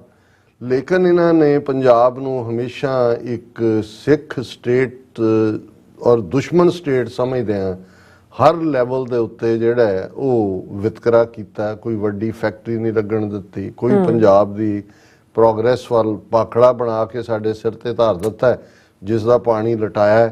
ਔਰ ਨਾਲ ਦੀ ਨਾਲ ਇਹ ਕਿ ਤਬਾਹੀ ਦਾ ਵਾਇਸ ਜਦੋਂ ਵੀ ਕੋਈ ਦੁਸ਼ਮਣ ਨਾਲ ਵੀ ਹੋਏ ਪਾਖੜਾ, ਤੁਹਾਡੇ ਅੱਧੇ ਪੰਜਾਬ ਨੂੰ 15-15, 20-20 ਫੁੱਟ ਪਾਣੀ ਦੇ ਵਿੱਚ ਡੋਬ ਸਕਦਾ ਹੈ। ਇਹ ਤਬਾਹੀ ਦਾ ਉਹਨਾਂ ਨੇ ਫਿਊਚਰ ਦਾ ਵੈਪਨ ਖੜਾ ਕਰ ਦਿੱਤਾ ਹੈ। ਇਸ ਤੋਂ ਇਲਾਵਾ ਜਿਹੜੀ ਈਵਨ ਬ੍ਰਿਟਿਸ਼ ਪੀਰੀਅਡ ਦੀ ਉਹ ਬਟਾਲਾ ਹੋਏ, ਗੋਬਿੰਦਗੜ੍ਹ ਹੋਏ, ਲੁਧਿਆਣਾ ਹੋਏ, ਫਗਵਾੜਾ ਹੋਏ ਇੰਡਸਟਰੀ ਸੀ, ਉਹ ਵੀ ਉਜਾੜਨ 'ਚ। ਔਰ ਜਿਉਂ-ਜਿਉਂ ਇਹ ਪੀਰੀਅਡ ਵੱਧਦਾ ਚਲਾ ਗਿਆ 1966 ਤੋਂ ਬਾਅਦ ਤਾਂ ਅਸੀਂ ਫਿਰ ਖੁੱਲ੍ਹ ਕੇ ਦੇਖਦੇ ਹਾਂ ਕਿ ਕਿਵੇਂ ਇਹਨਾਂ ਨੇ ਇਕਨੋਮਿਕਲ ਤਰੱਕੀ ਦੇ ਨਾਂ ਥੱਲੇ ਪੈਕੇਜ ਗੁਆਂਢੀ ਸੂਬਿਆਂ ਨੂੰ, ਜਿੱਥੇ ਕਿ ਕੋਈ ਟੈਕਸ ਨਹੀਂ ਹੈ, ਹਿਮਾਚਲ ਪ੍ਰਦੇਸ਼, ਪੰਜਾਬ ਦੀ ਇੰਡਸਟਰੀ ਚੁੱਕ ਕੇ ਫਿਰ ਉਹ ਬੱਧੀ ਹੋਏ, ਸੋਲਨ ਹੋਏ ਔਰ ਉਹ ਸਾਰੀ ਬੈਲਟ ਦੇ ਵਿੱਚ ਗਈ। ਸੋ ਉਹ ਪਾਰਟ ਤਾਂ ਡਿਸਕ੍ਰਿਮੀਨੇਸ਼ਨ ਦਾ ਚੱਲਦਾ ਹੀ ਰਿਹਾ। ਲੇਕਿਨ ਅਸੀਂ ਦੇਖਦੇ ਹਾਂ ਵੀ ਜੂਨ 84 ਤੋਂ ਬਾਅਦ ਫਿਰ ਟੋਟਲ ਵਾਰ ਵਿੱਢ ਕੇ ਇਹਨਾਂ ਨੇ ਕਿਵੇਂ ਪੰਜਾਬ ਦੀ ਜਵਾਨੀ ਦਾ ਘਾਣ ਕੀਤਾ, ਕਿਵੇਂ ਇਹਨਾਂ ਨੇ ਪੰਜਾਬ ਦਾ ਪਾਕਿਸਤਾਨ ਨਾਲ ਲੱਗਦਾ ਬਾਰਡਰ, ਉਸ ਦੀ ਵਾਇਰਿੰਗ ਤਾਰਾਂ ਲਾਈਆਂ, ਉਸ ਦੇ ਵਿੱਚ ਕਰੰਟ ਛੱਡਿਆ ਜਾ ਰਿਹਾ। ਪੰਜਾਬ ਨਾਲ ਟ੍ਰੇਡ ਤਾਂ ਟੋਟਲੀ ਪੰਜਾਬ ਰਾਹੀਂ ਬੰਦ ਕੀਤਾ ਹੀ ਕੀਤਾ, ਵਾਘਾ ਰਾਹੀਂ। ਜਦੋਂ ਕਿ ਰਾਜਸਥਾਨ ਵਾਲਾ ਬਾਰਡਰ ਵੀ ਉੱਥੇ ਕੋਈ ਤਾਰ ਨਹੀਂ ਲੱਗੀ ਹੋਈ, ਗੁਜਰਾਤ ਵਾਲਾ ਵੀ, ਔਰ ਕਰਾਚੀ ਬੰਬੇ ਟ੍ਰੇਡ ਵੀ ਇਹਨਾਂ ਦਾ ਬਰਾਬਰ ਜਿਹੜਾ ਉਹ ਸਮੁੰਦਰੀ ਰਸਤਿਆਂ ਵਾਲਾ ਚੱਲਦਾ। ਸੋ ਇਸ ਸਾਰੇ ਤੋਂ ਬਾਅਦ ਵੀ ਇਹਨਾਂ ਨੂੰ ਇਹ ਚੈਨ ਨਹੀਂ ਮਿਲੀ। ਇਹਨਾਂ ਨੂੰ ਇਹ ਲੱਗਾ ਕਿ ਵੀ ਹਾਲਾਂ ਭਾਰਤੀ ਸੰਵਿਧਾਨ ਦੇ ਵਿੱਚ ਜਿਹੜਾ ਲਾ ਐਂਡ ਆਰਡਰ ਹੈ ਇਹ ਸਟੇਟ ਸਬਜੈਕਟ ਹੈ। ਔਰ ਇਸ ਤੋਂ ਪਹਿਲਾਂ ਅੱਜ ਤੋਂ ਔਰ ਇਹ ਸ਼ਾਇਦ ਚਰਨਜੀਤ ਚੰਨੀ ਦੀ ਸਰਕਾਰ ਦੇ ਵੇਲੇ ਇਹਨਾਂ ਨੇ ਆਰਡੀਨੈਂਸ ਕੱਢ ਕੇ ਜਿਹੜਾ 15 ਕਿਲੋਮੀਟਰ ਦਾ ਏਰੀਆ ਪਾਕਿਸਤਾਨ ਦੇ ਨਾਲ ਬਾਰਡਰ ਵਾਘਾ ਤੋਂ ਹੁਸੈਨੀਵਾਲਾ ਤੱਕ ਸ਼ਾਇਦ 550 ਜਾਂ 600 ਕਿਲੋਮੀਟਰ ਹੋਏਗਾ, ਉਹਦੇ ਵਿਦਿਨ 15 ਕਿਲੋਮੀਟਰ ਤੱਕ BSF ਕਿਸੇ ਨੂੰ ਵੀ ਰੋਕ ਸਕਦੀ ਸੀ, ਫੜ ਸਕਦੀ ਸੀ। ਉਹ ਸਾਰੇ ਨੂੰ ਜਿਹੜਾ ਉਹ ਲੋਕਲ ਪੁਲਿਸ ਦੀ ਮਦਦ ਨਾਲ, ਕਿਉਂਕਿ ਕਨਸਟੀਟਿਊਸ਼ਨ ਦੇ ਵਿੱਚ law and order state subject ਹੈ। ਪਰ ਅਮਿਤ ਸ਼ਾਹ ਨੇ ਪਿਛਲੀਆਂ ਚੋਣਾਂ ਤੋਂ ਐਨ ਪਹਿਲਾਂ ਉਹਦੀ ਚੰਨੀ ਦੀ ਸਰਕਾਰ ਵੇਲੇ ਇਹ ਆਰਡਰ ਕੱਢਿਆ ਔਰ ਉਹਨਾਂ ਨੇ ਮਿਨਿਸਟਰੀ ਆਫ ਹੋਮ ਅਫੇਅਰਸ ਨੇ ਨੋਟੀਫਿਕੇਸ਼ਨ ਕੱਢਿਆ ਕਿ ਪੰਜਾਬ ਦੇ ਵਿੱਚ ਜਿਹੜੀ ਜੁਰਿਸਡਿਕਸ਼ਨ 15 ਕਿਲੋਮੀਟਰ ਸੀ BSF ਦੀ ਬਾਰਡਰ ਤੋਂ, ਉਹ 50 ਕਿਲੋਮੀਟਰ ਕਰਤੀ। ਯਾਨੀ ਪੰਜਾਬ ਤੋਂ ਅੱਧਿਓਂ ਜ਼ਿਆਦਾ ਪੰਜਾਬ, ਇਹਦੇ ਬਾਵਜੂਦ ਕਿ ਉੱਥੇ ਭਾਵੇਂ ਕਹਿਣ ਨੂੰ ਡੈਮੋਕ੍ਰੈਟਿਕ ਜਿਹੜਾ ਸਟਰਕਚਰ ਹੈ, ਪਰ ਉਹ ਸਿੱਧੀ ਫੌਜ ਦੇ ਵਾਰ BSF ਤਾਂ ਮਤਲਬ ਆਰਮੀ ਹੈ। ਪੰਜਾਬ ਦੀ 15 ਤੋਂ 50 ਕਿਲੋਮੀਟਰ ਜੁਰਿਸਡਿਕਸ਼ਨ BSF ਦੀ, ਔਰ ਵੈਸਟ ਬੰਗਾਲ ਤੇ ਅਸਾਮ ਦੇ ਵੀ। ਹੁਣ ਵੈਸਟ ਬੰਗਾਲ 'ਚ ਵੀ ਉਹ ਮਮਤਾ ਬੈਨਰਜੀ ਇਹਨਾਂ ਨੂੰ ਸੂਤ ਨਹੀਂ ਬਹਿੰਦੀ ਔਰ ਉੱਥੇ ਵੀ ਮੁਸਲਮਾਨਾਂ ਦਾ ਖੌਫ ਖੜਾ ਕੀਤਾ ਜਾਂਦਾ ਜੇ ਹਰ ਤੀਸਰਾ ਬੰਦਾ ਮੁਸਲਮਾਨ ਹੈ ਔਰ ਇਹ ਤਾਂ ਇੱਕ ਹੋਰ ਪਾਕਿਸਤਾਨ ਬਣ ਰਿਹਾ ਜਾਂ ਦੂਜੇ। ਤੇ ਅਸਾਮ ਉੱਥੇ ਇਹਨਾਂ ਦੀਆਂ ਆਪਣੀਆਂ ਪ੍ਰੋਬਲਮਸ ਨੇ। But it reduce the same from 80 to 50 kilometre in Gujarat. ਜਿਸ ਗੁਜਰਾਤ ਦੇ ਵਿੱਚ BSF ਦੀ ਹਦੂਦ 80 ਕਿਲੋਮੀਟਰ ਸੀ, ਉਹਨੂੰ ਘਟਾ ਦਿੱਤਾ। ਇੱਧਰ 15 ਤੋਂ 50 ਕਰਤਾ, ਉਧਰ 80 ਤੋਂ 50 ਕਰਤਾ। ਰਾਜਸਥਾਨ 'ਚ 50 ਕਿਲੋਮੀਟਰ ਹੈ, ਉਹ ਤਾਂ ਹੈ ਹੀ ਡੈਜ਼ਰਟ ਹੈ, ਕਿਉਂਕਿ 50 ਬਣਾ ਲਓ 100 ਬਣਾ, ਉਹਨੂੰ ਉਵੇਂ ਹੀ ਰਹਿਣ ਦਿੱਤਾ। ਹੁਣ ਇਸ ਦੇ ਉੱਤੇ ਜ਼ਾਹਰ ਹੈ ਪੰਜਾਬ ਔਰ ਬੰਗਾਲ ਦੋਨਾਂ ਨੂੰ ਨਿਸ਼ਾਨੇ ਤੇ ਲਿਆ ਗਿਆ। ਦੋਨੋਂ ਸਟੇਟਾਂ ਨੇ ਆਪਣੀਆਂ ਅਸੈਂਬਲੀ ਦੇ ਵਿੱਚ ਮਤੇ ਪਾਸ ਕਰਕੇ ਇਹਨੂੰ ਰਿਜੈਕਟ ਕੀਤਾ ਕਿ ਵੀ ਅਸੀਂ ਇਹ ਬਿਲਕੁਲ ਇਨਫ੍ਰਿੰਜ ਅਪਨ ਹੈ ਫੈਡਰਲਿਜ਼ਮ ਦੇ ਪ੍ਰਿੰਸੀਪਲ ਦੇ ਉੱਤੇ। ਔਰ ਹੁਣ ਇਹਨਾਂ ਦੋਨਾਂ ਸਟੇਟਾਂ ਵੱਲੋਂ ਜਿਹੜਾ ਉਹ ਮੁਕੱਦਮਾ ਸੁਪਰੀਮ ਕੋਰਟ ਦੇ ਵਿੱਚ ਦਾਇਰ ਕੀਤਾ ਗਿਆ ਹੈ ਔਰ ਉਸ ਦੀ ਆਲਰੇਡੀ ਸੁਣਵਾਈ ਜਿਹੜੀ ਹੈ ਉਹ ਸ਼ੁਰੂ ਹੋਈ ਹੈ। 3 ਜੱਜ ਬੈਂਚ ਜਿਹਨੂੰ ਚੀਫ ਜਸਟਿਸ ਚੰਦਰਚੂੜ ਲੀਡ ਕਰ ਰਿਹਾ, ਉਹਨੇ ਲੀਗਲ ਇਸ਼ੂਜ਼ ਫਰੇਮ ਕੀਤੇ ਨੇ ਔਰ ਇਸ ਜਿਹੜਾ ਪੰਜਾਬ ਗਵਰਨਮੈਂਟ ਨੇ ਫਾਈਲ ਕੀਤਾ case under article 131 of the constitution ਕਿ ਭਾਈ ਉਹਨਾਂ ਨੇ ਚੈਲੰਜ ਕੀਤਾ ਕਿ ਇਹ ਜਿਹੜਾ ਇਨਫ੍ਰਿੰਜ ਅਪਨ ਹੈ ਸਟੇਟ ਦੇ ਰਾਈਟਸ ਦੇ ਉੱਤੇ। ਹਾਲਾਂ ਉਹਦਾ ਨਤੀਜਾ ਕੀ ਹੋਏਗਾ ਉਹਦੇ ਸਾਨੂੰ ਕੋਈ ਭੁਲੇਖਾ ਨਹੀਂ ਹੈ ਕਿ ਅਗੇਨ ਜੇ ਆਸਥਾ ਦੇ ਨਾਂ ਥੱਲੇ, ਹਾਲਾਂ ਬਾਬਰੀ ਮਸਜਿਦ ਦੇ ਉੱਤੇ ਸੁਪਰੀਮ ਕੋਰਟ ਦਾ ਡਿਸੀਜਨ ਇਹ ਹੈ ਕਿ ਇੱਥੇ ਕਦੇ ਕੋਈ ਮੰਦਰ ਢਾਹ ਕੇ ਮਸਜਿਦ ਨਹੀਂ ਬਣਾਈ ਗਈ, ਕੋਈ ਉਹਦਾ ਸਬੂਤ ਨਹੀਂ ਹੈ। ਪਰ ਇਹ ਕਿਉਂਕਿ ਮੈਜੋਰਿਟੀ ਹਿੰਦੂਆਂ ਦੀ ਆਸਥਾ ਦਾ ਮਾਮਲਾ ਹੈ, ਇਸ ਲਈ ਅਸੀਂ ਉਹਨਾਂ ਨੂੰ ਮੰਦਰ ਬਣਾਉਣ। ਇੱਥੇ ਵੀ ਇਹੀ ਕਹਿਣਗੇ ਕਿ ਜੀ ਵੀ ਬੇਸ਼ੱਕ ਇਹ ਵਾਇਓਲੇਸ਼ਨ ਇਸ ਆਰਟੀਕਲ ਦੀ ਹੋਈ ਹੈ, ਪਰ ਇਹ ਦੇਸ਼ ਦੀ ਸਿਕਿਉਰਿਟੀ ਦਾ ਇਸ਼ੂ ਹੈ, ਸੇਫਟੀ ਦਾ ਇਸ਼ੂ ਹੈ। ਪੰਜਾਬ ਬਾਰਡਰ ਸਟੇਟ ਹੈ, ਪਾਕਿਸਤਾਨ ਮਿਸਚਿਫ ਕਰਦਾ ਹੈ, ਸੋ ਇਹਦੇ ਲਈ ਇਹ ਵੈਲ ਵਿਦਨ ਦਾ ਐਂਬਿਟ ਹੈ। ਸੋ ਕਿ ਜੇ ਵਕਤੀ ਤੌਰ ਦੇ ਉੱਤੇ ਸੈਂਟਰ ਨੇ ਇਨਫ੍ਰਿੰਜ ਅਪਨ ਵੀ ਕੀਤਾ ਤੇ ਇਹ ਦੇਸ਼ ਦੀ ਏਕਤਾ ਅਖੰਡਤਾ ਦੇ ਲਈ ਬੜਾ ਜ਼ਰੂਰੀ ਹੈ। ਹੁਣ ਇਹ ਜਦੋਂ ਦਾ ਈਵਨ ਟਰਾਇਲ ਦੇ ਲਈ ਇਹ ਕੇਸ ਸੁਪਰੀਮ ਕੋਰਟ 'ਚ ਹੈ, ਮੈਂ ਨਹੀਂ ਦੇਖਿਆ ਕਿ ਸੋਸ਼ਲ ਮੀਡੀਆ ਤੇ ਕੋਈ ਡਿਸਕਸ਼ਨ ਹੋਈ ਹੋਏ, ਕਿਸੇ ਪੰਜਾਬ ਦੇ ਪ੍ਰੋਮੀਨੈਂਟ ਜਿਹੜੇ ਆਪਣੇ ਆਪ ਨੂੰ ਸਿੱਖ ਕਹਾਉਣ ਵਾਲੇ ਅਖਬਾਰਾਂ ਜਾਂ ਉਹਦੇ 'ਚ ਕੋਈ ਚਰਚਾ ਹੋਇਆ। ਔਰ ਹਾਲਾਂ ਮੈਨੂੰ ਇਹ ਲੱਗਿਆ ਕਿ ਵੀ ਅਸੀਂ ਸਾਊਥ ਵਾਲਿਆਂ ਤੋਂ ਕਿੰਨੇ ਪਿੱਛੇ। ਦਾ ਹਿੰਦੂ ਅਖਬਾਰ ਨੇ ਇਸ ਦੇ ਉੱਤੇ ਐਡੀਟੋਰੀਅਲ ਲਿਖਿਆ, limits and borders on the territorial jurisdiction of the border security force. Center must consult states before making decisions that impinge on their powers. और ਉਹਦੇ 'ਚ ਉਹਨੇ ਬੜਾ ਕਲੀਅਰਲੀ ਕਿਹਾ ਕਿ ਵੀ ਵੈਸਟ ਬੰਗਾਲ ਔਰ ਪੰਜਾਬ ਉਹਨਾਂ ਨੂੰ ਨਿਸ਼ਾਨਾ ਬਣਾਇਆ ਗਿਆ। ਔਰ ਇਸ ਸਾਰੇ ਦੇ ਚਲਦਿਆਂ ਇਹ ਦੇਖਣ ਵਾਲੀ ਗੱਲ ਹੈ ਕਿ ਵੀ the border state sees the center's move as a breach of federal principles and an encroachment into law and order powers of the Punjab Police. West Bengal has a similar view and both states have got resolutions passed in their assemblies against this expansion. So South ਦੀ ਅਖਬਾਰ ਨੂੰ ਤਾਂ ਨਜ਼ਰ ਆ ਰਿਹਾ ਹੈ ਕਿ ਵੀ ਇਹ ਹੌਲੀ ਜਿਹੜਾ ਫੈਡਰਲ ਸਟਰਕਚਰ ਹੈ ਇਹ ਤਾਂ ਖਤਮ ਹੋ ਰਿਹਾ ਹੈ, ਕਿਉਂਕਿ ਫੈਡਰਲ ਵਾਲੇ ਉਸ ਸਟੇਟ ਦੀਆਂ ਪਾਵਰਸ ਹੀ ਸਿੱਧੀਆਂ ਲੈ ਕੇ ਫਿਰ ਤਾਂ ਜਿਵੇਂ ਦਿੱਲੀ ਤੋਂ ਮੁਗਲਿਆ ਸਲਤਨਤ ਹੀ ਆਪਣਾ ਗਵਰਨਰ ਥਾਪਦੀ ਸੀ ਜਾਂ ਜਿਵੇਂ ਦਿੱਲੀ ਸੈਂਟਰਿਕ ਰੂਲ ਸੀ ਉਧਰ ਹੀ ਜਾ ਰਿਹਾ। ਸੋ ਅਸੀਂ ਸਮਝਦੇ ਹਾਂ ਵੀ ਇਹ ਕਿੰਨੀ ਬਦਕਿਸਮਤੀ ਹੈ ਕਿ ਵੀ ਸਾਡੇ ਰਿਸੋਰਸ, ਸਾਡਾ ਪਾਣੀ ਮੁਫਤ ਜਾ ਰਿਹਾ, ਕੋਈ ਉਸ ਦੇ ਉੱਤੇ ਮੂਵਮੈਂਟ ਨਹੀਂ ਅਸੀਂ ਬਿਲਡ ਕਰ ਸਕੇ। ਹੁਣ ਈਵਨ ਨਿਕਲਣਾ ਭਾਵੇਂ ਕੁਛ ਨਹੀਂ, ਪਰ ਘੱਟੋ ਘੱਟ ਜੇ ਲੋਕਾਂ ਦੇ ਵਿੱਚ ਹੀ ਰੌਲਾ ਹੁੰਦਾ ਹੈ ਤੇ ਉੱਥੇ ਬੈਠੇ ਜੱਜ ਵੀ ਤਾਂ ਅਲਟੀਮੇਟਲੀ ਹਿੰਦੂਆਂ ਦੇ ਰੌਲੇ ਤੋਂ ਹੀ ਡਰ ਕੇ ਉਹਨਾਂ ਨੇ ਉਹ ਬਾਬਰੀ ਮਸਜਿਦ ਵਾਲਾ ਹੋਏ ਜਾਂ ਦੂਜੇ ਜਿਹੜੇ ਵੀ ਇਸ਼ੂ ਆਉਂਦੇ ਨੇ, ਜੇ ਈਵਨ ਅਫਜ਼ਲ ਗੁਰੂ ਨੂੰ ਫਾਂਸੀ ਦਿੱਤੀ ਗਈ ਤਾਂ ਇਹ ਕਿਹਾ ਗਿਆ ਕਿ ਜੀ ਬੇਸ਼ੱਕ ਕੋਈ ਸਬੂਤ ਤਾਂ ਨਹੀਂ ਹੈ, ਪਰ to satisfy the collective will of the people ਕਿ ਅਸੀਂ ਜੀ ਹਿੰਦੂਆਂ ਨੂੰ ਖੁਸ਼ ਕਰਨਾ ਹੈ, ਇਹਨੂੰ ਅਸੀਂ ਫਾਂਸੀ ਤੇ ਚਾੜ ਦੇਣਾ। ਸੋ ਘੱਟੋ ਘੱਟ ਰੌਲਾ ਗੌਲਾ ਹੋਏ, ਬਾਹਰ ਵੀ ਪਤਾ ਤਾਂ ਲੱਗੇ ਕਿ ਵੀ ਪੰਜਾਬ ਕਿਵੇਂ ਇੱਕ ਆਕੂਪਾਈਡ ਟੈਰੀਟਰੀ ਹੈ, ਪਰ ਬਹੁਤ ਸਾਰਿਆਂ ਦਾ ਇਹਦੇ ਨਾਲ ਜਿਵੇਂ ਤੁਸੀਂ ਕਿਹਾ ਕਿ ਕੋਈ ਬਹੁਤਾ ਲਾਗਾ ਦੇਗਾ ਨਹੀਂ ਹੈ। ਜੀ ਡਾਕਟਰ ਸਾਹਿਬ, ਉਹ ਆਪਾਂ ਆਪਣੇ ਵਿਊਅਰ ਤੇ ਜਿਹੜੇ ਮੈਸੇਜ ਨੇ ਉਹ ਲੈਣ ਜਾ ਰਹੇ ਹਾਂ। ਸਭ ਦਾ ਸ਼ੁਕਰੀਆ ਅਦਾ ਕਰਦੇ ਹਾਂ। ਔਰ ਪਹਿਲਾਂ ਮੈਂ ਮੈਸੇਜ ਪੜ੍ਹਦਾ ਨਹੀਂ, ਫਿਰ ਬਾਅਦ ਚ ਫਤਿਹ ਤੇ ਖਾਲਸਾ ਜ਼ਿੰਦਾਬਾਦ ਜਿਹੜੇ ਮੈਸੇਜ ਨੇ ਉਹ ਲਵਾਂਗੀ। ਸੋ ਡਾਕਟਰ ਪਰਮਜੀਤ ਸਿੰਘ ਸਮਰਾ ਜੀ ਕਹਿੰਦੇ ਨੇ 28 ਜਨਵਰੀ ਐਤਵਾਰ ਨੂੰ ਸੈਨ ਫਰਾਂਸਿਸਕੋ ਵਿੱਚ ਬਸੰਤੀ ਰੰਗ ਦੇ ਝੰਡੇ ਹੋਣ, ਤੁਸੀਂ ਵੀ ਆਇਓ, ਆਪਣੀ ਆਜ਼ਾਦੀ ਦਾ ਜਿਹੜਾ ਵੋਟ ਹੈ ਉਹ ਪਾਇਓ ਜੀ, ਆਪਣੀ ਆਈਡੀ ਜ਼ਰੂਰ ਲੈ ਕੇ ਆਉਣੀ, ਖਾਲਿਸਤਾਨ ਦੇਸ਼ ਦੀਆਂ ਵੋਟਾਂ ਵਿੱਚ ਹਿੱਸਾ ਪਾ ਕੇ ਖਾਲਿਸਤਾਨ ਦੇ ਨਿਵਾਸੀ ਹੋਣ ਦਾ ਦਾਵਾ ਜਿਹੜਾ ਉਹ ਕਰੀਏ। ਬਿਲਕੁਲ, ਹਰ ਇੱਕ ਦੇ ਲਈ ਅਮਰੀਕਨ ਆਈਡੀ ਜਿਹੜੀ ਹੈ ਉਹ ਜ਼ਰੂਰੀ ਹੈ, ਡਰਾਈਵਿੰਗ ਲਾਇਸੈਂਸ ਜਾਂ ਤੁਹਾਡਾ ਕੋਈ ਵੀ। ਬਿਲਕੁਲ। ਔਰ ਕੇਸਰੀ ਰੰਗ ਭਗਵਿਆਂ ਦਾ ਹੈ, ਸਿੱਖ ਰਹਿਤ ਮਰਿਆਦਾ ਵਿੱਚ ਲਿਖਿਆ ਗਿਆ ਹੈ ਨੀਲਾ ਜਾਂ ਬਸੰਤੀ, ਜਿਹਨੂੰ ਪੀਲਾ ਕਹਿੰਦੇ। ਅਸੀਂ ਇਹਨਾਂ ਰੰਗਾਂ ਦੇ ਚੱਕਰ 'ਚ ਨਹੀਂ ਪੈਂਦੇ ਕਿਉਂਕਿ ਇਹ ਫਿਰ ਇੱਕ ਹੋਰ ਕਿਸਮ ਦੀ ਡਿਬੇਟ ਹੈ, ਪਰ ਜ਼ਾਹਰ ਹੈ ਕਿ ਵੋਟ ਪਾਉਣ ਲਈ ਜਿਹੜਾ ਉਹ ਹੁਮਾ ਕੇ ਸੰਗਤਾਂ ਪਹੁੰਚਣ। ਹਾਂਜੀ, ਜਸਵੀਰ ਬਰਾੜ ਜੀ ਕਹਿੰਦੇ ਡਾਕਟਰ ਸਾਹਿਬ ਜੀ ਬਹੁਤ ਵਧੀਆ ਲਾਈਵ ਸ਼ੋਅ ਚੱਲ ਰਿਹਾ ਜੀ, ਸਾਰੀ ਟੀਮ ਨੂੰ ਵਾਹਿਗੁਰੂ ਜੀ ਕਾ ਖਾਲਸਾ ਵਾਹਿਗੁਰੂ ਜੀ ਕੀ ਫਤਿਹ। ਐਂਡ ਏਐਮ ਸਾਨੂੰ ਲਿਖਦੇ ਨੇ love my Sikh brothers and sisters from Lahore, ਖਾਲਸਾਨ ਜ਼ਿੰਦਾਬਾਦ ਕਿਹਾ ਉਹਨਾਂ ਨੇ। ਬਹੁਤ ਮਿਹਰਬਾਨੀ। ਲਾਹੌਰ ਔਰ ਅੰਮ੍ਰਿਤਸਰ ਸਿਸਟਰ ਸਿਟੀਜ਼ ਹੀ ਨੇ। ਬਿਲਕੁਲ, ਔਰ ਸਭ ਕੁਝ ਹੀ ਸਾਂਝਾ ਹੈ ਸਾਡਾ। ਹਾਂਜੀ। ਸੋ ਹਰਵਿੰਦਰ ਸਿੰਘ ਰਾਮਗੜੀਆ ਕਹਿੰਦੇ ਸਾਡੇ ਪਿਆਰੇ ਬਾਪੂ ਡਾਕਟਰ ਸਾਹਿਬ ਤੇ ਭੈਣ ਨੀਲਮ ਕੌਰ ਜੀ ਵਾਹਿਗੁਰੂ ਜੀ ਕਾ ਖਾਲਸਾ ਵਾਹਿਗੁਰੂ ਜੀ ਕੀ ਫਤਿਹ ਪ੍ਰਵਾਨ ਕਰੇ ਜੀ। ਸੋ ਹੁਣ ਮੈਂ ਸਾਰੇ ਮੈਸੇਜ ਨੇ ਜਿਹੜੇ ਸਾਰੇ ਨਾਮ ਨੇ ਜਿਨ੍ਹਾਂ ਨੇ ਫਤਿਹ ਬੁਲਾਈ ਜਾਂ ਖਾਲਸਾ ਜ਼ਿੰਦਾਬਾਦ ਲਿਖਿਆ, ਉਹਨਾਂ ਦੇ ਮੈਂ ਜਿਹੜੇ ਨਾਮ ਨੇ ਉਹ ਅਨਾਉਂਸ ਕਰਨ ਜਾ ਰਹੀ ਹਾਂ। ਇੰਦਰਜੀਤ ਸਿੰਘ ਸੰਧੂ, ਹਰਦੀਪ ਸਿੰਘ, ਮਨਜੀਤ ਸਿੰਘ,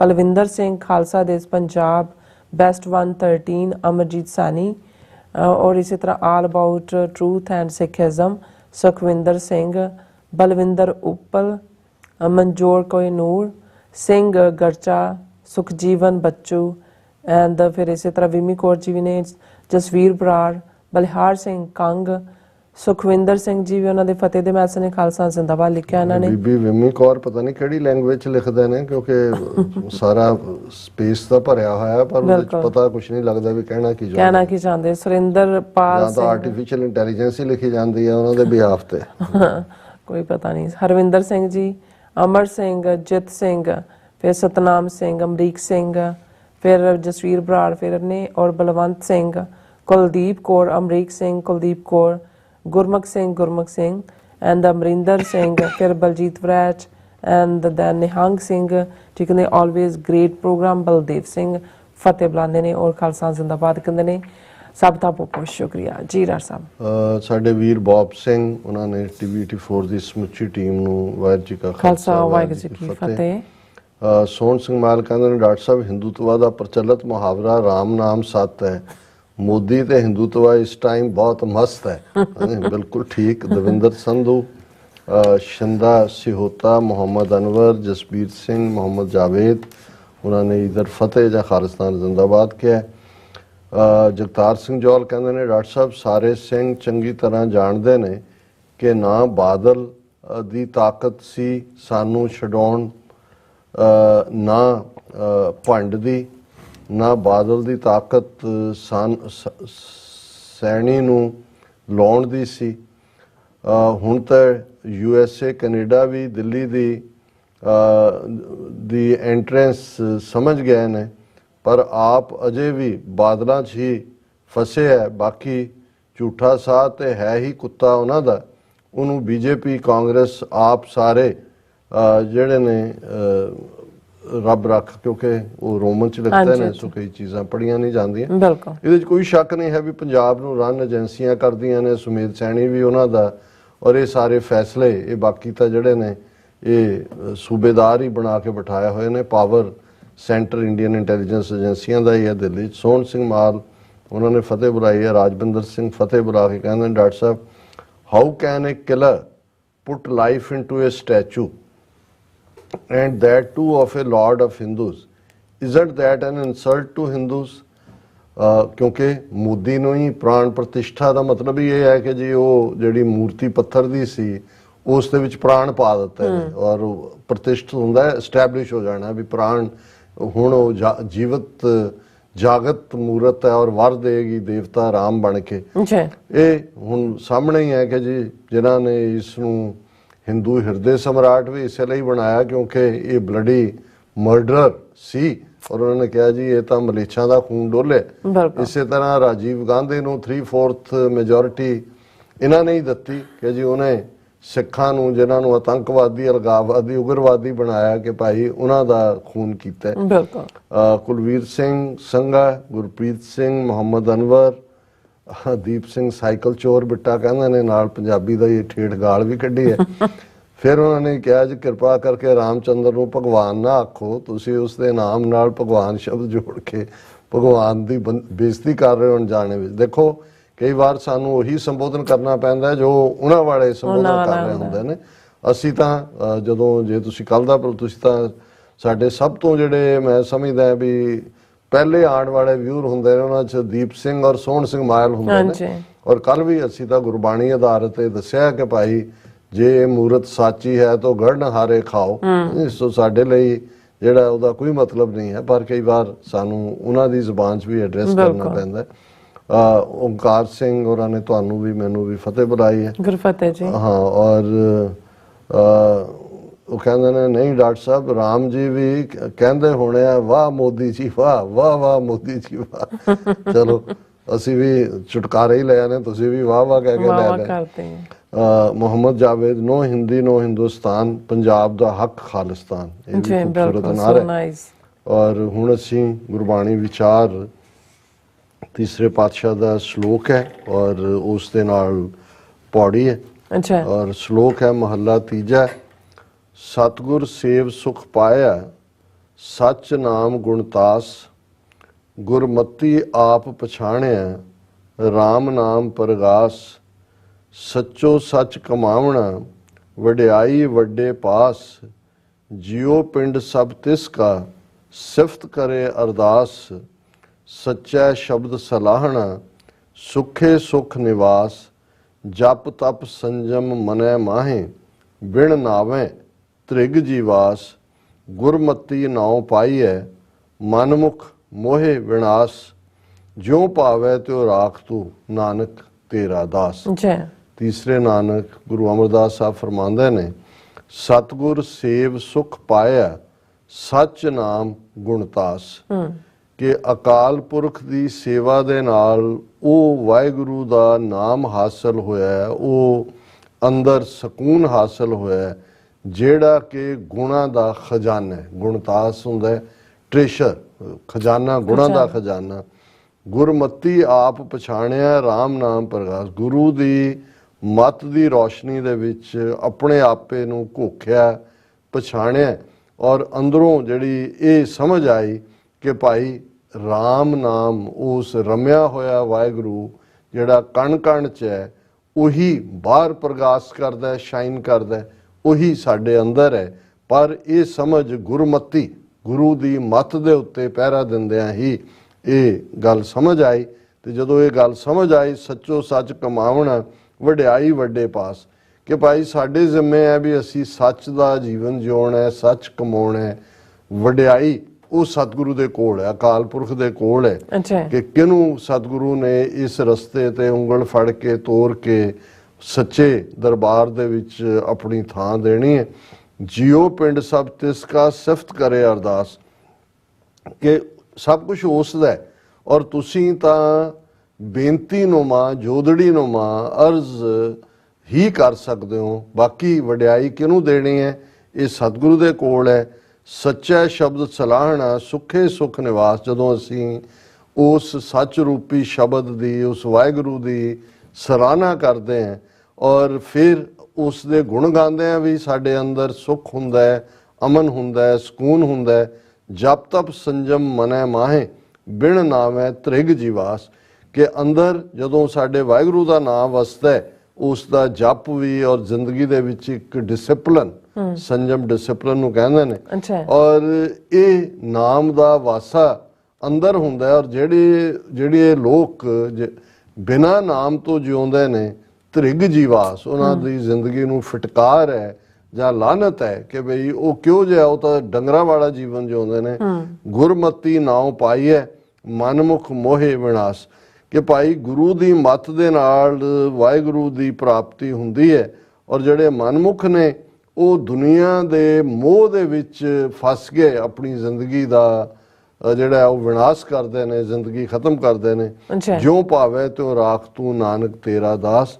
ਤੀਸਰੇ ਸਤਿਗੁਰੂ ਗੁਰੂ ਅਮਰਦਾਸ ਪਾਤਸ਼ਾਹ ਫਰਮਾਉਂਦੇ ਨੇ ਕਿ ਹੇ ਵਾਹਿਗੁਰੂ ਜਿਵੇਂ ਤੈਨੂੰ ਭਾਉਂਦਾ ਉਵੇਂ ਤੂੰ ਰੱਖ ਲੈ ਔਰ ਮੈਂ ਤੇਰਾ ਦਾਸ ਹੈ, ਤੇਰਾ ਸਲੇਵ ਹੈ। ਹੁਣ ਜਿਵੇਂ ਜੋ ਸ਼ਲੋਕ ਦਾ ਥੀਮ ਹੁੰਦਾ ਹੈ ਉਹੀ ਪੌੜੀ ਦੇ ਵਿੱਚ ਕੰਟੀਨਿਊ ਹੁੰਦਾ ਹੈ। ਪੌੜੀ ਸਭ ਕੋ ਤੇਰਾ ਤੂੰ ਸਬਸ ਦਾ ਤੂੰ ਸਭਨਾ ਰਾਸ ਸਭ ਤੁਧੈ ਪਾਸੋਂ ਮੰਗਦੇ ਨਿਤ ਕਰ ਅਰਦਾਸ ਜਿਸ ਤੂੰ ਦੇ ਤੇ ਸਭ ਕਿਛ ਮਿਲੇ ਇਕ ਨਾ ਦੂਰ ਹੈ ਪਾਸ ਤੁਧ ਬਾਝੋਂ ਥਾਉ ਕੋ ਨਾਹੀ ਜਿਸ ਪਾਸੋਂ ਮੰਗੀਐ ਮਨ ਵੇਖੋ ਕੋ ਨਿਰਜਾਸ ਸਭ ਤੁਧੈ ਨੂੰ ਸਲਾਂਦੇ ਦਰ ਗੁਰਮੁਖਾਂ ਨੂੰ ਪ੍ਰਗਾਸ ਕਿ ਹੇ ਵਾਹਿਗੁਰੂ ਸਭ ਕੋ ਤੇਰਾ ਤੂੰ ਸਬਸ ਦਾ ਤੂੰ ਸਭਨਾ ਰਾਸ।